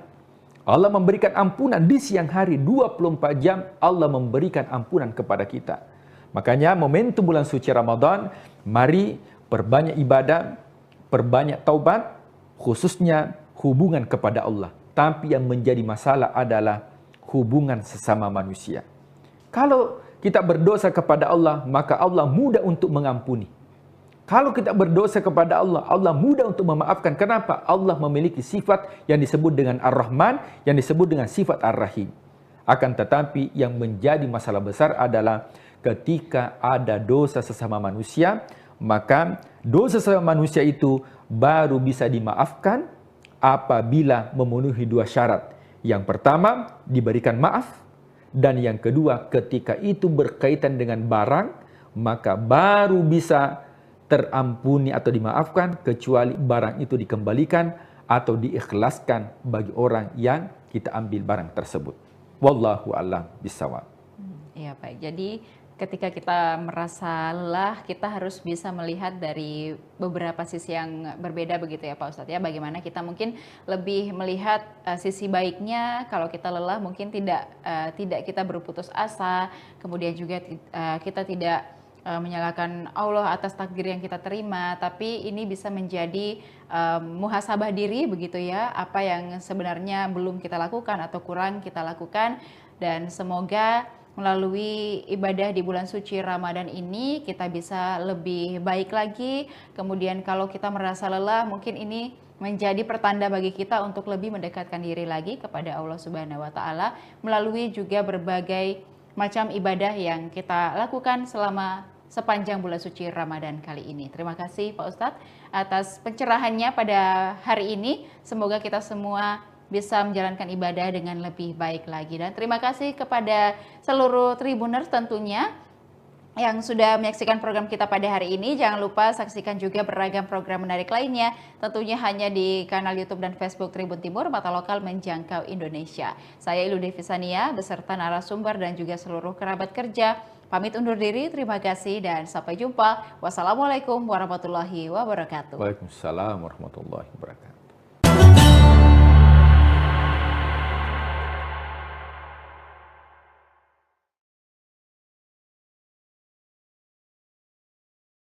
Dari cara penyampaian sosok guru saya, mentor saya dalam bidang dakwah, Almarhum Tuan Guru Haji Abdul Waris ini berbekas pada diri saya, ya, untuk menjadi ya sosok dai yang mumpuni ya ke depan.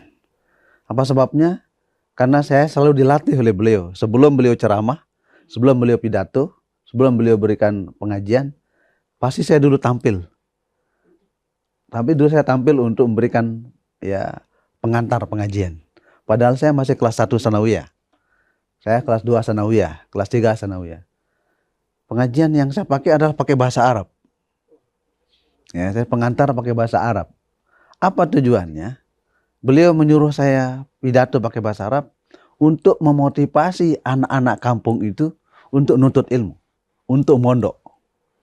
Nanti itulah bahan beliau untuk menggait, ya, mengajak masyarakat untuk memondokkan anaknya mengaji di pondok pesantren. Coba lihat tuh Pak Rozi, masih kecil sudah bisa bahasa Arab, sudah bisa pidato, bisa ngomong di depan orang. Ini kenapa? Karena dia mondok ngaji. Bahasa-bahasa itu yang beliau lontarkan di depan masyarakat. Itu yang membekas pada diri saya. Sehingga sesungguhnya awal karir saya jadi dai ya dari situ, dari sejak sanawiyah. Dari sosok guru yang membimbing, membina selama saya di sanawiyah. Dedikasi adalah sebuah perjalanan panjang yang tak mengenal henti. Bagi sosok ini, dakwah bukan sekedar kata-kata di atas mimbar, melainkan nafas pengabdian yang telah ia mulai sejak masa muda. Di dunia akademik, rekam jejaknya adalah bukti nyata komitmen terhadap kualitas. Setelah sukses memimpin sebagai Direktur Pasca Sarjana UIN Mataram, kini beliau dipercaya mengawal standar keunggulan institusi sebagai Ketua Lembaga Penjaminan Mutu LPM periode 2025-2029. Namun, keluasan ilmunya tak hanya terkurung di ruang kelas. Sebagai guru besar ilmu dakwah, beliau menjalankan peran strategis sebagai Sekretaris Jenderal Pengurus Besar Nahdlatul Watan, memastikan pesan-pesan keumatan sampai ke setiap relung hati masyarakat. Inilah profil Profesor Dr. Haji Fahru Rozi MA, seorang intelektual, organisatoris, dan pendakwah yang mendedikasikan hidupnya untuk kemajuan ilmu pengetahuan dan kejayaan umat. Saya Al-Fakir, Haji Fahru Rozi Dahlan, memang terlahir di kalangan keluarga santri. Ya, bapak saya menyantri lama di Pondok Pesantren Selaparang, Kediri. Ya, jadi keluarga saya, adik kakak saya semua adalah keluarga santri. Keluarga saya keluarga santri. Saya tertarik di dunia dakwah itu sejak saya masuk sekolah sanawiyah. Saya sekolah sanawiyah di Curanjaler tahun 1980-an. Ya, tepatnya saya tamat tahun 88 sanawiyah. Waktu di sanawiyah saya selalu diajak berdakwah oleh guru saya, Almarhum Pak Tuan Guru Haji Abdul Waris. Jadi kemana beliau berdakwah, keliling ya, dari dusun ke dusun, dari kampung ke kampung, dari pelosok Lombok Barat, Lombok Tengah, Lombok Timur, KLU. Selalu saya ikut selama 3 tahun. Saya mondok di Curanjaler. dari cara penyampaian sosok guru saya, mentor saya dalam bidang dakwah, Almarhum Tuan Guru Haji Abdul Waris ini berbekas pada diri saya, ya, untuk menjadi ya sosok dai yang mumpuni ya ke depan. Apa sebabnya? Karena saya selalu dilatih oleh beliau. Sebelum beliau ceramah, sebelum beliau pidato, sebelum beliau berikan pengajian, pasti saya dulu tampil. Tapi dulu saya tampil untuk memberikan ya pengantar pengajian. Padahal saya masih kelas 1 sanawiyah. Saya kelas 2 sanawiyah, kelas 3 sanawiyah. Pengajian yang saya pakai adalah pakai bahasa Arab. Ya, saya pengantar pakai bahasa Arab. Apa tujuannya? Beliau menyuruh saya pidato pakai bahasa Arab untuk memotivasi anak-anak kampung itu untuk nuntut ilmu, untuk mondok. Nanti itulah bahan beliau untuk menggait, ya, mengajak masyarakat untuk memondokkan anaknya mengaji di pondok pesantren. Coba lihat tuh Pak Rozi, masih kecil sudah bisa bahasa Arab, sudah bisa pidato, bisa ngomong di depan orang. Ini kenapa? Karena dia mondok ngaji. Bahasa-bahasa itu yang beliau lontarkan di depan masyarakat. Itu yang membekas pada diri saya. Sehingga sesungguhnya awal karir saya jadi dai ya dari situ, dari sejak sanawiyah.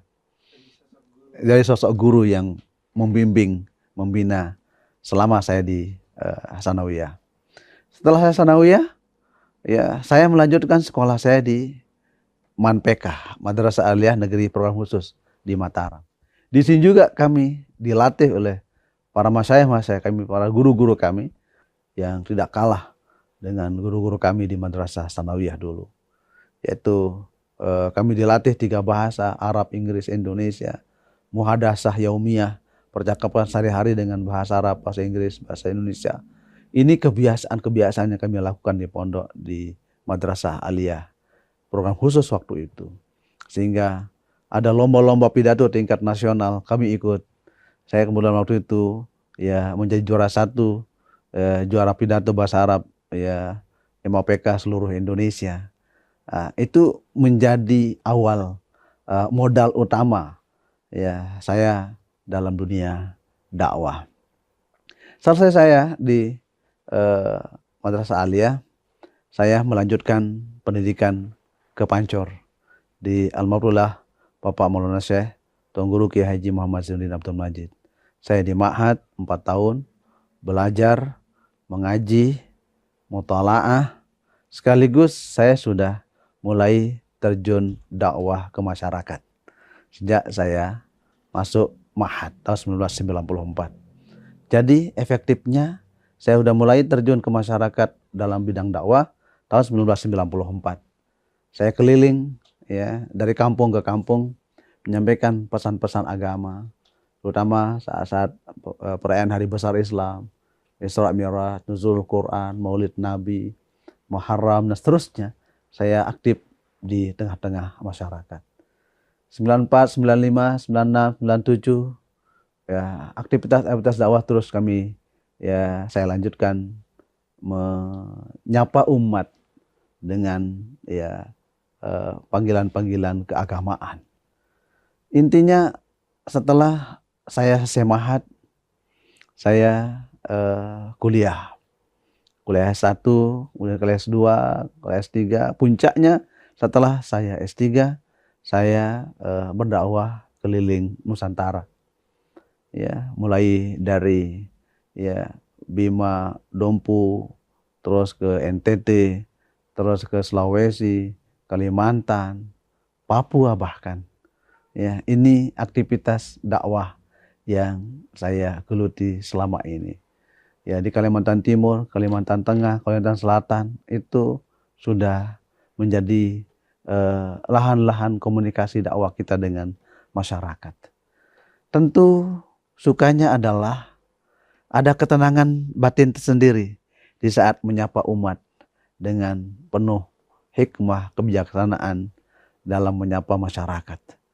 Ada kebahagiaan tersendiri bagi seorang dai di saat ya berhadapan dengan masyarakat, masyarakat menyambut dengan baik, masyarakat menerima kita dengan baik, masyarakat melaksanakan apa yang ya kita ajarkan kepada mereka. Itu kebahagiaan yang tidak bisa dijadikan sebagai sebuah materi, tidak bisa dimaterialiskan saking bahagianya kita sebagai seorang dai. Dukanya banyak.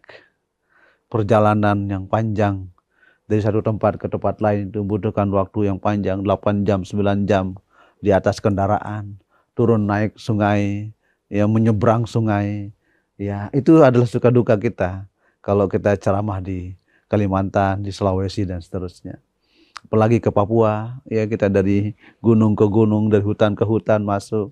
Tapi itu semua adalah tantangan yang membuat kita terus survive di dalam ya medan dakwah. Intinya kita sebagai dai harus siapkan pertama intelektualitas harus hebat. Ya, daya nalar, ya daya intelektual kita harus kuat. Sebab kita akan berhadapan dengan berbagai macam argumentasi masyarakat. Kita harus kuat secara intelektualitas. Yang kedua, harus kuat spiritualitas. Ya, iman kita harus yakin bahwa kita dalam medan dakwah itu waman ahsanu qawlan mimman da'a ilallah. Tidak ada ucapan-ucapan yang paling baik selain mengajak orang untuk melaksanakan ibadah kepada Allah. Itu prinsip spiritualitas kita sebagai seorang dai. Yang ketiga adalah ya harus kuat sosialitas kita. Kita harus bisa bergaul dengan siapa saja. Tidak ada sekat-sekat antara muslim non muslim, kita harus bisa berbaur. Tidak ada sekat antara satu ormas dengan ormas lain, kita harus bisa berbaur. Tidak ada sekat antara ya tua muda. Itu yang saya maksud dengan harus kuat daya sosialitas kita. Kemudian yang ketiga, yang keempat adalah harus kuat daya emosionalitas kita. Ada sabar di situ, ada tahan uji di situ, ada resiliensi di situ, ada ketahanan mental di situ. Intinya ada kesyukuran di situ, ada ketabahan di situ. Ini yang harus dimiliki oleh seorang dai, itu harus kuat yang keempat ini. Ya, daya intelektualitasnya harus kuat, daya spiritualitasnya harus kuat, daya ya sosialitasnya harus kuat, dan daya emosionalnya harus kuat. Inilah saya kira resep yang paling jitu bagi orang yang bergelut di dunia dakwah. Pengalaman yang paling pahit saya adalah saat waktu saya ke Papua. Papua itu pahit dalam arti saya harus dijaga ketat. Harus dikawal oleh tentara, harus dikawal oleh polisi, harus kiri kanan. Ya, itu bagi kita, seorang dai itu terkekang kita. Ya, tapi ya tentara atau polisi itu mengatakan Pak Tuan Guru harus terjaga keselamatannya. Ya, padahal ya masyarakat ya Papua rata-rata aman.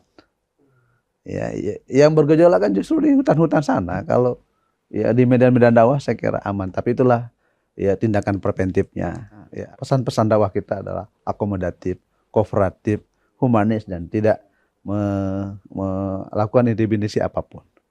Dan memang mereka sudah membaca profiling kita kan, bahwa seorang dai itu memang dia punya profil yang bisa diterima oleh masyarakat.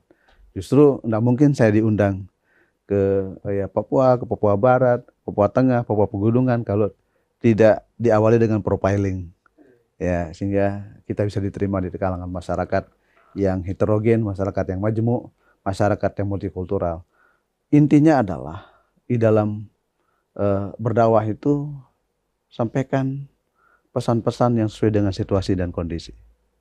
Itu yang disebut dalam ilmu dakwah dengan ilmu muqtadal hal. Sampaikan apa kebutuhan masyarakat, sampaikan apa keluhan masyarakat, sampaikan apa realitas yang terjadi, dan berikan solusi terhadap persoalan-persoalan yang mereka hadapi. Itu yang paling dibutuhkan oleh masyarakat, bukan retoris, bukan yang berapi-api, bukan yang menggebu-gebu. Justru itu bisa menjauhkan mereka dari pesan-pesan agama yang baik. Ya, manis banyak. Pertama, sambutan masyarakat. Begitu ya turun dari bandara, sudah kita disambut, dihormati, disegani. Ya, terus jamuan-jamuan masyarakat yang terkadang di luar ekspektasi. Nah, itu semua adalah gambaran ya keberterimaan mereka tentang sosok yang mereka dalam kutip mereka kagumi, mereka mau dengarkan nasihatnya. Kemudian yang titik senangnya adalah masyarakat itu kalau kita di luar daerah itu selalu ramai. Antusiasme masyarakat tinggi sekali. Itu yang mengobati rasa capek kita. Perjalanan dari satu tempat ke tempat 9 jam naik mobil. Nah, tapi begitu kita sampai ke lokasi, hilang penat kita yang berjam-jam di darat itu. Melihat antusiasme masyarakat yang datang dari jauh, ya, sekedar untuk mendengarkan nasihat, ya, sekedar untuk mendengarkan pengajian. Hanya mungkin qul huwallahu ahad aja yang kita sampaikan, tapi mereka datang. Nah, itu pengobat lelah bagi kami sebagai orang dai itu. Jadi hilang rasanya, ya, capek kita yang berjam-jam di perjalanan begitu melihat masyarakat yang begitu antusias mendengarkan pengajian dari sosok, ya, kiai atau tuan guru atau ustadz yang akan menyampaikan. Ini salah satu hal yang menyenangkan kita sebagai seorang dai. Dakwah tidak boleh putus. Balighu anni walau ayah. Sampaikan tentang diriku, kata Rasulullah, meskipun hanya satu ayat. Perintah Rasulullah untuk tidak boleh berhenti berdakwah. Harus kita lakukan dakwah dalam segala ranah. Sekarang kan banyak media dakwah yang harus kita lakukan. Jika kita tidak mampu berhadapan langsung dengan masyarakat, bisa kita gunakan dakwah YouTubiah. Kita kan pakai dakwah pakai YouTube. Atau bisa juga dakwah Tribuniyah, gunakan dakwah Tribun. Ya, media Tribun ini adalah media dakwah, media edukasi, media, ya, entertain, dan media sosial. Jadi banyak cara kita untuk menyampaikan pesan-pesan dakwah itu. Melalui grup, IG, Instagram, TikTok, itu adalah wasailud dakwah. Adalah media-media dakwah, sarana-sarana dakwah, pesan-pesan kemanusiaan, pesan-pesan keagamaan yang bisa kita sampaikan kepada banyak orang. Begitu kita kirim pesan kepada teman, sahabat, bersabarlah dalam menghadapi kehidupan. Kemudian kita share di grup, itu juga adalah sedang berdakwah, menyampaikan kesabaran, ketakwaan, keimanan kepada banyak orang. Sehingga intinya semua orang itu berkewajiban untuk berdakwah, minimal berdakwah untuk dirinya sendiri.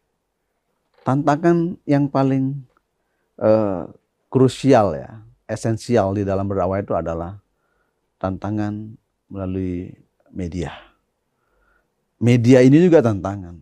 Kalau bahasa Imam Ghazali adalah awaik. Rintangan yang harus dihadapi dalam media dakwah itu adalah, ya, bagaimana, ya, pola hidup, pola sikap dan mentalitas seseorang. Ini yang harus, ya, diperbaiki. Ya, paling berat cobaan kita adalah persoalan mindset, paradigma. Seringkali orang kalau berdakwah lewat YouTube, lewat ini dianggap pamer, dianggap riya, dianggap, ya, show up terhadap apa yang dia miliki. Padahal itu sudah media, sarana untuk menyampaikan pesan-pesan dakwah. Seringkali saya lihat netizen, saya baca netizen, ya, kiai-kiai besar kita punya channel, dianggap bahwa itu komersialisasi agama. Kenapa itu muncul bahasa itu? Karena mindset. Paradigma mereka tidak memandang itu sebagai paradigma universalitas agama. Ini tantangan berat bagi kita, baik tantangan internal kita sebagai sama muslim maupun tantangan eksternal kita yang semuanya sesungguhnya bermuara pada paradigma. Cara pandang seseorang melihat sesuatu. Kalau cara pandang kita terbuka, open minded terhadap persoalan, saya kira landai semua, tidak akan ada persoalan.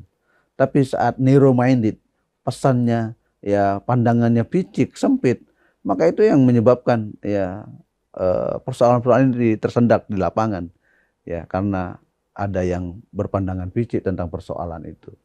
Ini tantangan paling berat bagi kita adalah persoalan paradigmatik, ya, worldview, cara pandang mereka terhadap persoalan yang sedang hangat di tengah-tengah masyarakat.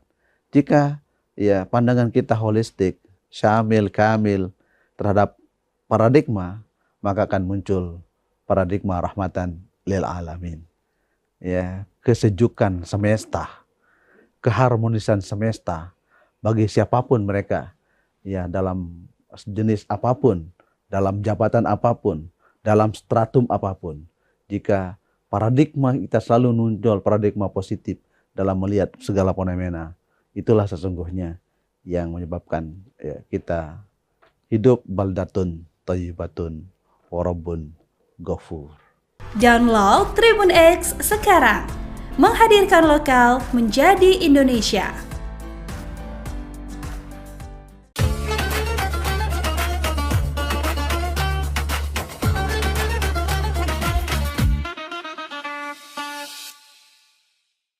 Assalamualaikum warahmatullahi wabarakatuh. Bismillahirrahmanirrahim. Walhamdulillah. Ashhadu an la ilaha illallah wahdahu la syarikalah wa ashhadu anna sayyidana Muhammadan abduhu wa rasuluhu amma ba'd. Qala Allah Ta'ala fil Qur'anil Karim. A'udzubillahi minasyaitonir rajim. Bismillahirrahmanirrahim. Ya ayyuhalladzina amanu kutiba alaikumusyamu kama kutiba alal ladzina min qablikum la'allakum tattaqun. Shadaqallahul azim. Pemirsa yang berbahagia, para pendengar Tribun yang berbahagia, kembali kita bersyukur alhamdulillah saat ini kita sudah memasuki bulan suci Ramadan, di mana sebuah bulan yang sangat dirindukan oleh seluruh umat Islam dimanapun dia berada. Bulan puasa atau Ramadan membawa berbagai macam keutamaan-keutamaan, yang olehnya itu setiap muslim sangat merindukan kedatangan bulan suci Ramadan ini. Dan alhamdulillah saat ini kita sudah berada di bulan suci Ramadan. Olehnya itu kita bersyukur kepada Allah. Allah memberikan nikmat kepada kita, terutama nikmat umur panjang, sehingga kita bisa melaksanakan puasa di bulan suci Ramadan. Puasa ini setiap saat, setiap tahun datang untuk menemui kita. Kalau kita mau hitung-hitung, bahwa sudah berapa kalikah kita didatangi oleh bulan suci Ramadan. Baginda Rasulullah Muhammad SAW bersabda, "Man fariha biduhuli Ramadanan, haramallahu jasadahu ala niran." Barang siapa yang berbahagia kedatangan bulan Ramadan, maka Allah akan haramkan jasadnya disentuh api neraka. Sebuah jaminan dari baginda Rasulullah Muhammad SAW yang luar biasa. Itu bagi orang yang bergembira saja menyambut datangnya bulan suci Ramadan. Maka oleh sebab itu, kegembiraan kita kedatangan bulan suci Ramadan, maka kita akan harus nampakkan dengan amal-amal yang akan kita laksanakan di bulan suci Ramadan. Kita hitung-hitung saat ini sudah berapa kalikah Ramadan menemui kita? Kalau kita hitung dalam usia yang masuk akil balik, umur 12 tahun. Lalu ketika usia kita sudah 40, ada yang sudah 50, ada yang sudah 60, maka sudah puluhan tahun Ramadan mendatangi kita. Lalu apakah kita merasakan dampak dari bulan Ramadan itu? Inilah yang menjadi pertanyaan kita sekalian. Apalagi pemirsa, jika seandainya kita akan merasakan bahwa mungkinkah Ramadan ini adalah Ramadan yang terakhir bagi diri kita. Karena kita tidak tahu kapan kita akan meninggalkan dunia yang fana ini. Kita tidak tahu apakah usia kita akan sampai pada bulan Ramadan tahun depan. Atau bahkan apakah usia kita ini akan masih ada atau kita masih hidup sampai akhir Ramadan 1447 Hijriah ini. Maka inilah maknanya para pemirsa sekalian, bahwa kita niatkan ketika kita akan kedatangan Ramadan seperti saat ini, kita niatkan bahwa Ramadan kali ini adalah Ramadan yang terakhir. Kenapa, jemaah sekalian? Jika sesuatu yang kita rasakan bahwa ini adalah yang paling terakhir, maka ada giroh, ada semangat untuk melakukan sesuatu itu dengan sebaik-baiknya. Maka demikianlah Ramadan. Ketika Ramadan 1447 Hijriah kali ini kita anggap sebagai Ramadan yang terakhir dalam usia kita, dalam hidup kita, maka ada giroh, ada semangat untuk kita bisa meraih dan mengambil amalia-amalia Ramadan untuk kelak menjadi bekal kita menghadap Allah Subhanahu wa Ta'ala. Maka oleh sebab itu, jamaah sekalian yang dirahmati Allah Subhanahu wa Ta'ala, mari kita laksanakan puasa ini dengan sebaik-baiknya. Kita diingatkan oleh baginda Rasulullah Muhammad SAW dalam sebuah sabdanya, "Kam min sha'imin laisa lahu min siyami ilal ju'i wal atas." Tidak sedikit orang yang berpuasa, dia tidak mendapatkan apa-apa, tetapi kecuali mendapatkan lapar dan haus. Jangan sampai puasa kita hanya sekedar menahan lapar dan haus dan tidak mendapatkan apa-apa, sebagaimana baginda Rasulullah Muhammad SAW khawatirkan tadi. Begitu banyak umatku yang berpuasa, tetapi sia-sia puasanya, tidak mendapatkan pahala apa-apa.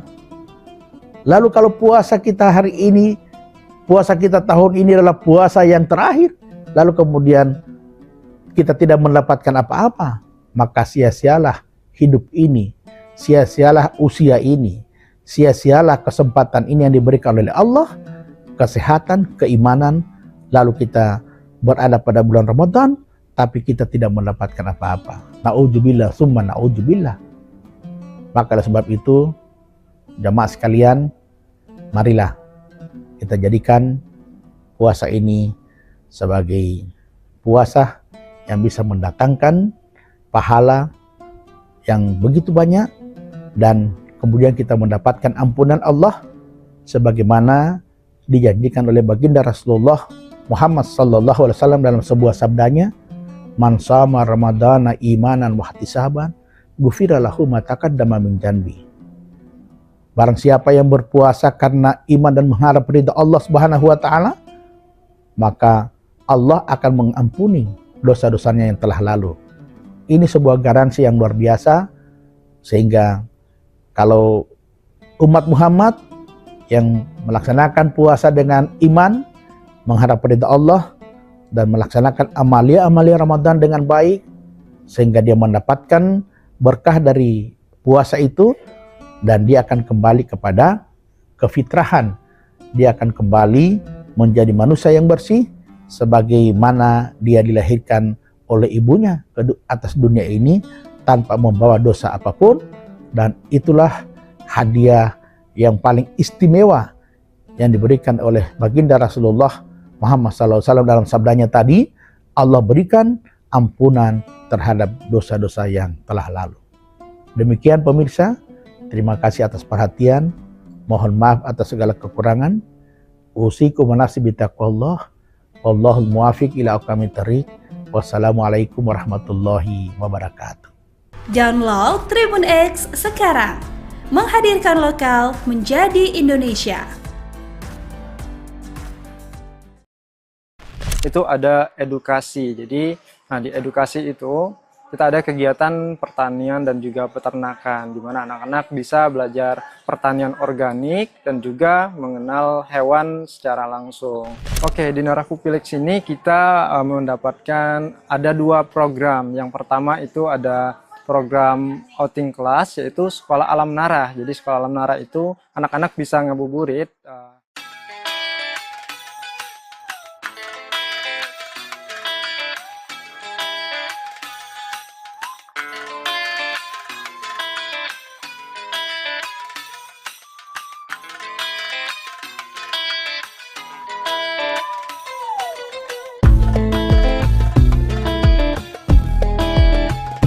Assalamualaikum warahmatullahi wabarakatuh. Saya Ihwana Mutuwamiko, reporter dari Warta Kota Network. Saat ini saya sedang ada di Depok.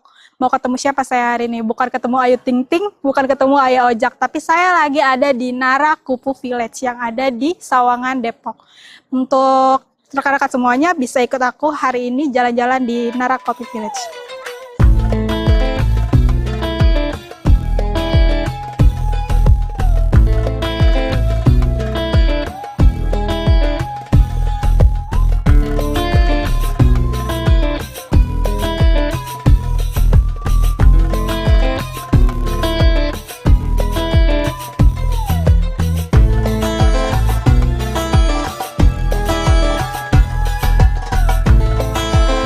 Narakupu-Felix ini merupakan konsep eduwisata yang berbasis pertanian dan peternakan, meliputi kegiatan edukasi, konservasi, dan rekreasi dalam suatu tempat. Nah, di mana di sini kegiatan edukasinya itu tidak hanya untuk anak-anak, itu juga untuk mahasiswa dan juga masyarakat umum. Seperti itu.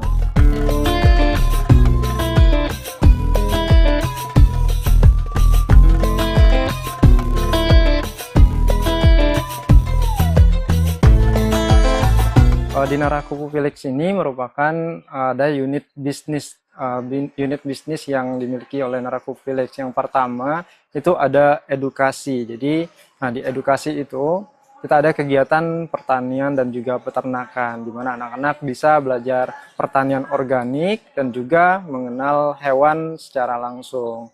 Kemudian selain edukasi, kita juga menyediakan resto. Nah, di mana resto itu setiap customer bisa menikmati resto kita dan vibe-nya itu ada rusa. Nah, di mana sambil makan itu bisa memberi makan rusa juga. Jadi kita menyediakan pakan rusa langsung. Jadi customer yang datang itu bisa memberi makan rusa secara langsung seperti itu.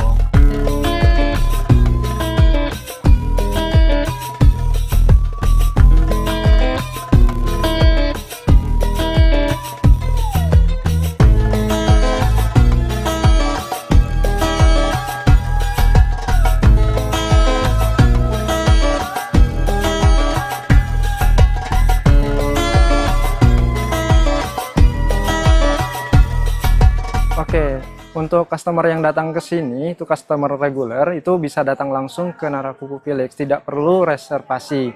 Jadi, pada saat datang, itu bisa membeli pakan rusa secara langsung di kasir.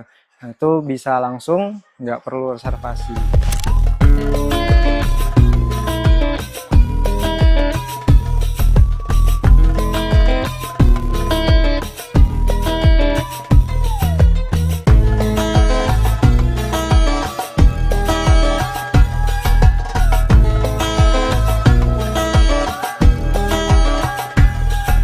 Oke, di Narakupu-Felix ini kita mendapatkan ada 2 program. Yang pertama itu ada program outing class, yaitu Sekolah Alam Nara. Jadi Sekolah Alam Nara itu anak-anak bisa ngabuburit di Narakupu-Felix ini berupa belajar berkebun dan juga berinteraksi dengan hewan secara langsung. Nah, kemudian yang kedua kita menyediakan menu paket bukber gitu. Nah, paket bukber ini customer yang datang bisa reservasi langsung dan juga bisa memilih paket-paket bukber hanya khusus di bulan Ramadan saja.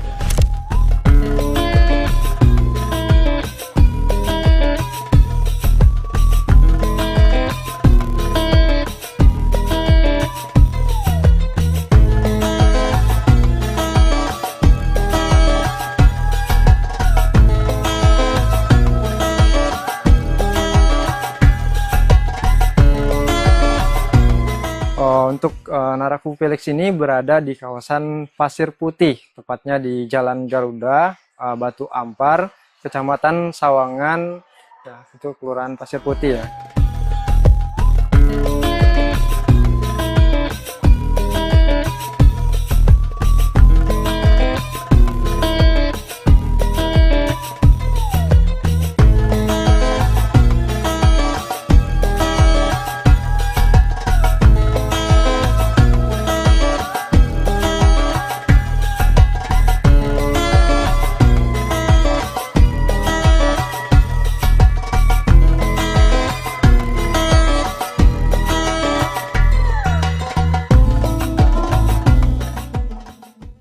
Download Tribun X sekarang, menghadirkan lokal menjadi Indonesia.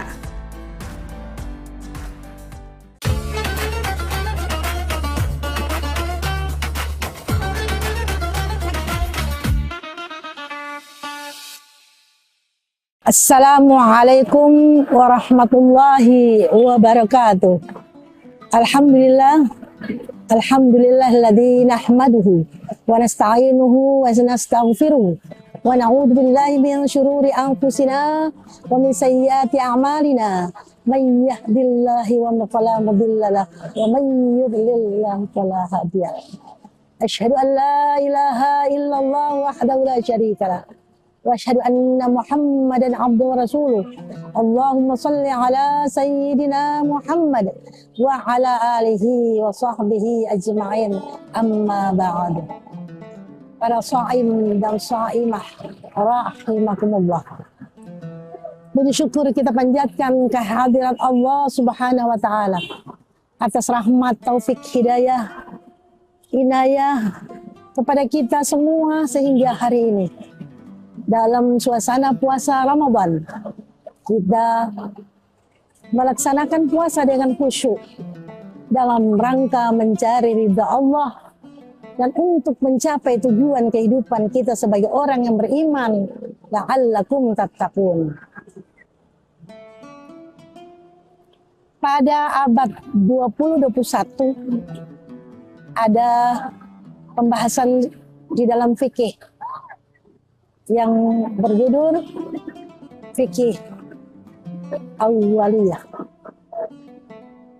Fikih ini membahas tentang amal-amal yang diprioritaskan dalam suatu ibadah.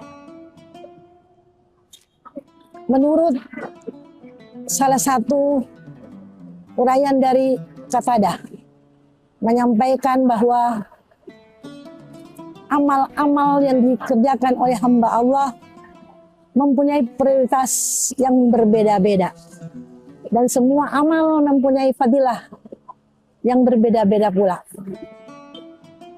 Afdalul amal, afdalul ibadu, al-amal salih. Keutamaan suatu ibadah terletak dari amal salih. Pada prinsipnya, di bulan suci Ramadan adalah bulan yang penuh hikmah. Bulan yang penuh ampunan dan maghfirah dari Allah Subhanahu wa taala. Bulan yang dinantikan selama 11 bulan dan kita sudah memasuki bulan suci Ramadan. Suatu bulan yang di dalamnya terdapat bermacam-macam fadilah amal ibadah yang kadang-kadang kita bisa melewatkan begitu saja. Untuk itu pada kesempatan ini kami ingin menguraikan fadilah amal atau keutamaan amal yang diprioritaskan dalam ibadah pada bulan suci Ramadan. Di dalam Al-Quran Al-Qasas ayat 68 Allah berfirman, wa rabbuka yakhluqu ma yasha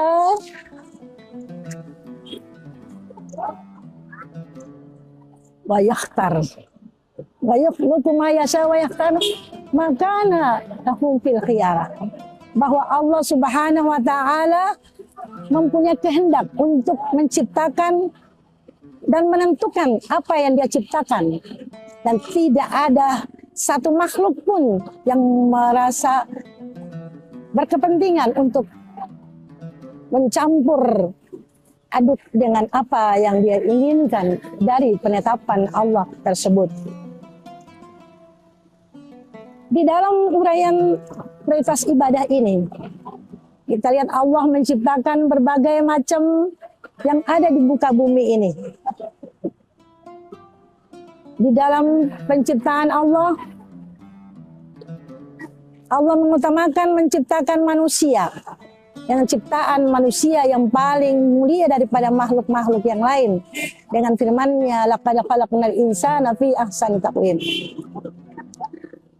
Kemudian Allah menciptakan waktu, tempat dengan kehendak dan dimuliakan waktu dan tempat tersebut.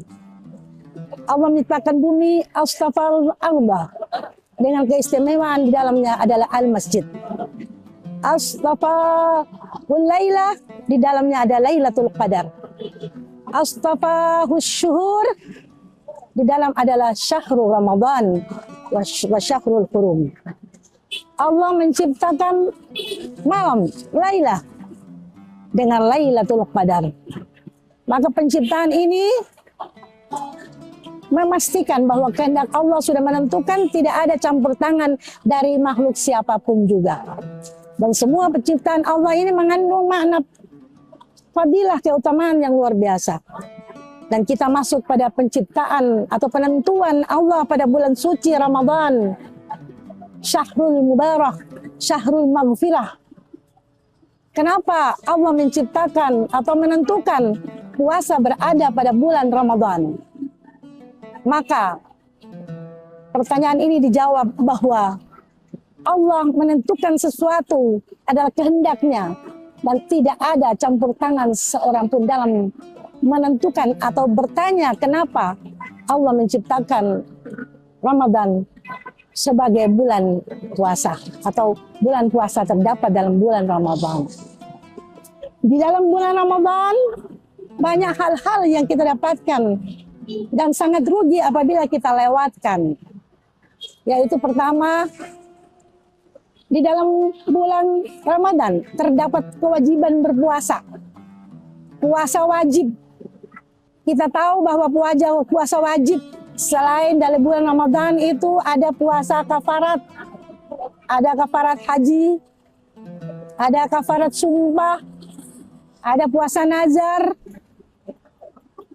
ada puasa qadha, dan ini merupakan puasa wajib yang dilakukan.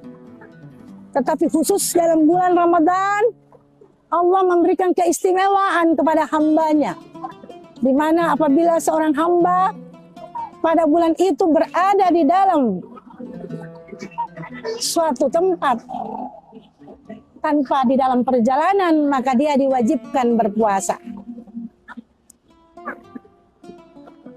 Saim wa saima rahimakumullah.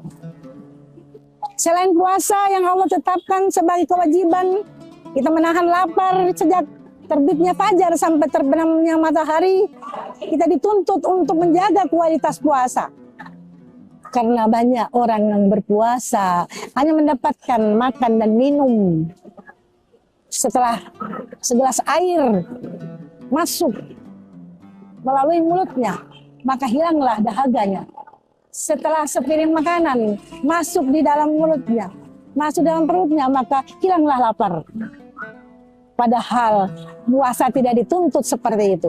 Sebagai hamba yang beriman, yang bertakwa, untuk mencapai la'allakum tattaqun, maka dia harus menjaga kualitas puasa. Apa itu kualitas puasa? Yang kita harus menjaga adalah hal-hal yang akan mengurangi bahkan menghabiskan pahala puasa itu sendiri.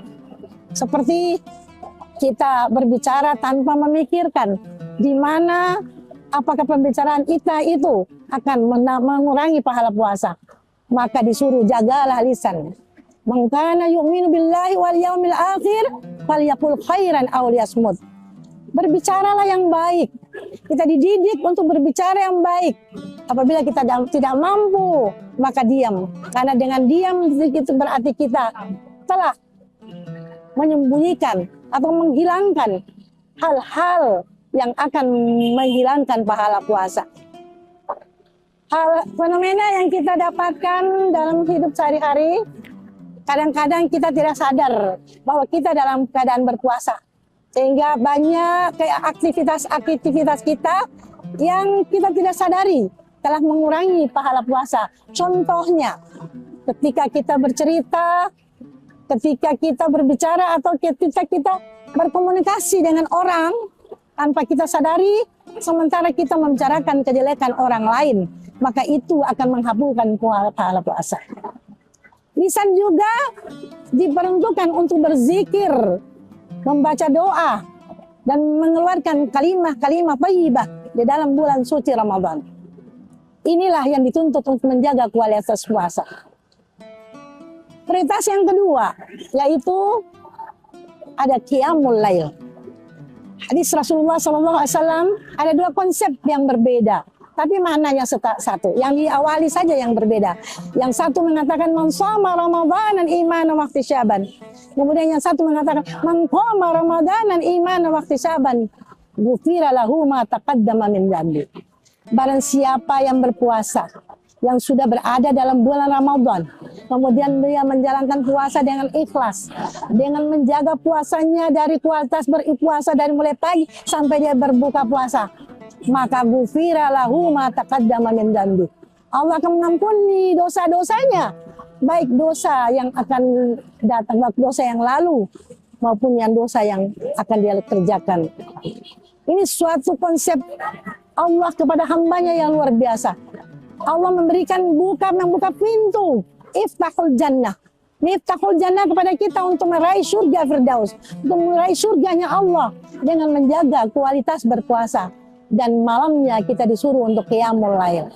Qiyamul lail adalah mendirikan ibadah pada malam hari, di mana kita sudah terbiasa bahwa setiap puasa kita akan melaksanakan salat tarawih.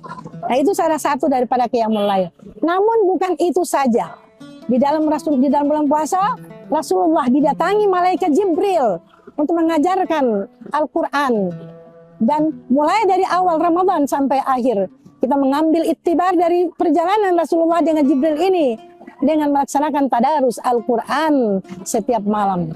Betapa ruginya apabila dalam bulan puasa kita hanya berpuasa, kita tanpa membaca Al-Quran. Bacalah Al-Quran walaupun sedikit dan perbanyaklah baca Al-Quran di malam hari. Itulah sebabnya. Maka puasa itu lebih afdal apabila kita beribadah pada malam hari yang disebut dengan qiyamul lail. Di samping itu, kita masih bisa melaksanakan salat tahajud, berdoa dan berzikir di malam hari. Sha'im wa sha'ima rahimakumullah. Prioritas amalan berikutnya adalah sedekah. Kadang-kadang kita menganggap sedekah itu adalah hal yang biasa. Kalau kita memberikan sesuatu kepada orang, ada beberapa pemikiran yang kita terlintas di pikiran kita. Kemana uang saya? Dan kapan uang saya ini akan kembali? Padahal Allah selalu menegur kepada hambanya. Setiap apa yang diberikan oleh hambanya, diberikan oleh Allah berlipat ganda. Dalam salah satu ayat, masalul ladina yunfikuna amwalahum fi sabilillah kamasali habbatin ambatat sab'a sanabila fi kulli sumbulatin mi'atu. Fi kulli sumbulatin mi'atu habbah. Bahwa barang siapa permisalan seseorang yang mengeluarkan sedekah kepada orang lain, maka diumpamakan seperti sebuah pohon yang mempunyai 7 tangkai dan setiap tangkai menghasilkan buah 100. Maka setiap kita mengeluarkan sedekah mendapatkan pahala 700 kali lipat. Hal ini kadang-kadang kita tidak pikirkan. Kita tidak pikirkan bahwa Allah akan menggantikan apa yang kita keluarkan dalam sedekah. Bahkan Rasulullah SAW dalam bulan suci Ramadan lebih banyak bersedekah daripada bulan-bulan yang lain. Sha'im wa sha'imah rahimakumullah. Prioritas amalan berikutnya adalah iktikaf. Iktikaf adalah berdiam di dalam masjid. Di sini kita bisa melaksanakan muhasabah. Kita bisa menghitung-hitung amal kita. Kita bisa merenungkan kehidupan kita. Seberapa banyak amal yang telah kita kerjakan. Dan saat itulah kita bisa memohon ampunan kepada Allah karena pintu taubat Allah sudah terbuka.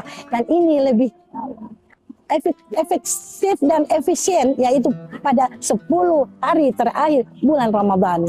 Kadang-kadang kita pada 10 hari terakhir ini sudah banyak disibukkan dengan hal-hal kebutuhan lebaran, sehingga kita kadang-kadang lupa dan terlewatkan begitu saja. Subhanallah. Mudah-mudahan kita tetap ingat dan kita melaksanakan mengisi 10 hari Ramadan dengan baik. Sha'imu sha'imah rahimakumullah. Mudah-mudahan dari Ramadan tahun ini dapat menjadi catatan buku kita untuk amal kita setelah kita menyelesaikan amal-amal ibadah kita selama setahun kemarin. Dan amal-amal ibadah itu telah diberikan, disetor kepada Allah pada bulan Sya'ban kemarin.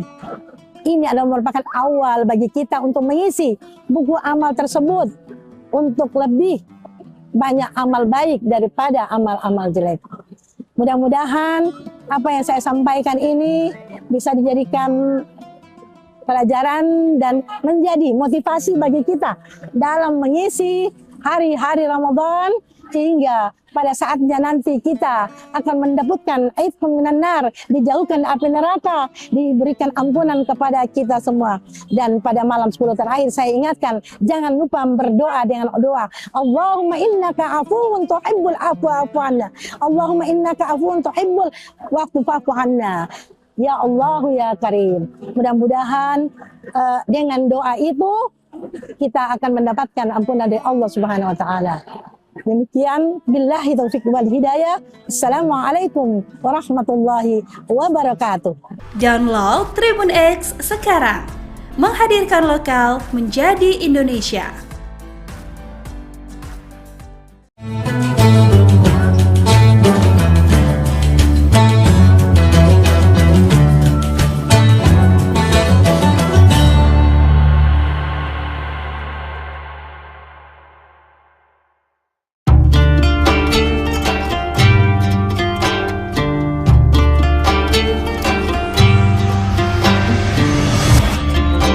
Syukur alhamdulillah, tahun ini kita masih dipertemukan dengan bulan suci Ramadan. Ramadan bukan sekedar menahan lapar dan dahaga, tetapi waktu untuk memperbaiki kualitas diri, baik ibadah maupun menata akhlak. Jadikan Ramadan ini sebagai titik balik untuk menjadi pribadi yang jujur dalam perbuatan, sabar dalam ujian, dan disiplin dalam ketaatan. Dewan Komisaris, Direksi dan seluruh karyawan PT Semen Tonasa mengucapkan Selamat menunaikan ibadah puasa.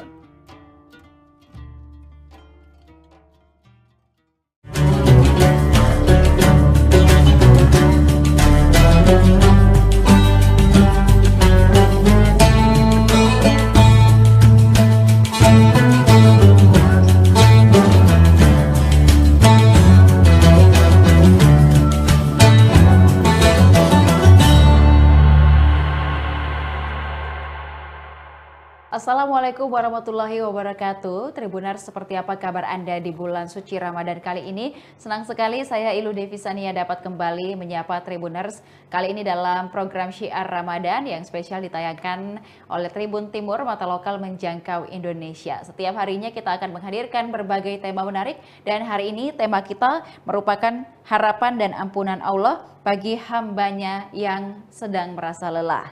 Kemudian kita akan membahas tema ini bersama dengan Pak Ustadz Kiai Haji Sabarudin LC yang sudah bersama kita di studio pada hari ini. Assalamualaikum Pak Ustadz. Waalaikumsalam warahmatullahi wabarakatuh. Baik, kabarnya seperti apa Pak? Ya Alhamdulillah, semoga kita tetap istiqomah di jalan Allah. Baik, Alhamdulillah. Dan Pak Ustadz, tema kita hari ini adalah terkait dengan harapan dan ampunan Allah bagi hambanya yang lelah. Sebenarnya kalau kita mungkin merasa lelah, putus asa, mungkin pasrah begitu Pak Ustadz, apakah ini bisa menjadi pintu yang mengarahkan kita menuju ampunan Allah Subhanahu wa taala, atau malah ini menjadi salah satu tantangan bagi keimanan kita dalam menghadapi ujian dari Allah Subhanahu wa taala? Silakan. Bismillahirrahmanirrahim. Hamdan wa syukranillah, salatan wa salaman ala rasulillah, amma ba'd. Tentunya kita sebagai umat manusia diberikan kemuliaan oleh Allah Subhanahu wa taala yang berbeda dengan makhluk yang lain. Ketika malaikat hanya dibekali akal tapi tidak dibekali nafsu.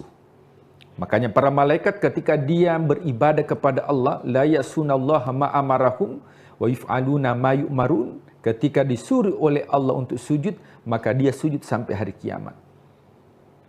Ada makhluk yang hanya dibekali nafsu tapi tidak dibekali akal. Itulah hewan. Manusia diberikan kemuliaan oleh Allah. Diciptakan makhluk yang paling mulia. Dan sebaik-baik penciptaan adalah manusia, karena manusia dibekali akal dan juga dibekali nafsu. Akan tetapi nafsu yang ada dalam diri kita, itu ada yang menyuruh kita untuk melakukan kebaikan. Maka itu disebut dengan nafsul mutmainnah. Ada jiwa yang menyuruh kita untuk melakukan dosa. Maka itu disebut dengan nafsul ammarah. innan nafsa la'ammaratun bisu. Sesungguhnya nafsu ammarah itu menyuruh manusia untuk melakukan yang namanya dosa. Nah, kedua nafsu ini tentunya manusia ya diberikan pertolongan oleh Allah berupa diturunkan malaikat untuk senantiasa mencatat amal kebaikan dan juga mencatat amal keburukan. Kalau bukan karena rahmatnya Allah, maka tentunya kita tidak bisa menghitung betapa banyak dosa yang kita lakukan. Karena yang namanya dosa tergantung levelnya. Bagi orang yang tidak dekat kepada Allah, maka dengan melakukan maksiat itu bagian dari dosa. Tapi orang yang dekat kepada Allah, lalai saja mengingat kepada Allah, itu sudah dianggap sebagai dosa. Maka sebuah ungkapan mengatakan, kebaikan orang yang jauh kepada Allah boleh jadi dosa bagi orang yang dekat kepada Allah. Karena kalau bukan karena rahmatnya Allah, maka kita tidak bisa selamat. Oleh sebab itu, sebagai orang yang beriman, perlu kita pahami bersama bahwa tidak ada manusia di muka bumi ini yang tidak berdosa. Kalau ada di antara tribuners, ketika ditanya siapa di sini yang tidak ada dosanya kemudian angkat tangan, maka bisa dipastikan itu adalah dosa. Kenapa? Karena bohong tidak ada dosa, itu bagian daripada dosa. Nah, Allah itu tidak hanya mencintai bagi orang yang melakukan kebaikan, tapi justru Allah mencintai orang yang melakukan dosa tapi dia taubat. Innallaha yuhibbut tawwabin. Sesungguhnya Allah mencintai orang-orang yang bertaubat. Dan orang yang bertaubat dipastikan bahwa orang yang telah melakukan dosa. Dan ternyata Allah mencintai orang yang melakukan taubat kemudian dia melakukan dosa kemudian dia bertaubat. Innallaha yuhibbut tawwabin wa yuhibbul mutatahhirin. Di ayat yang lain Allah berfirman, wasari'u ila maghfiratin min rabbikum. Bergegaslah menuju ampunan Allah. Makanya ketika urusan akhirat, redaksi Al-Quran itu selalu menggunakan kata cepat. Pada hakikatnya kita dilarang untuk terburu-buru. Tapi ketika urusan akhirat, maka kita dianjurkan untuk bersegera, jangan ditunda-tunda. Nah, jadi kalau tribuners ingin melakukan kebaikan, maka kebaikan itu jangan ditunda. Kenapa? Karena bisikan syaitan terkadang menghalangi kita untuk melakukan kebaikan. Jadi kalau urusan akhirat, di antaranya taubat ampunan Allah, maka jangan ditunda-tunda. Segera untuk melakukan yang namanya taubat. Nah, muncul pertanyaan. Kenapa manusia enggan untuk menyegerakan yang namanya taubat? Yang pertama, bahwa seseorang tidak memahami bahwa rahmat Allah jauh lebih besar dibandingkan dosa yang dilakukan. Dalam sebuah hadits qudsi dikatakan, andai kata umatku melakukan dosa sebanyak buih yang ada di lautan. Kita tidak bisa menghitung buih yang ada di lautan. Kemudian dia datang kepadaku dengan bertaubat, maka akan kuampuni dosanya selama dia tidak syirik kepadaku. Jadi sebesar apapun dosa yang kita lakukan, ketika kita taubat kembali kepada Allah, maka rahmatnya Allah jauh lebih besar dibandingkan dosa yang kita lakukan. Ada sebuah kisah, ya, ada orang yang membunuh 99. Dan ini, ya, riwayat ini itu dimuat dalam hadis yang sahih. Ada orang yang membunuh 99. Jangankan 99, satu orang saja yang kita bunuh, itu dosanya seperti membunuh seluruh umat manusia. Makanya larangan untuk bunuh diri. Akan tetapi dengan putus asa, bertanyalah kepada seorang ahli ibadah. Wahai ahli ibadah, saya ini sudah membunuh 99 orang. Apakah Tuhan memberikan ampunan kepadaku? Sang ahli ibadah mengatakan, tidak mungkin Tuhan memberikan ampunan. Kenapa? Satu orang saja yang dibunuh, yang disakiti, itu dosanya tidak bisa diampuni oleh Allah, apalagi 99. Maka apa yang dilakukan? Maka sang ahli ibadah juga dibunuh, maka sudah cukup 100 orang. Akhirnya kembali bertanya, dan diberitahukan bahwa di seberang jalan itu ada orang alim, bukan abid ahli ibadah, tapi ulama. Bertanyalah kepadanya. Ketika dia bertanya, maka dikatakan bahwa yang kamu harus lakukan adalah pergi dari tempat tinggalmu. Nah, bahasanya kita ini hijrah. Jadi kalau ingin berubah dari dosa, itu harus meninggalkan tempat di mana kita melakukan dosa. Harus hijrah. Allah Maha Pengampun. Ketika dia hijrah meninggalkan kampung halaman, dalam bahasa kita itu hijrah berpindah, belum sampai di tempat yang dituju, orangnya sudah meninggal dunia. Artinya hijrahnya ini belum sempurna. Taubatnya ini belum sempurna. Maka turunlah malaikat. Malaikat Ar-Rahmah mengatakan, wah ini jatah saya. Kenapa? Karena tempat di mana dia melakukan dosa itu sudah jauh dan sudah dekat kepada tempat yang dituju. Sementara ya, malaikat azab, ya, dia mengatakan ini jatah saya, ini masuk ke dalam neraka. Ya, karena belum sampai ke tahap kesempurnaan taubat. Maka ketika diukur, ternyata tempat maksiat, tempat di mana dia lakukan, sudah jauh dia tinggalkan, maka Allah mengatakan yang menang adalah malaikat ar-rahmah dan masukkan ke dalam surga. Artinya dalam kehidupan, ar-raja pengharapan kita dan juga ampunan Allah, kita tidak boleh berputus asa. Wala tai'asu min rohillah. Jangan berputus asa dari rahmatnya Allah. Karena rahmatnya Allah jauh lebih besar dibandingkan murkanya Allah. Oleh sebab itu, sebesar apapun dosa yang kita lakukan, maka tetap ada yang dinamakan dengan ar-raja. Apa itu ar-raja? Harapan kita kepada Allah agar supaya dosa-dosa kita diampuni oleh Allah. Nah, sehingga ketika urusan akhirat, wasari'u ila maghfiratin min rabbikum, bergegas menuju ampunan Allah. Selanjutnya, tentu untuk mendapatkan ampunan Allah, ada yang disebut dengan taubatun nasuha. Apa itu taubatun nasuha? Adalah taubat yang sesungguhnya. Tubu ilallahi taubatun nasuha. Taubatlah kepada Allah sebenar-benarnya taubat. Apa syaratnya? Paling tidak ada 3. Yang pertama istighfar. Jadi kita perbanyak istighfar kepada Allah. Makanya Rasulullah SAW mengajarkan kepada kita untuk senantiasa istighfar paling tidak 100 kali dalam sehari semalam. Rasulullah terhindar dari dosa, dijamin masuk surga, akan tetapi istighfarnya tidak kurang dari 100 kali sehari semalam. Yang kedua, kita bertekad untuk meninggalkan. Nah, jadi kalau kita senantiasa melakukan dosa, maka untuk kembali taubat kepada Allah, maka tentunya kita harus bertekad untuk tidak melakukan yang dinamakan dengan dosa.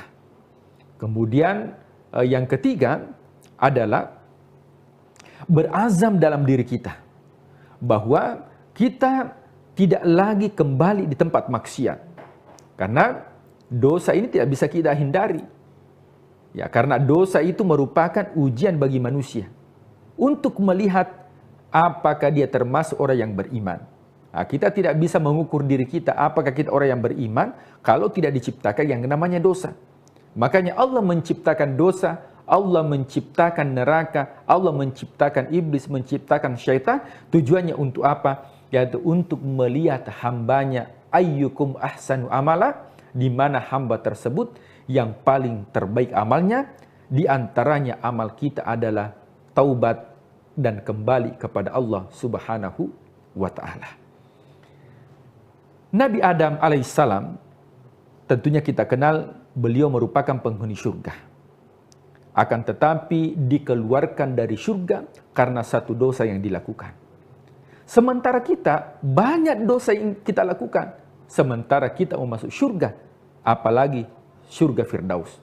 Maka yang mesti kita lakukan adalah jangan berputus asa dari rahmatnya Allah, karena kebaikan surga itu diberikan kepada orang-orang yang kembali kepada Allah, yaitu orang-orang yang melakukan taubat. Kemudian, Tribuners yang dimuliakan Allah Subhanahu wa Ta'ala, ar-raja atau bahasanya diterjemahkan pengharapan. Kita mengharapkan Allah, khususnya di bulan suci Ramadan. Allah memberikan ampunan bukan hanya di malam hari. Allah memberikan ampunan di siang hari, 24 jam Allah memberikan ampunan kepada kita.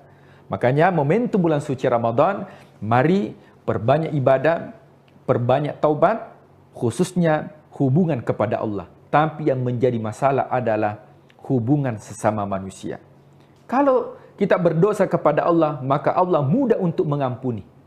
Kalau kita berdosa kepada Allah, Allah mudah untuk memaafkan. Kenapa? Allah memiliki sifat yang disebut dengan Ar-Rahman, yang disebut dengan sifat Ar-Rahim. Akan tetapi yang menjadi masalah besar adalah ketika ada dosa sesama manusia, maka dosa sesama manusia itu baru bisa dimaafkan apabila memenuhi 2 syarat. Yang pertama, diberikan maaf. Dan yang kedua, ketika itu berkaitan dengan barang, maka baru bisa terampuni atau dimaafkan, kecuali barang itu dikembalikan atau diikhlaskan bagi orang yang kita ambil barang tersebut.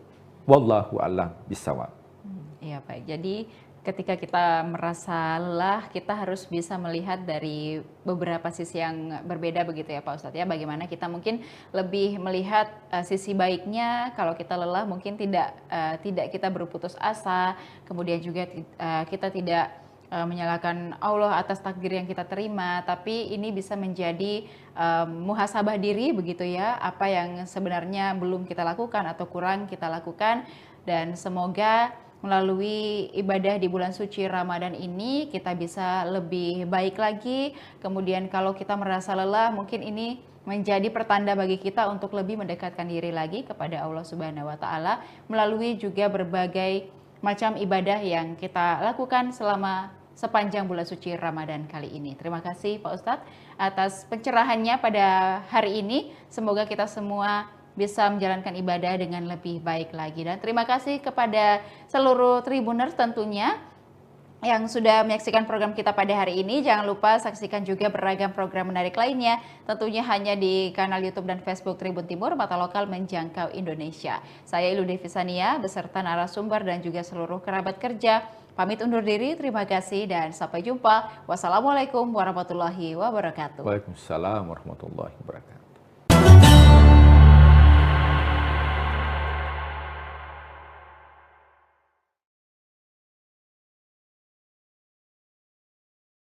Dari cara penyampaian sosok guru saya, mentor saya dalam bidang dakwah, Almarhum Tuan Guru Haji Abdul Waris ini berbekas pada diri saya ya untuk menjadi ya sosok dai yang mumpuni ya ke depan.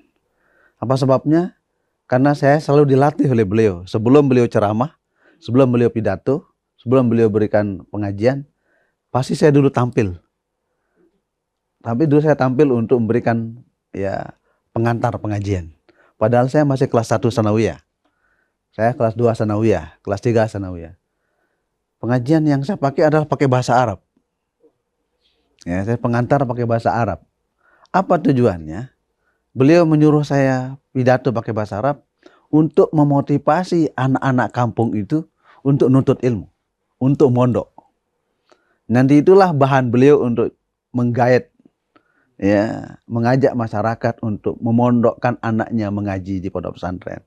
Coba lihat tuh Pak Rozi, masih kecil sudah bisa bahasa Arab, sudah bisa pidato, bisa ngomong di depan orang. Ini kenapa? Karena dia mondok ngaji. Bahasa-bahasa itu yang beliau lontarkan di depan masyarakat. Itu yang membekas pada diri saya. Sehingga sesungguhnya awal karir saya jadi dai ya dari situ, dari sejak sanawiyah. Dari sosok guru yang membimbing, membina selama saya di sanawiyah. Dedikasi adalah sebuah perjalanan panjang yang tak mengenal henti. Bagi sosok ini, dakwah bukan sekedar kata-kata di atas mimbar, melainkan nafas pengabdian yang telah ia mulai sejak masa muda. Di dunia akademik, rekam jejaknya adalah bukti nyata komitmen terhadap kualitas. Setelah sukses memimpin sebagai Direktur Pasca Sarjana UIN Mataram, kini beliau dipercaya mengawal standar keunggulan institusi sebagai Ketua Lembaga Penjaminan Mutu LPM periode 2025-2029.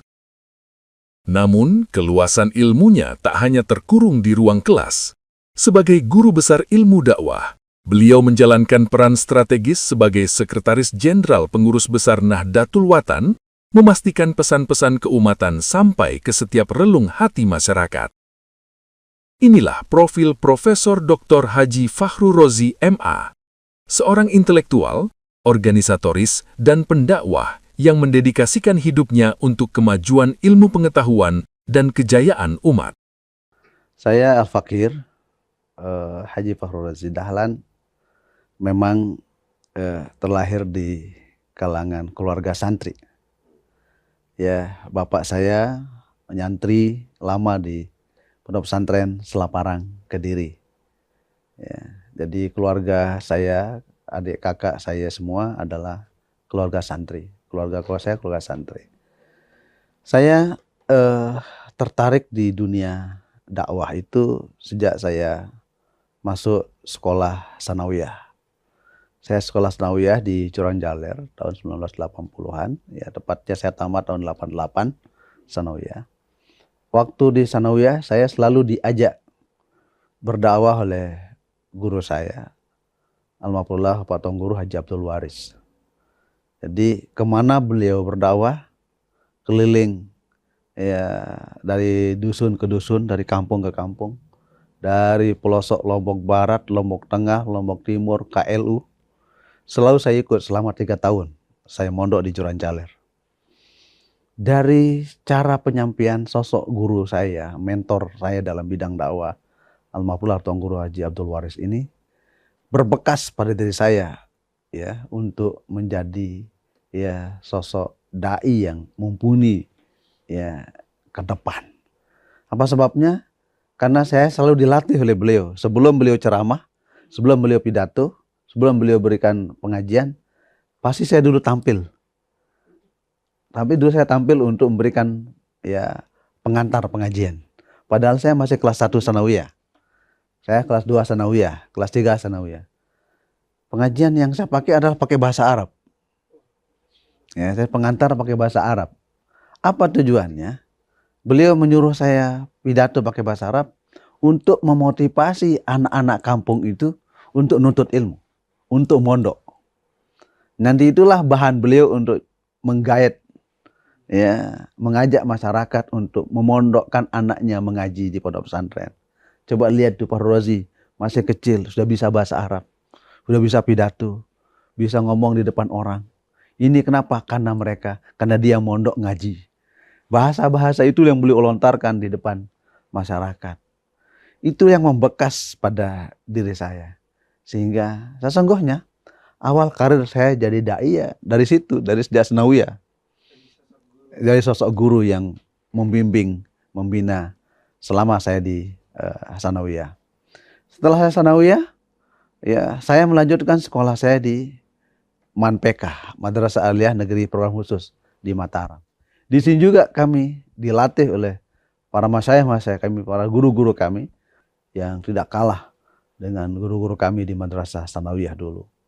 Yaitu kami dilatih 3 bahasa, Arab, Inggris, Indonesia, muhadasah yaumiyah, percakapan sehari-hari dengan bahasa Arab, bahasa Inggris, bahasa Indonesia. Ini kebiasaan-kebiasaan yang kami lakukan di pondok di Madrasah Aliyah, program khusus waktu itu. Sehingga ada lomba-lomba pidato tingkat nasional, kami ikut. Saya kemudian waktu itu ya menjadi juara 1, juara pidato bahasa Arab ya MOPK seluruh Indonesia. Itu menjadi awal modal utama ya saya dalam dunia dakwah.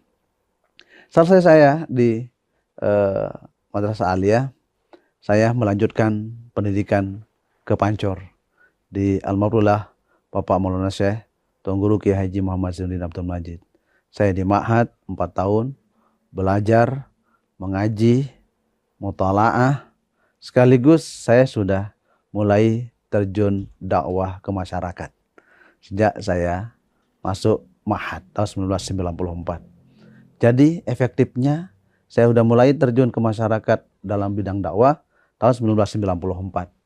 Saya keliling ya dari kampung ke kampung menyampaikan pesan-pesan agama, terutama saat-saat perayaan Hari Besar Islam, Isra Mi'raj, Nuzul Quran, Maulid Nabi, Muharram, dan seterusnya. Saya aktif di tengah-tengah masyarakat. 94, 95, 96, 97, ya aktivitas dakwah terus kami saya lanjutkan menyapa umat dengan panggilan-panggilan keagamaan. Intinya setelah saya selesai Ma'had, saya kuliah S1, kemudian kelas 2, kelas 3. Puncaknya setelah saya S3, saya berdakwah keliling Nusantara. Ya, mulai dari Bima, Dompu, terus ke NTT, terus ke Sulawesi, Kalimantan, Papua bahkan. Ya, ini aktivitas dakwah yang saya geluti selama ini. Ya, di Kalimantan Timur, Kalimantan Tengah, Kalimantan Selatan itu sudah menjadi lahan-lahan komunikasi dakwah kita dengan masyarakat. Tentu sukanya adalah ada ketenangan batin tersendiri di saat menyapa umat dengan penuh hikmah, kebijaksanaan dalam menyapa masyarakat. Ada kebahagiaan tersendiri bagi seorang dai di saat dia berhadapan dengan masyarakat, masyarakat menyambut dengan baik, masyarakat menerima kita dengan baik, masyarakat melaksanakan apa yang kita ajarkan kepada mereka. Itu kebahagiaan yang tidak bisa dijadikan sebagai sebuah materi, tidak bisa dimaterialiskan saking bahagianya kita sebagai seorang dai. Dukanya banyak, perjalanan yang panjang dari satu tempat ke tempat lain itu membutuhkan waktu yang panjang, 8 jam, 9 jam di atas kendaraan, turun naik sungai, menyeberang sungai. Ya, itu adalah suka duka kita kalau kita ceramah di Kalimantan, di Sulawesi dan seterusnya. Apalagi ke Papua, ya kita dari gunung ke gunung, dari hutan ke hutan masuk. Tapi itu semua adalah tantangan yang membuat kita terus survive di dalam medan dakwah. Intinya kita sebagai dai harus siapkan pertama intelektualitas harus hebat. Ya, daya nalar, daya intelektual kita harus kuat. Sebab kita akan berhadapan dengan berbagai macam argumentasi masyarakat. Kita harus kuat secara intelektualitas. Yang kedua, harus kuat spiritualitas. Ya, iman kita harus yakin bahwa kita dalam medan dakwah itu waman ahsanu qawlan mimman da'a ilallah. Tidak ada ungkapan yang paling baik selain mengajak orang untuk melaksanakan ibadah kepada Allah. Itu prinsip spiritualitas kita sebagai seorang dai. Yang ketiga adalah harus kuat sosialitas kita. Kita harus bisa bergaul dengan siapa saja. Tidak ada sekat-sekat antara muslim non muslim, kita harus bisa berbaur. Tidak ada sekat antara satu ormas dengan ormas lain, kita harus bisa berbaur. Tidak ada sekat antara tua muda. Itu yang saya maksud dengan harus kuat daya sosialitas kita. Kemudian yang keempat adalah harus kuat daya emosionalitas kita. Ada sabar di situ, ada tahan uji di situ, ada resiliensi di situ, ada ketahanan mental di situ. Intinya ada kesyukuran di situ, ada ketabahan di situ. Ini yang harus dimiliki oleh seorang dai, itu harus kuat yang keempat ini. Ya, daya intelektualitasnya harus kuat, daya spiritualitasnya harus kuat, daya sosialitasnya harus kuat, dan daya emosionalnya harus kuat. Inilah saya kira resep yang paling jitu bagi orang yang bergelut di dunia dakwah. Pengalaman yang paling pahit saya adalah saat waktu saya ke Papua. Papua itu pahit dalam arti saya harus dijaga ketat. Harus dikawal oleh tentara, harus dikawal oleh polisi, harus kiri kanan. Ya, itu bagi kita, seorang dai itu terkekang kita. Ya, tapi tentara atau polisi itu mengatakan Pak Tuan Guru harus terjaga keselamatannya. Ya, padahal ya masyarakat ya Papua rata-rata aman. Ya, yang bergejolak kan justru di hutan-hutan sana. Kalau ya di medan-medan dakwah saya kira aman. Tapi itulah ya tindakan preventifnya. Ya, pesan-pesan dakwah kita adalah akomodatif, kooperatif, humanis, dan tidak melakukan intimidasi apapun. Dan memang mereka sudah membaca profiling kita kan, bahwa seorang dai itu memang dia punya profil yang bisa diterima oleh masyarakat. Justru tidak mungkin saya diundang ke Papua, ke Papua Barat, Papua Tengah, Papua Pegunungan kalau tidak diawali dengan profiling. Ya, sehingga kita bisa diterima di kalangan masyarakat yang heterogen, masyarakat yang majemuk, masyarakat yang multikultural. Intinya adalah di dalam berdakwah itu sampaikan pesan-pesan yang sesuai dengan situasi dan kondisi. Itu yang disebut dalam ilmu dakwah dengan ilmu muqtadal hal. Sampaikan apa kebutuhan masyarakat, sampaikan apa keluhan masyarakat, sampaikan apa realitas yang terjadi, dan berikan solusi terhadap persoalan-persoalan yang mereka hadapi. Itu yang paling dibutuhkan oleh masyarakat, bukan retoris, bukan yang berapi-api, bukan yang menggebu-gebu. Justru itu bisa menjauhkan mereka dari pesan-pesan agama yang baik. Ya, manis banyak. Pertama, sambutan masyarakat. Begitu ya turun dari bandara, sudah kita disambut, dihormati, disegani. Ya, terus jamuan-jamuan masyarakat yang terkadang di luar ekspektasi. Nah, itu semua adalah gambaran ya keberterimaan mereka tentang sosok yang mereka tanda kutip mereka kagumi, mereka mau dengarkan nasihatnya. Kemudian yang titik senangnya adalah masyarakat itu kalau kita di luar daerah itu selalu ramai. Antusiasme masyarakat tinggi sekali. Itu yang mengobati rasa capek kita. Perjalanan dari satu tempat ke tempat 9 jam naik mobil. Nah, tapi begitu kita sampai ke lokasi, hilang penat kita yang berjam-jam di darat itu. Melihat antusiasme masyarakat yang datang dari jauh, ya, sekedar untuk mendengarkan nasihat, ya, sekedar untuk mendengarkan pengajian. Hanya mungkin qul huwallahu ahad aja yang kita sampaikan, tapi mereka datang. Nah, itu pengobat lelah bagi kami sebagai orang dai itu.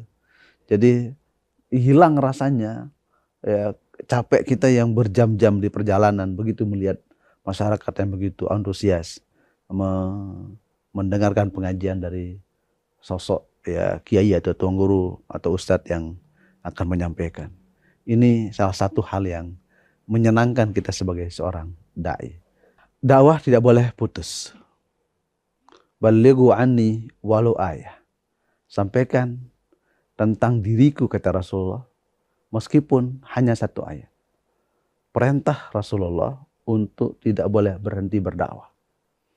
Harus kita lakukan dakwah dalam segala ranah. Sekarang kan banyak media dakwah yang harus kita lakukan. Jika kita tidak mampu berhadapan langsung dengan masyarakat, bisa kita gunakan dakwah YouTubiah. Kita kan pakai dakwah pakai YouTube. Atau bisa juga dakwah Tribuniyah, gunakan dakwah Tribun. Ya, media Tribun ini adalah media dakwah, media edukasi, media ya entertain, dan media sosial. Jadi banyak cara kita untuk menyampaikan pesan-pesan dakwah itu. Melalui grup, IG, Instagram, TikTok, itu adalah wasailud dakwah. Adalah media-media dakwah, sarana-sarana dakwah, pesan-pesan kemanusiaan, pesan-pesan keagamaan yang bisa kita sampaikan kepada banyak orang.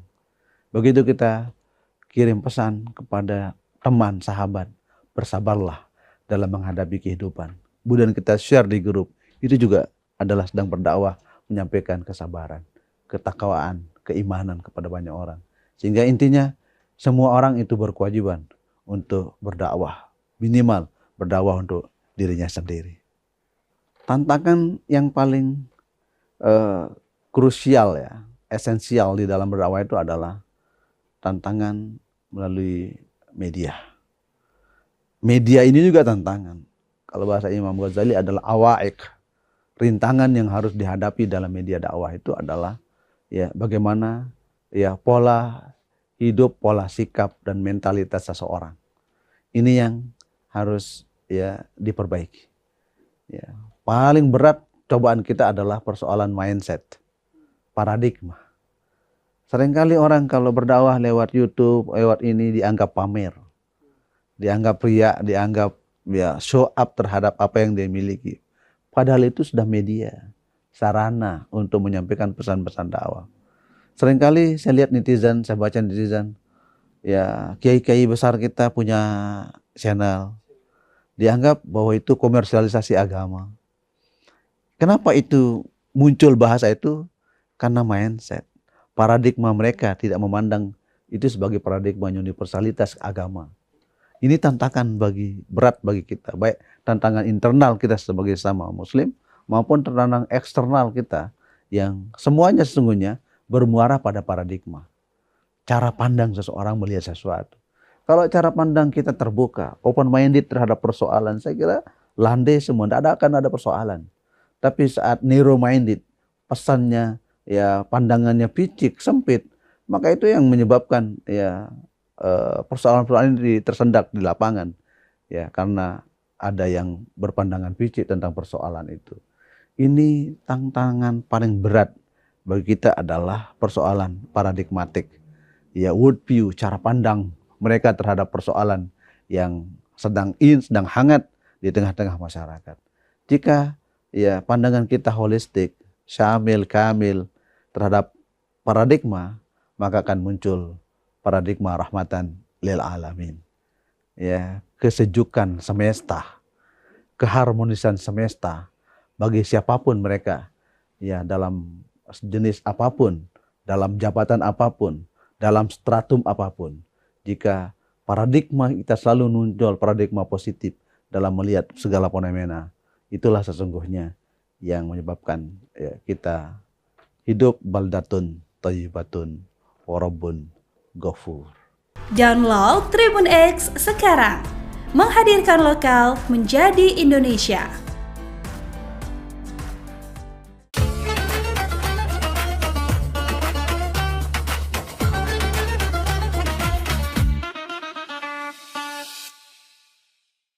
Assalamualaikum warahmatullahi wabarakatuh. Bismillahirrahmanirrahim. Walhamdulillah. Ashhadu an la ilaha illallah wahdahu la syarikalah wa ashhadu anna sayyidana Muhammadan abduhu wa rasuluhu amma ba'd. Qala Allah Ta'ala fil Qur'anil Karim. A'udzubillahi minasyaitonir rajim. Bismillahirrahmanirrahim. Ya ayyuhalladzina amanu kutiba alaikumusyamu kama kutiba alal ladzina min qablikum la'allakum tattaqun. Shadaqallahul azim. Pemirsa yang berbahagia, para pendengar Tribun yang berbahagia, kembali kita bersyukur alhamdulillah saat ini kita sudah memasuki bulan suci Ramadan, di mana sebuah bulan yang sangat dirindukan oleh seluruh umat Islam dimanapun dia berada. Bulan puasa atau Ramadan membawa berbagai macam keutamaan-keutamaan, yang olehnya itu setiap muslim sangat merindukan kedatangan bulan suci Ramadan ini. Dan alhamdulillah saat ini kita sudah berada di bulan suci Ramadan. Olehnya itu kita bersyukur kepada Allah. Allah memberikan nikmat kepada kita, terutama nikmat umur panjang, sehingga kita bisa melaksanakan puasa di bulan suci Ramadan. Puasa ini setiap saat, setiap tahun datang untuk menemui kita. Kalau kita mau hitung-hitung, bahwa sudah berapa kalikah kita didatangi oleh bulan suci Ramadan. Baginda Rasulullah Muhammad SAW bersabda, "Man fariha biduhuli Ramadanan, haramallahu jasadahu ala niran." Barang siapa yang berbahagia kedatangan bulan Ramadan, maka Allah akan haramkan jasadnya disentuh api neraka. sebuah jaminan dari baginda Rasulullah Muhammad SAW yang luar biasa. Itu bagi orang yang bergembira saja menyambut datangnya bulan suci Ramadan. Maka oleh sebab itu, kegembiraan kita kedatangan bulan suci Ramadan, maka kita akan harus nampakkan dengan amal-amal yang akan kita laksanakan di bulan suci Ramadan. Kita hitung-hitung saat ini sudah berapa kalikah Ramadan menemui kita? Kalau kita hitung dalam usia yang masuk akil balik, umur 12 tahun.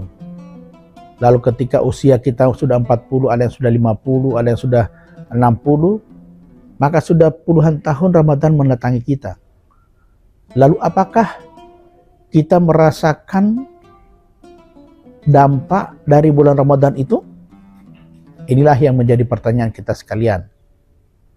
Apalagi pemirsa, jika seandainya kita akan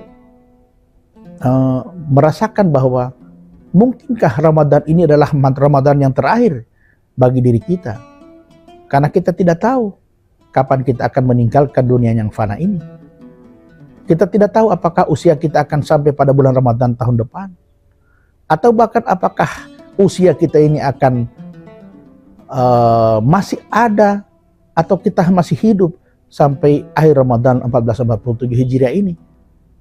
Maka inilah maknanya para pemirsa sekalian, bahwa kita niatkan ketika kita akan kedatangan Ramadan seperti saat ini, kita niatkan bahwa Ramadan kali ini adalah Ramadan yang terakhir. Kenapa, jemaah sekalian? Jika sesuatu yang kita rasakan bahwa ini adalah yang paling terakhir, maka ada giroh, ada semangat untuk melakukan sesuatu itu dengan sebaik-baiknya. Maka demikianlah Ramadan.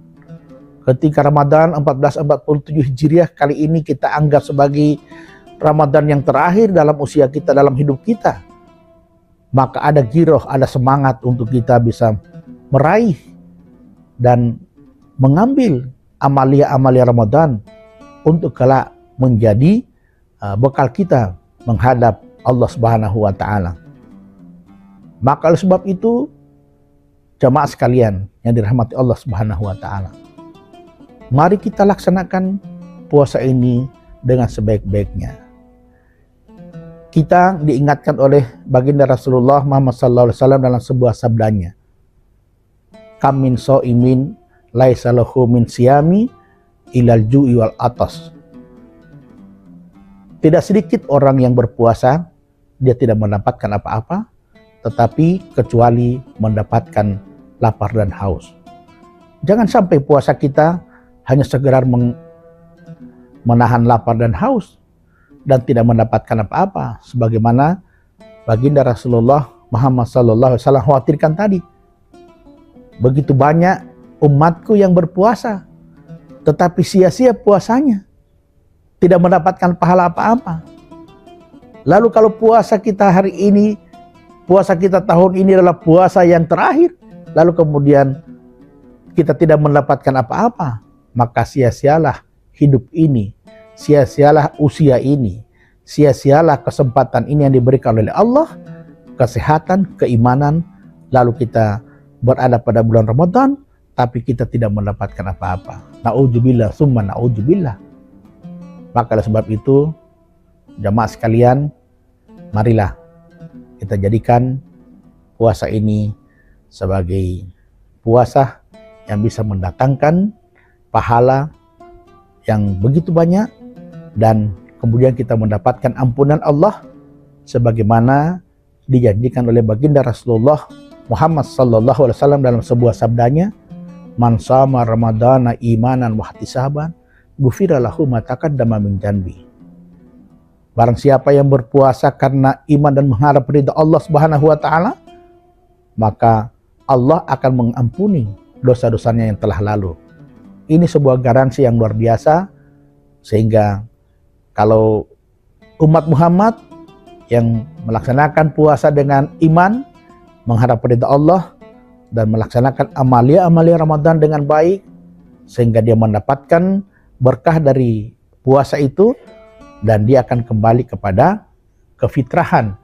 Dia akan kembali menjadi manusia yang bersih, sebagaimana dia dilahirkan oleh ibunya ke atas dunia ini tanpa membawa dosa apapun. Dan itulah hadiah yang paling istimewa yang diberikan oleh baginda Rasulullah Muhammad SAW dalam sabdanya tadi, Allah berikan ampunan terhadap dosa-dosa yang telah lalu. Demikian pemirsa, terima kasih atas perhatian, mohon maaf atas segala kekurangan.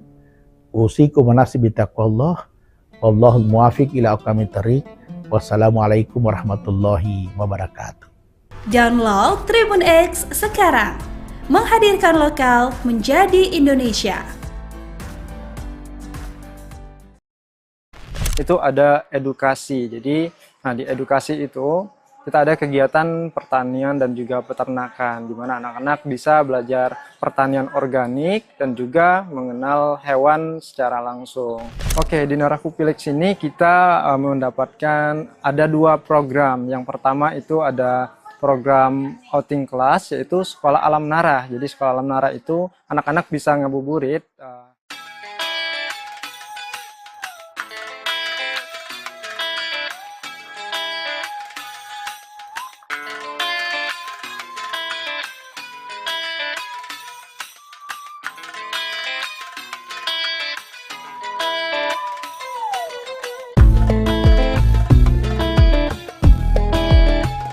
Assalamualaikum warahmatullahi wabarakatuh. Saya Ihwana Mutuwamiko, reporter dari Warta Kota Network. Saat ini saya sedang ada di Depok. Mau ketemu siapa saya hari ini? Bukan ketemu Ayu Ting Ting, bukan ketemu Ayah Ojak, tapi saya lagi ada di Narakupu Village yang ada di Sawangan, Depok. Untuk rekan-rekan semuanya bisa ikut aku hari ini jalan-jalan di Narakupu Village.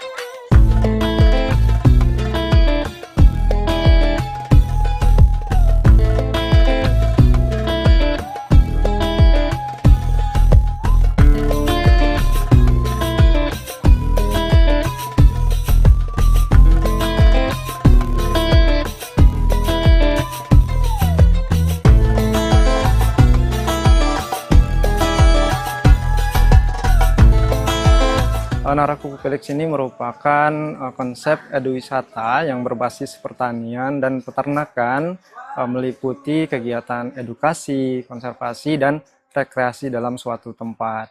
Nah, di mana di sini kegiatan edukasinya itu tidak hanya untuk anak-anak, itu juga untuk mahasiswa dan juga masyarakat umum. Seperti itu.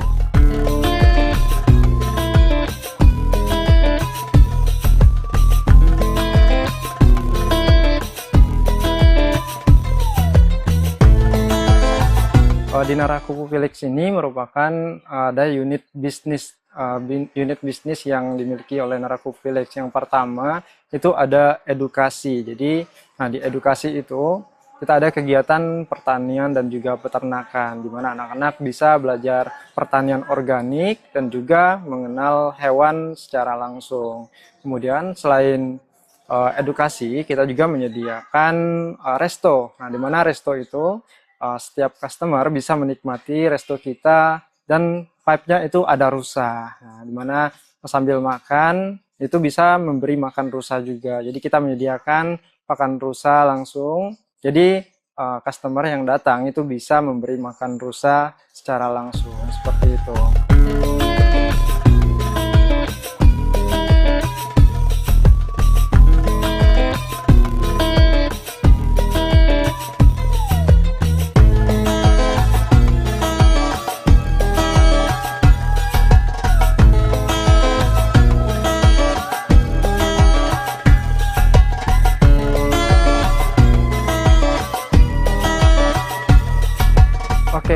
Untuk customer yang datang ke sini, itu customer reguler, itu bisa datang langsung ke Narakupu Village, tidak perlu reservasi.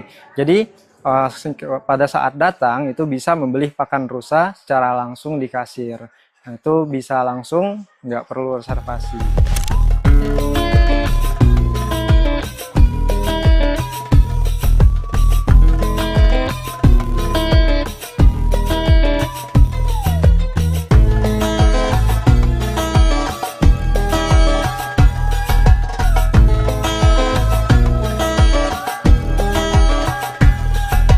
Oke, di Narakupilix ini kita mendapatkan ada 2 program. Yang pertama itu ada program outing class, yaitu Sekolah Alam Nara. Jadi Sekolah Alam Nara itu anak-anak bisa ngabuburit di Narakupilix ini berupa belajar berkebun dan juga berinteraksi dengan hewan secara langsung. Nah, kemudian yang kedua kita menyediakan menu paket bukber gitu. Nah, paket bukber ini customer yang datang bisa reservasi langsung dan juga bisa memilih paket-paket bukber hanya khusus di bulan Ramadan saja.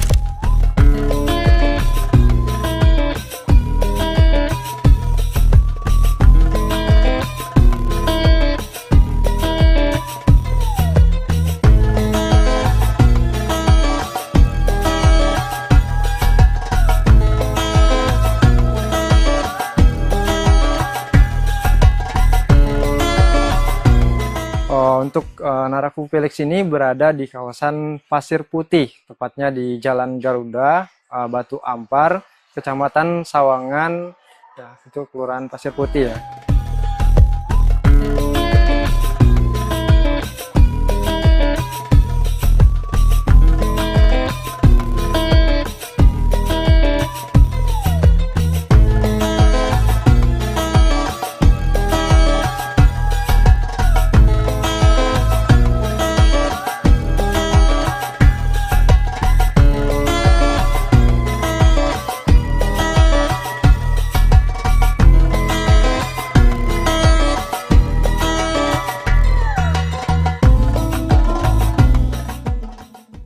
Download Tribun X sekarang, menghadirkan lokal menjadi Indonesia.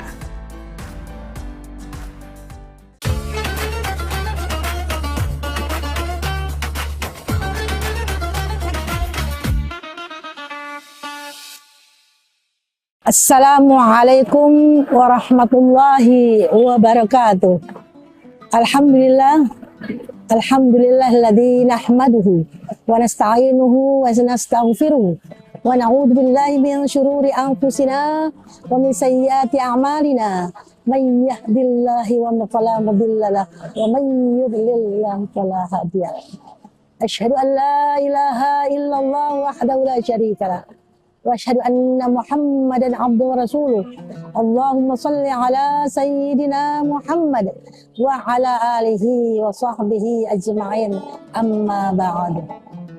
Para sha'im dan sha'imah rahimakumullah, puji syukur kita panjatkan kehadirat Allah Subhanahu wa taala atas rahmat, taufik, hidayah, inayah kepada kita semua sehingga hari ini dalam suasana puasa Ramadan kita melaksanakan puasa dengan khusyuk dalam rangka mencari ridha Allah dan untuk mencapai tujuan kehidupan kita sebagai orang yang beriman, la'allakum tattaqun. Pada abad 20-21 ada pembahasan di dalam fikih yang berjudul fikih awaliyah. Fikih ini membahas tentang amal-amal yang diprioritaskan dalam suatu ibadah. Menurut salah satu uraian dari Qatadah menyampaikan bahwa amal-amal yang dikerjakan oleh hamba Allah mempunyai prioritas yang berbeda-beda. Dan semua amal mempunyai fadilah yang berbeda-beda pula. Afdalul amal, afdalul ibadu, al-amal salih. Keutamaan suatu ibadah terletak dari amal salih. Pada prinsipnya, di bulan suci Ramadan adalah bulan yang penuh hikmah, bulan yang penuh ampunan dan maghfirah dari Allah Subhanahu wa taala. Bulan yang dinantikan selama 11 bulan dan kita sudah memasuki bulan suci Ramadan. Suatu bulan yang di dalamnya terdapat bermacam-macam fadilah amal ibadah yang kadang-kadang kita bisa melewatkan begitu saja. Untuk itu pada kesempatan ini kami ingin menguraikan fadilah amal atau keutamaan amal yang diprioritaskan dalam ibadah pada bulan suci Ramadan. Di dalam Al-Quran Al-Qasas ayat 68 Allah berfirman, "Wa rabbuka yakhluqu ma yasha'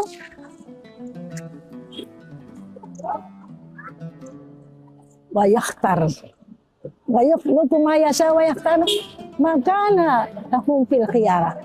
Bahwa Allah Subhanahu wa taala mempunyai kehendak untuk menciptakan dan menentukan apa yang Dia ciptakan, dan tidak ada satu makhluk pun yang merasa berkepentingan untuk mencampur aduk dengan apa yang Dia inginkan dari penetapan Allah tersebut. Di dalam uraian prioritas ibadah ini, kita lihat Allah menciptakan berbagai macam yang ada di muka bumi ini. Di dalam penciptaan Allah mengutamakan menciptakan manusia. Yang ciptaan manusia yang paling mulia daripada makhluk-makhluk yang lain. Dengan firman-Nya, "Laqad khalaqnal insana fi ahsani taqwim." Kemudian Allah menciptakan waktu, tempat dengan kehendak, dan dimuliakan waktu dan tempat tersebut. Allah menciptakan bumi, astafal arba, dengan keistimewaan di dalamnya adalah al-masjid. Astafal laila, di dalamnya ada Lailatul Qadar. Astafahus syuhur, di dalam adalah syahrul Ramadan wa syahrul Hurum. Allah menciptakan malam, Laila, dengan Lailatul Qadar. Maka penciptaan ini memastikan bahwa kehendak Allah sudah menentukan, tidak ada campur tangan dari makhluk siapapun juga. Dan semua penciptaan Allah ini mengandung makna fadilah, keutamaan yang luar biasa. Dan kita masuk pada penciptaan atau penentuan Allah pada bulan suci Ramadan. Syahrul Mubarak, Syahrul Maghfirah.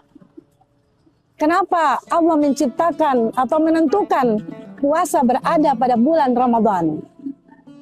Maka pertanyaan ini dijawab bahwa Allah menentukan sesuatu adalah kehendaknya, dan tidak ada campur tangan seorang pun dalam menentukan atau bertanya kenapa Allah menciptakan Ramadan sebagai bulan puasa atau bulan puasa terdapat dalam bulan Ramadan.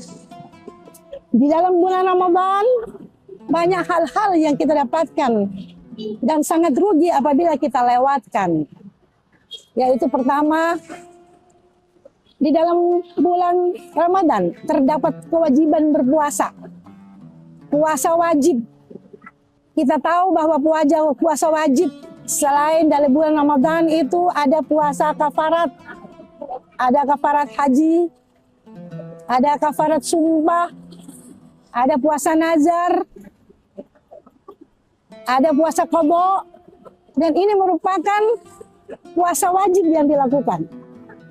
Tetapi khusus dalam bulan Ramadan, Allah memberikan keistimewaan kepada hambanya, di mana apabila seorang hamba pada bulan itu berada di dalam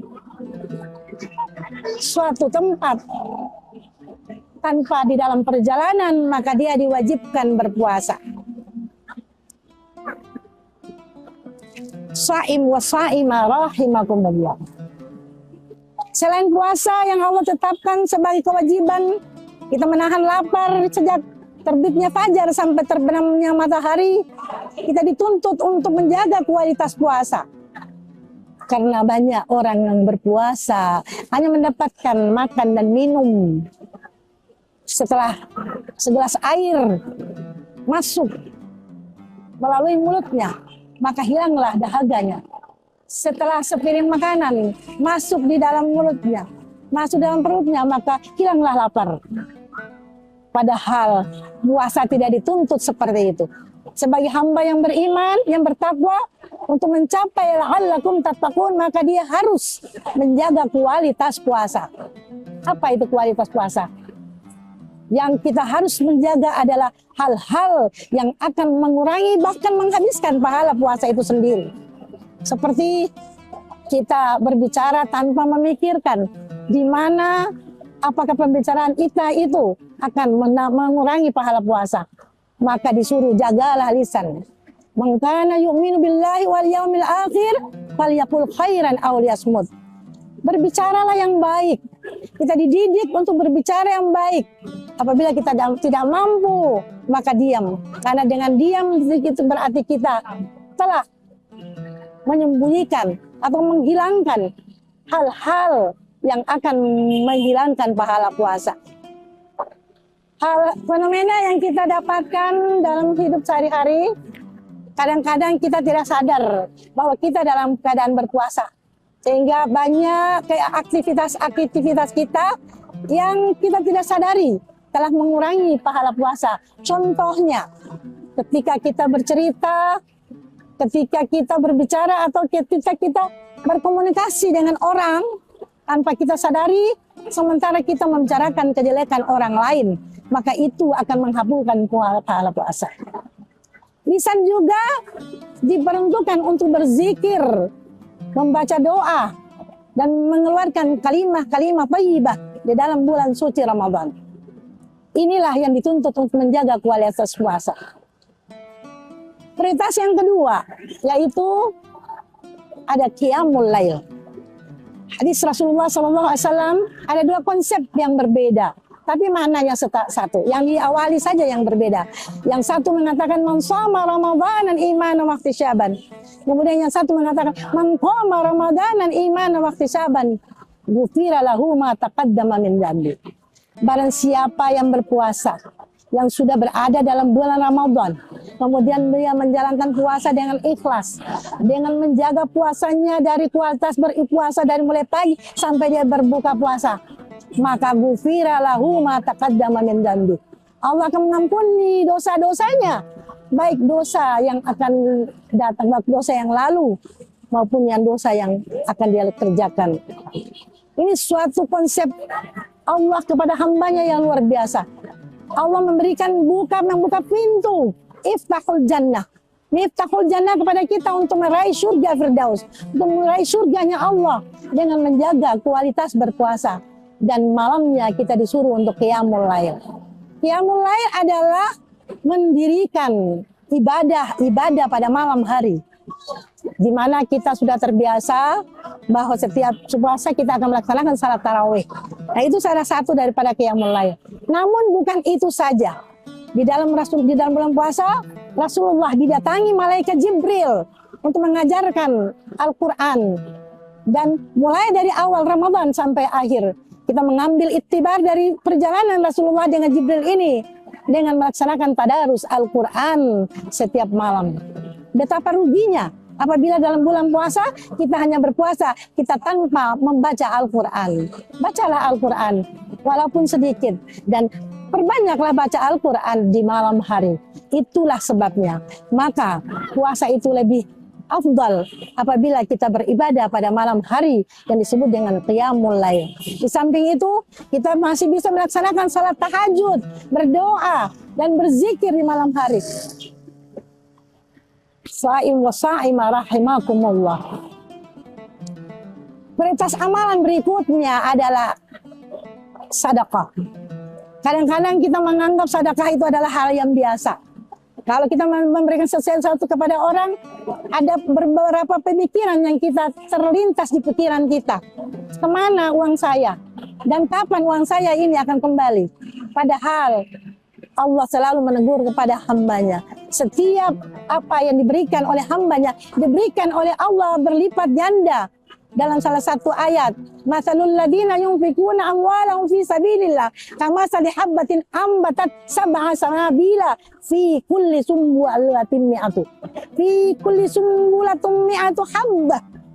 bahwa barang siapa permisalan seseorang yang mengeluarkan sedekah kepada orang lain, maka diumpamakan seperti sebuah pohon yang mempunyai 7 tangkai dan setiap tangkai menghasilkan buah 100. Maka setiap kita mengeluarkan sedekah mendapatkan pahala 700 kali lipat. Hal ini kadang-kadang kita tidak pikirkan. Kita tidak pikirkan bahwa Allah akan menggantikan apa yang kita keluarkan dalam sedekah. Bahkan Rasulullah SAW dalam bulan suci Ramadan lebih banyak bersedekah daripada bulan-bulan yang lain. Sha'im wa sha'imah rahimakumullah. Prioritas amalan berikutnya adalah iktikaf. Iktikaf adalah berdiam di dalam masjid. Di sini kita bisa melaksanakan muhasabah. Kita bisa menghitung-hitung amal kita. Kita bisa merenungkan kehidupan kita. Seberapa banyak amal yang telah kita kerjakan. Dan saat itulah kita bisa memohon ampunan kepada Allah. Karena pintu taubat Allah sudah terbuka. Dan ini lebih efektif dan efisien, yaitu pada 10 hari terakhir bulan Ramadan. Kadang-kadang kita pada 10 hari terakhir ini sudah banyak disibukkan dengan hal-hal kebutuhan lebaran, sehingga kita kadang-kadang lupa dan terlewatkan begitu saja. Subhanallah. Mudah-mudahan kita tetap ingat dan kita melaksanakan mengisi 10 hari Ramadan dengan baik. Sha'imu sha'imah rahimakumullah. Mudah-mudahan dari Ramadan tahun ini dapat menjadi catatan buku kita untuk amal kita setelah kita menyelesaikan amal-amal ibadah kita selama setahun kemarin. Dan amal-amal ibadah itu telah diberikan, disetor kepada Allah pada bulan Sya'ban kemarin. Ini adalah merupakan awal bagi kita untuk mengisi buku amal tersebut untuk lebih banyak amal baik daripada amal-amal jelek. Mudah-mudahan apa yang saya sampaikan ini bisa dijadikan pelajaran dan menjadi motivasi bagi kita dalam mengisi hari-hari Ramadan, sehingga pada saatnya nanti kita akan mendapatkan aifun minan nar, dijauhkan api neraka, diberikan ampunan kepada kita semua. Dan pada malam 10 terakhir saya ingatkan, jangan lupa berdoa dengan doa Allahumma innaka afuwun tuhibbul afwa afu anna. Allahumma innaka afuwun tuhibbul wa'fu anna. Ya Allah ya Karim. Mudah-mudahan dengan doa itu kita akan mendapatkan ampunan dari Allah Subhanahu wa taala. Demikian, billahi taufiq wal hidayah. Assalamualaikum warahmatullahi wabarakatuh. Download Tribun X sekarang. Menghadirkan lokal menjadi Indonesia.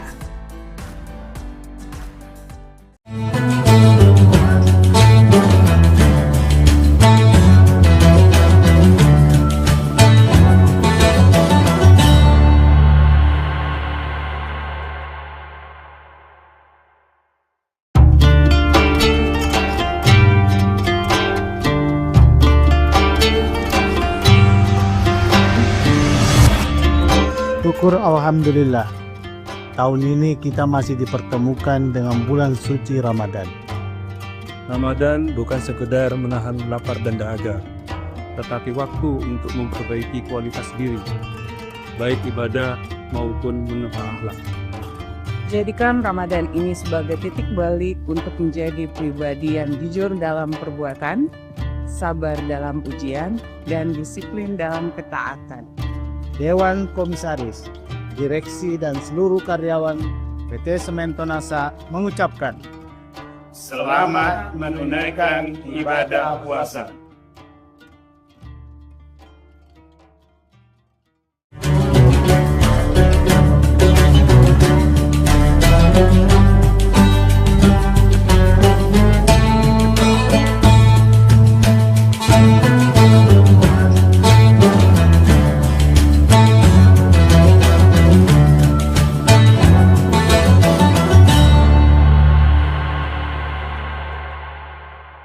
Assalamualaikum warahmatullahi wabarakatuh. Tribuners, seperti apa kabar Anda di bulan suci Ramadan kali ini? Senang sekali saya Ilu Devisania dapat kembali menyapa Tribuners. Kali ini dalam program Syiar Ramadan yang spesial ditayangkan oleh Tribun Timur, mata lokal menjangkau Indonesia. Setiap harinya kita akan menghadirkan berbagai tema menarik, dan hari ini tema kita merupakan harapan dan ampunan Allah bagi hambanya yang sedang merasa lelah. Kemudian kita akan membahas tema ini bersama dengan Pak Ustadz Kiai Haji Sabarudin LC yang sudah bersama kita di studio pada hari ini. Assalamualaikum Pak Ustadz. Waalaikumsalam warahmatullahi wabarakatuh. Baik, kabarnya seperti apa Pak? Ya Alhamdulillah, semoga kita tetap istiqomah di jalan Allah. Baik, Alhamdulillah. Dan Pak Ustadz, tema kita hari ini adalah terkait dengan harapan dan ampunan Allah bagi hambanya yang lelah. Sebenarnya kalau kita mungkin merasa lelah, putus asa, mungkin pasrah begitu Pak Ustadz, apakah ini bisa menjadi pintu yang mengarahkan kita menuju ampunan Allah Subhanahu wa Ta'ala, atau malah ini menjadi salah satu tantangan bagi keimanan kita dalam menghadapi ujian dari Allah Subhanahu wa Ta'ala? Silakan. Bismillahirrahmanirrahim. Hamdan wa syukranillah, salatan wa salaman ala rasulillah, amma ba'd.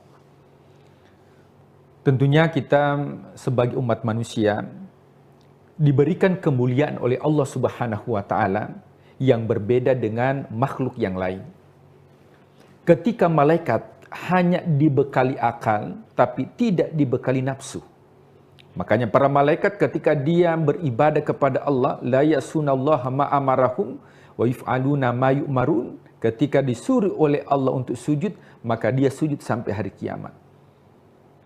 Ada makhluk yang hanya dibekali nafsu tapi tidak dibekali akal. Itulah hewan.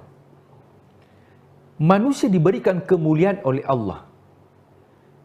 Diciptakan makhluk yang paling mulia. Dan sebaik-baik penciptaan adalah manusia, karena manusia dibekali akal dan juga dibekali nafsu. Akan tetapi nafsu yang ada dalam diri kita, itu ada yang menyuruh kita untuk melakukan kebaikan. Maka itu disebut dengan nafsul mutmainnah. Ada jiwa yang menyuruh kita untuk melakukan dosa. Maka itu disebut dengan nafsul ammarah. Innan nafsa la ammaratum bisu. Sesungguhnya nafsu ammarah itu menyuruh manusia untuk melakukan yang namanya dosa. Nah, kedua nafsu ini tentunya manusia ya diberikan pertolongan oleh Allah berupa diturunkan malaikat untuk senantiasa mencatat amal kebaikan dan juga mencatat amal keburukan. Kalau bukan karena rahmatnya Allah, maka tentunya kita tidak bisa menghitung betapa banyak dosa yang kita lakukan. Karena yang namanya dosa tergantung levelnya. Bagi orang yang tidak dekat kepada Allah, maka dengan melakukan maksiat itu bagian dari dosa. Tapi orang yang dekat kepada Allah, lalai saja mengingat kepada Allah, itu sudah dianggap sebagai dosa. Maka sebuah ungkapan mengatakan, kebaikan orang yang jauh kepada Allah boleh jadi dosa bagi orang yang dekat kepada Allah. Karena kalau bukan karena rahmatnya Allah, maka kita tidak bisa selamat. Oleh sebab itu, sebagai orang yang beriman, perlu kita pahami bersama bahwa tidak ada manusia di muka bumi ini yang tidak berdosa. Kalau ada di antara tribuners, ketika ditanya, siapa di sini yang tidak ada dosanya, kemudian angkat tangan, maka bisa dipastikan itu adalah dosa. Kenapa? Karena bohong tidak ada dosa, itu bagian daripada dosa. Nah, Allah itu tidak hanya mencintai bagi orang yang melakukan kebaikan, tapi justru Allah mencintai orang yang melakukan dosa tapi dia taubat. Innallaha yuhibbut tawwabin. Sesungguhnya Allah mencintai orang-orang yang bertaubat. Dan orang yang bertaubat dipastikan bahwa orang yang telah melakukan dosa. Dan ternyata Allah mencintai orang yang melakukan taubat kemudian dia melakukan dosa kemudian dia bertaubat. Innallaha yuhibbut tawwabin wa yuhibbul mutatahhirin. Di ayat yang lain Allah berfirman, wasari'u ila maghfiratin min rabbikum. Bergegaslah menuju ampunan Allah. Makanya ketika urusan akhirat, redaksi Al-Quran itu selalu menggunakan kata cepat. Pada hakikatnya kita dilarang untuk terburu-buru. Tapi ketika urusan akhirat, maka kita dianjurkan untuk bersegera, jangan ditunda-tunda. Nah, jadi kalau Tribuners ingin melakukan kebaikan, maka kebaikan itu jangan ditunda. Kenapa? Karena bisikan syaitan terkadang menghalangi kita untuk melakukan kebaikan. Jadi kalau urusan akhirat, di antaranya taubat ampunan Allah, maka jangan ditunda-tunda. Segera untuk melakukan yang namanya taubat. Nah, muncul pertanyaan. Kenapa manusia enggan untuk menyegerakan yang namanya taubat? Yang pertama, bahwa seseorang tidak memahami bahwa rahmat Allah jauh lebih besar dibandingkan dosa yang dilakukan. Dalam sebuah hadis qudsi dikatakan, andai kata umatku melakukan dosa sebanyak buih yang ada di lautan. Kita tidak bisa menghitung buih yang ada di lautan. Kemudian dia datang kepadaku dengan bertaubat, maka akan kuampuni dosanya selama dia tidak syirik kepadaku. Jadi sebesar apapun dosa yang kita lakukan, ketika kita taubat kembali kepada Allah, maka rahmatnya Allah jauh lebih besar dibandingkan dosa yang kita lakukan. Ada sebuah kisah, ya, ada orang yang membunuh 99. Dan ini, ya, riwayat ini itu dimuat dalam hadis yang sahih. Ada orang yang membunuh 99. Jangankan 99, satu orang saja yang kita bunuh, itu dosanya seperti membunuh seluruh umat manusia. Makanya larangan untuk bunuh diri. Akan tetapi dengan putus asa, bertanyalah kepada seorang ahli ibadah. Wahai ahli ibadah, saya ini sudah membunuh 99 orang. Apakah Tuhan memberikan ampunan kepadaku? Sang ahli ibadah mengatakan, tidak mungkin Tuhan memberikan ampunan. Kenapa? Satu orang saja yang dibunuh, yang disakiti, itu dosanya tidak bisa diampuni oleh Allah. Apalagi 99. Maka apa yang dilakukan? Maka sang ahli ibadah juga dibunuh. Maka sudah cukup 100 orang. Akhirnya kembali bertanya. Dan diberitahukan bahwa di seberang jalan itu ada orang alim. Bukan abid, ahli ibadah, tapi ulama. Bertanyalah kepadanya. Ketika dia bertanya, maka dikatakan bahwa yang kamu harus lakukan adalah pergi dari tempat tinggalmu. Nah, bahasanya kita ini hijrah. Jadi kalau ingin berubah dari dosa, itu harus meninggalkan tempat di mana kita melakukan dosa. Harus hijrah. Allah Maha Pengampun. Ketika dia hijrah meninggalkan kampung halaman, dalam bahasa kita itu hijrah berpindah, belum sampai di tempat yang dituju, orangnya sudah meninggal dunia. Artinya hijrahnya ini belum sempurna. Taubatnya ini belum sempurna. Maka turunlah malaikat. Malaikat Ar-Rahmah mengatakan, wah, ini jatah saya. Kenapa? Karena tempat di mana dia melakukan dosa itu sudah jauh dan sudah dekat kepada tempat yang dituju.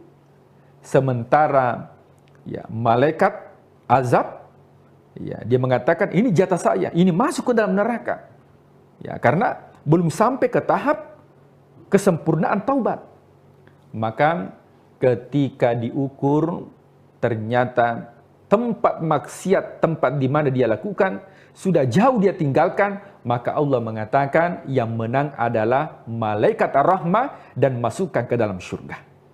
Artinya dalam kehidupan ar-raja pengharapan kita dan juga ampunan Allah, kita tidak boleh berputus asa. Wala tai'asu min rohillah. Jangan berputus asa dari rahmatnya Allah. Karena rahmatnya Allah jauh lebih besar dibandingkan murkanya Allah. Oleh sebab itu, sebesar apapun dosa yang kita lakukan, maka tetap ada yang dinamakan dengan ar-raja. Apa itu ar-raja? Harapan kita kepada Allah agar supaya dosa-dosa kita diampuni oleh Allah. Nah, sehingga ketika urusan akhirat, wasari'u ila maghfiratin min rabbikum, bergegas menuju ampunan Allah. Selanjutnya, tentu untuk mendapatkan ampunan Allah, ada yang disebut dengan taubatun nasuha. Apa itu taubatun nasuha? Adalah taubat yang sesungguhnya. Tubu ilallahi taubatun nasuha. Taubatlah kepada Allah sebenar-benarnya taubat. Apa syaratnya? Paling tidak ada 3. Yang pertama istighfar. Jadi kita perbanyak istighfar kepada Allah. Makanya Rasulullah SAW mengajarkan kepada kita untuk senantiasa istighfar paling tidak 100 kali dalam sehari semalam. Rasulullah terhindar dari dosa, dijamin masuk surga, akan tetapi istighfarnya tidak kurang dari 100 kali sehari semalam. Yang kedua, kita bertekad untuk meninggalkan. Nah, jadi kalau kita senantiasa melakukan dosa, maka untuk kembali taubat kepada Allah, maka tentunya kita harus bertekad untuk tidak melakukan yang dinamakan dengan dosa. Kemudian yang ketiga adalah berazam dalam diri kita bahwa kita tidak lagi kembali di tempat maksiat. Karena dosa ini tidak bisa kita hindari. Ya, karena dosa itu merupakan ujian bagi manusia untuk melihat apakah dia termasuk orang yang beriman. Nah, kita tidak bisa mengukur diri kita apakah kita orang yang beriman kalau tidak diciptakan yang namanya dosa. Makanya Allah menciptakan dosa, Allah menciptakan neraka, Allah menciptakan iblis, menciptakan syaitan. Tujuannya untuk apa? Yaitu untuk melihat hambanya ayyukum ahsanu amala, di mana hamba tersebut yang paling terbaik amalnya. Di antaranya amal kita adalah taubat dan kembali kepada Allah Subhanahu wa ta'ala. Nabi Adam alaihissalam, tentunya kita kenal beliau merupakan penghuni surga. Akan tetapi dikeluarkan dari surga karena satu dosa yang dilakukan. Sementara kita banyak dosa yang kita lakukan. Sementara kita mau masuk surga, apalagi surga Firdaus. Maka yang mesti kita lakukan adalah jangan berputus asa dari rahmatnya Allah, karena kebaikan surga itu diberikan kepada orang-orang yang kembali kepada Allah, yaitu orang-orang yang melakukan taubat. Kemudian, Tribuners yang dimuliakan Allah Subhanahu wa ta'ala, ar-raja, atau bahasanya diterjemahkan pengharapan. Kita mengharapkan Allah, khususnya di bulan suci Ramadan. Allah memberikan ampunan bukan hanya di malam hari. Allah memberikan ampunan di siang hari, 24 jam Allah memberikan ampunan kepada kita. Makanya momentum bulan suci Ramadan, mari perbanyak ibadah, perbanyak taubat, khususnya hubungan kepada Allah. Tapi yang menjadi masalah adalah hubungan sesama manusia. Kalau kita berdosa kepada Allah, maka Allah mudah untuk mengampuni. Kalau kita berdosa kepada Allah, Allah mudah untuk memaafkan. Kenapa? Allah memiliki sifat yang disebut dengan Ar-Rahman, yang disebut dengan sifat Ar-Rahim. Akan tetapi yang menjadi masalah besar adalah ketika ada dosa sesama manusia, maka dosa sesama manusia itu baru bisa dimaafkan apabila memenuhi 2 syarat. Yang pertama, diberikan maaf. Dan yang kedua, ketika itu berkaitan dengan barang, maka baru bisa terampuni atau dimaafkan, kecuali barang itu dikembalikan atau diikhlaskan bagi orang yang kita ambil barang tersebut. Wallahu a'lam bishawab.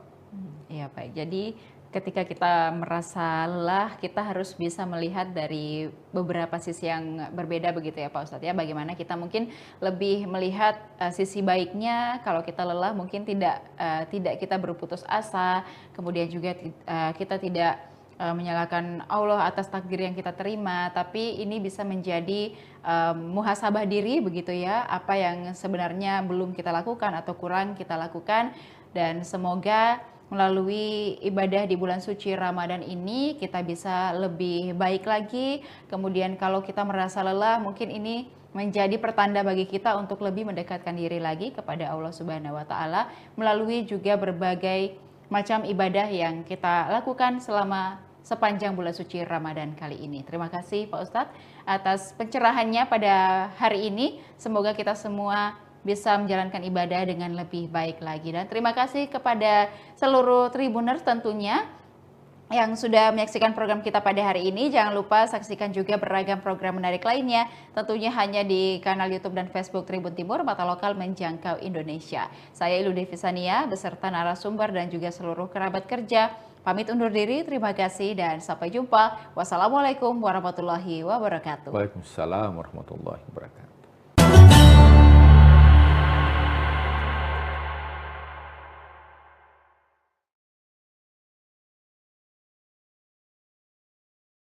Dari cara penyampaian sosok guru saya, mentor saya dalam bidang dakwah, Almarhum Tuan Guru Haji Abdul Waris ini berbekas pada diri saya, ya, untuk menjadi ya sosok dai yang mumpuni ya ke depan. Apa sebabnya? Karena saya selalu dilatih oleh beliau. Sebelum beliau ceramah, sebelum beliau pidato, sebelum beliau berikan pengajian, pasti saya dulu tampil. Tapi dulu saya tampil untuk memberikan ya pengantar pengajian. Padahal saya masih kelas 1 sanawiyah. Saya kelas 2 sanawiyah, kelas 3 sanawiyah. Pengajian yang saya pakai adalah pakai bahasa Arab. Ya, saya pengantar pakai bahasa Arab. Apa tujuannya? Beliau menyuruh saya pidato pakai bahasa Arab untuk memotivasi anak-anak kampung itu untuk nuntut ilmu, untuk mondok. Nanti itulah bahan beliau untuk menggait, ya, mengajak masyarakat untuk memondokkan anaknya mengaji di pondok pesantren. Coba lihat tuh Pak Rozi, masih kecil sudah bisa bahasa Arab, sudah bisa pidato, bisa ngomong di depan orang. Ini kenapa? Karena dia mondok ngaji. Bahasa-bahasa itu yang beliau lontarkan di depan masyarakat. Itu yang membekas pada diri saya. Sehingga sesungguhnya awal karir saya jadi dai ya dari situ, dari sejak sanawiyah. Dari sosok guru yang membimbing, membina selama saya di sanawiyah. Dedikasi adalah sebuah perjalanan panjang yang tak mengenal henti.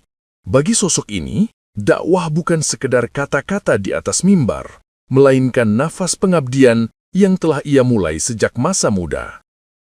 Di dunia akademik, rekam jejaknya adalah bukti nyata komitmen terhadap kualitas. Setelah sukses memimpin sebagai Direktur Pasca Sarjana UIN Mataram, kini beliau dipercaya mengawal standar keunggulan institusi sebagai Ketua Lembaga Penjaminan Mutu LPM periode 2025-2029. Namun, keluasan ilmunya tak hanya terkurung di ruang kelas. Sebagai guru besar ilmu dakwah, beliau menjalankan peran strategis sebagai Sekretaris Jenderal Pengurus Besar Nahdlatul Watan, memastikan pesan-pesan keumatan sampai ke setiap relung hati masyarakat. Inilah profil Profesor Dr. Haji Fahru Rozi MA, seorang intelektual, organisatoris, dan pendakwah yang mendedikasikan hidupnya untuk kemajuan ilmu pengetahuan dan kejayaan umat. Saya Al-Fakir, Haji Fahru Rozi Dahlan, memang terlahir di kalangan keluarga santri. Ya, bapak saya menyantri lama di Pondok Pesantren Selaparang, Kediri.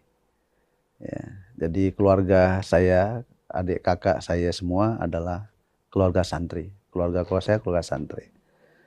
Saya tertarik di dunia dakwah itu sejak saya masuk sekolah sanawiyah.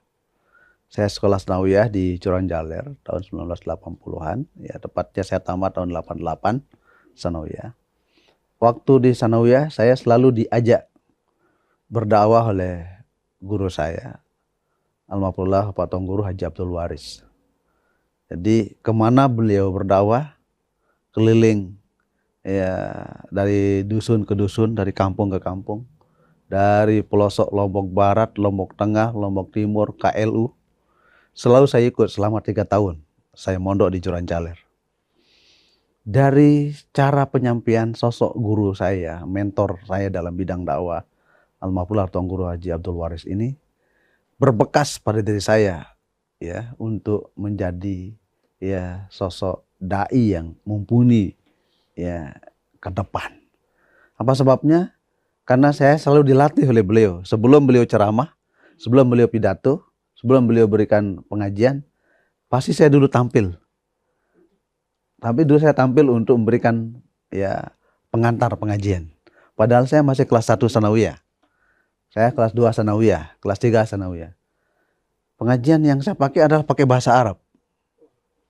Ya, saya pengantar pakai bahasa Arab. Apa tujuannya? Beliau menyuruh saya pidato pakai bahasa Arab untuk memotivasi anak-anak kampung itu untuk nuntut ilmu, untuk mondok. Nanti itulah bahan beliau untuk menggait, ya, mengajak masyarakat untuk memondokkan anaknya mengaji di pondok pesantren. Coba lihat tuh Pak Rozi, masih kecil sudah bisa bahasa Arab, sudah bisa pidato, bisa ngomong di depan orang. Ini kenapa? Karena dia mondok ngaji. Bahasa-bahasa itu yang beliau lontarkan di depan masyarakat. Itu yang membekas pada diri saya. Sehingga sesungguhnya awal karir saya jadi dai ya dari situ, dari sejak sanawiyah. Dari sosok guru yang membimbing, membina selama saya di sanawiyah. Setelah saya sanawiyah, ya saya melanjutkan sekolah saya di MANPK, Madrasah Aliyah Negeri Program Khusus di Mataram. Di sini juga kami dilatih oleh para masyayikh kami, para guru-guru kami yang tidak kalah dengan guru-guru kami di Madrasah Sanawiyah dulu. Yaitu kami dilatih 3 bahasa, Arab, Inggris, Indonesia, muhadasah yaumiyah, percakapan sehari-hari dengan bahasa Arab, bahasa Inggris, bahasa Indonesia. Ini kebiasaan yang kami lakukan di pondok di Madrasah Aliyah, program khusus waktu itu. Sehingga ada lomba-lomba pidato tingkat nasional, kami ikut. Saya kemudian waktu itu ya menjadi juara 1, juara pidato bahasa Arab ya MAPK seluruh Indonesia. Itu menjadi awal modal utama ya saya dalam dunia dakwah. Selesai saya di Madrasah Aliyah, saya melanjutkan pendidikan ke Pancor di Almarhum Bapak Maulana Syekh Tuan Guru Kiai Haji Muhammad Zainuddin Abdul Majid.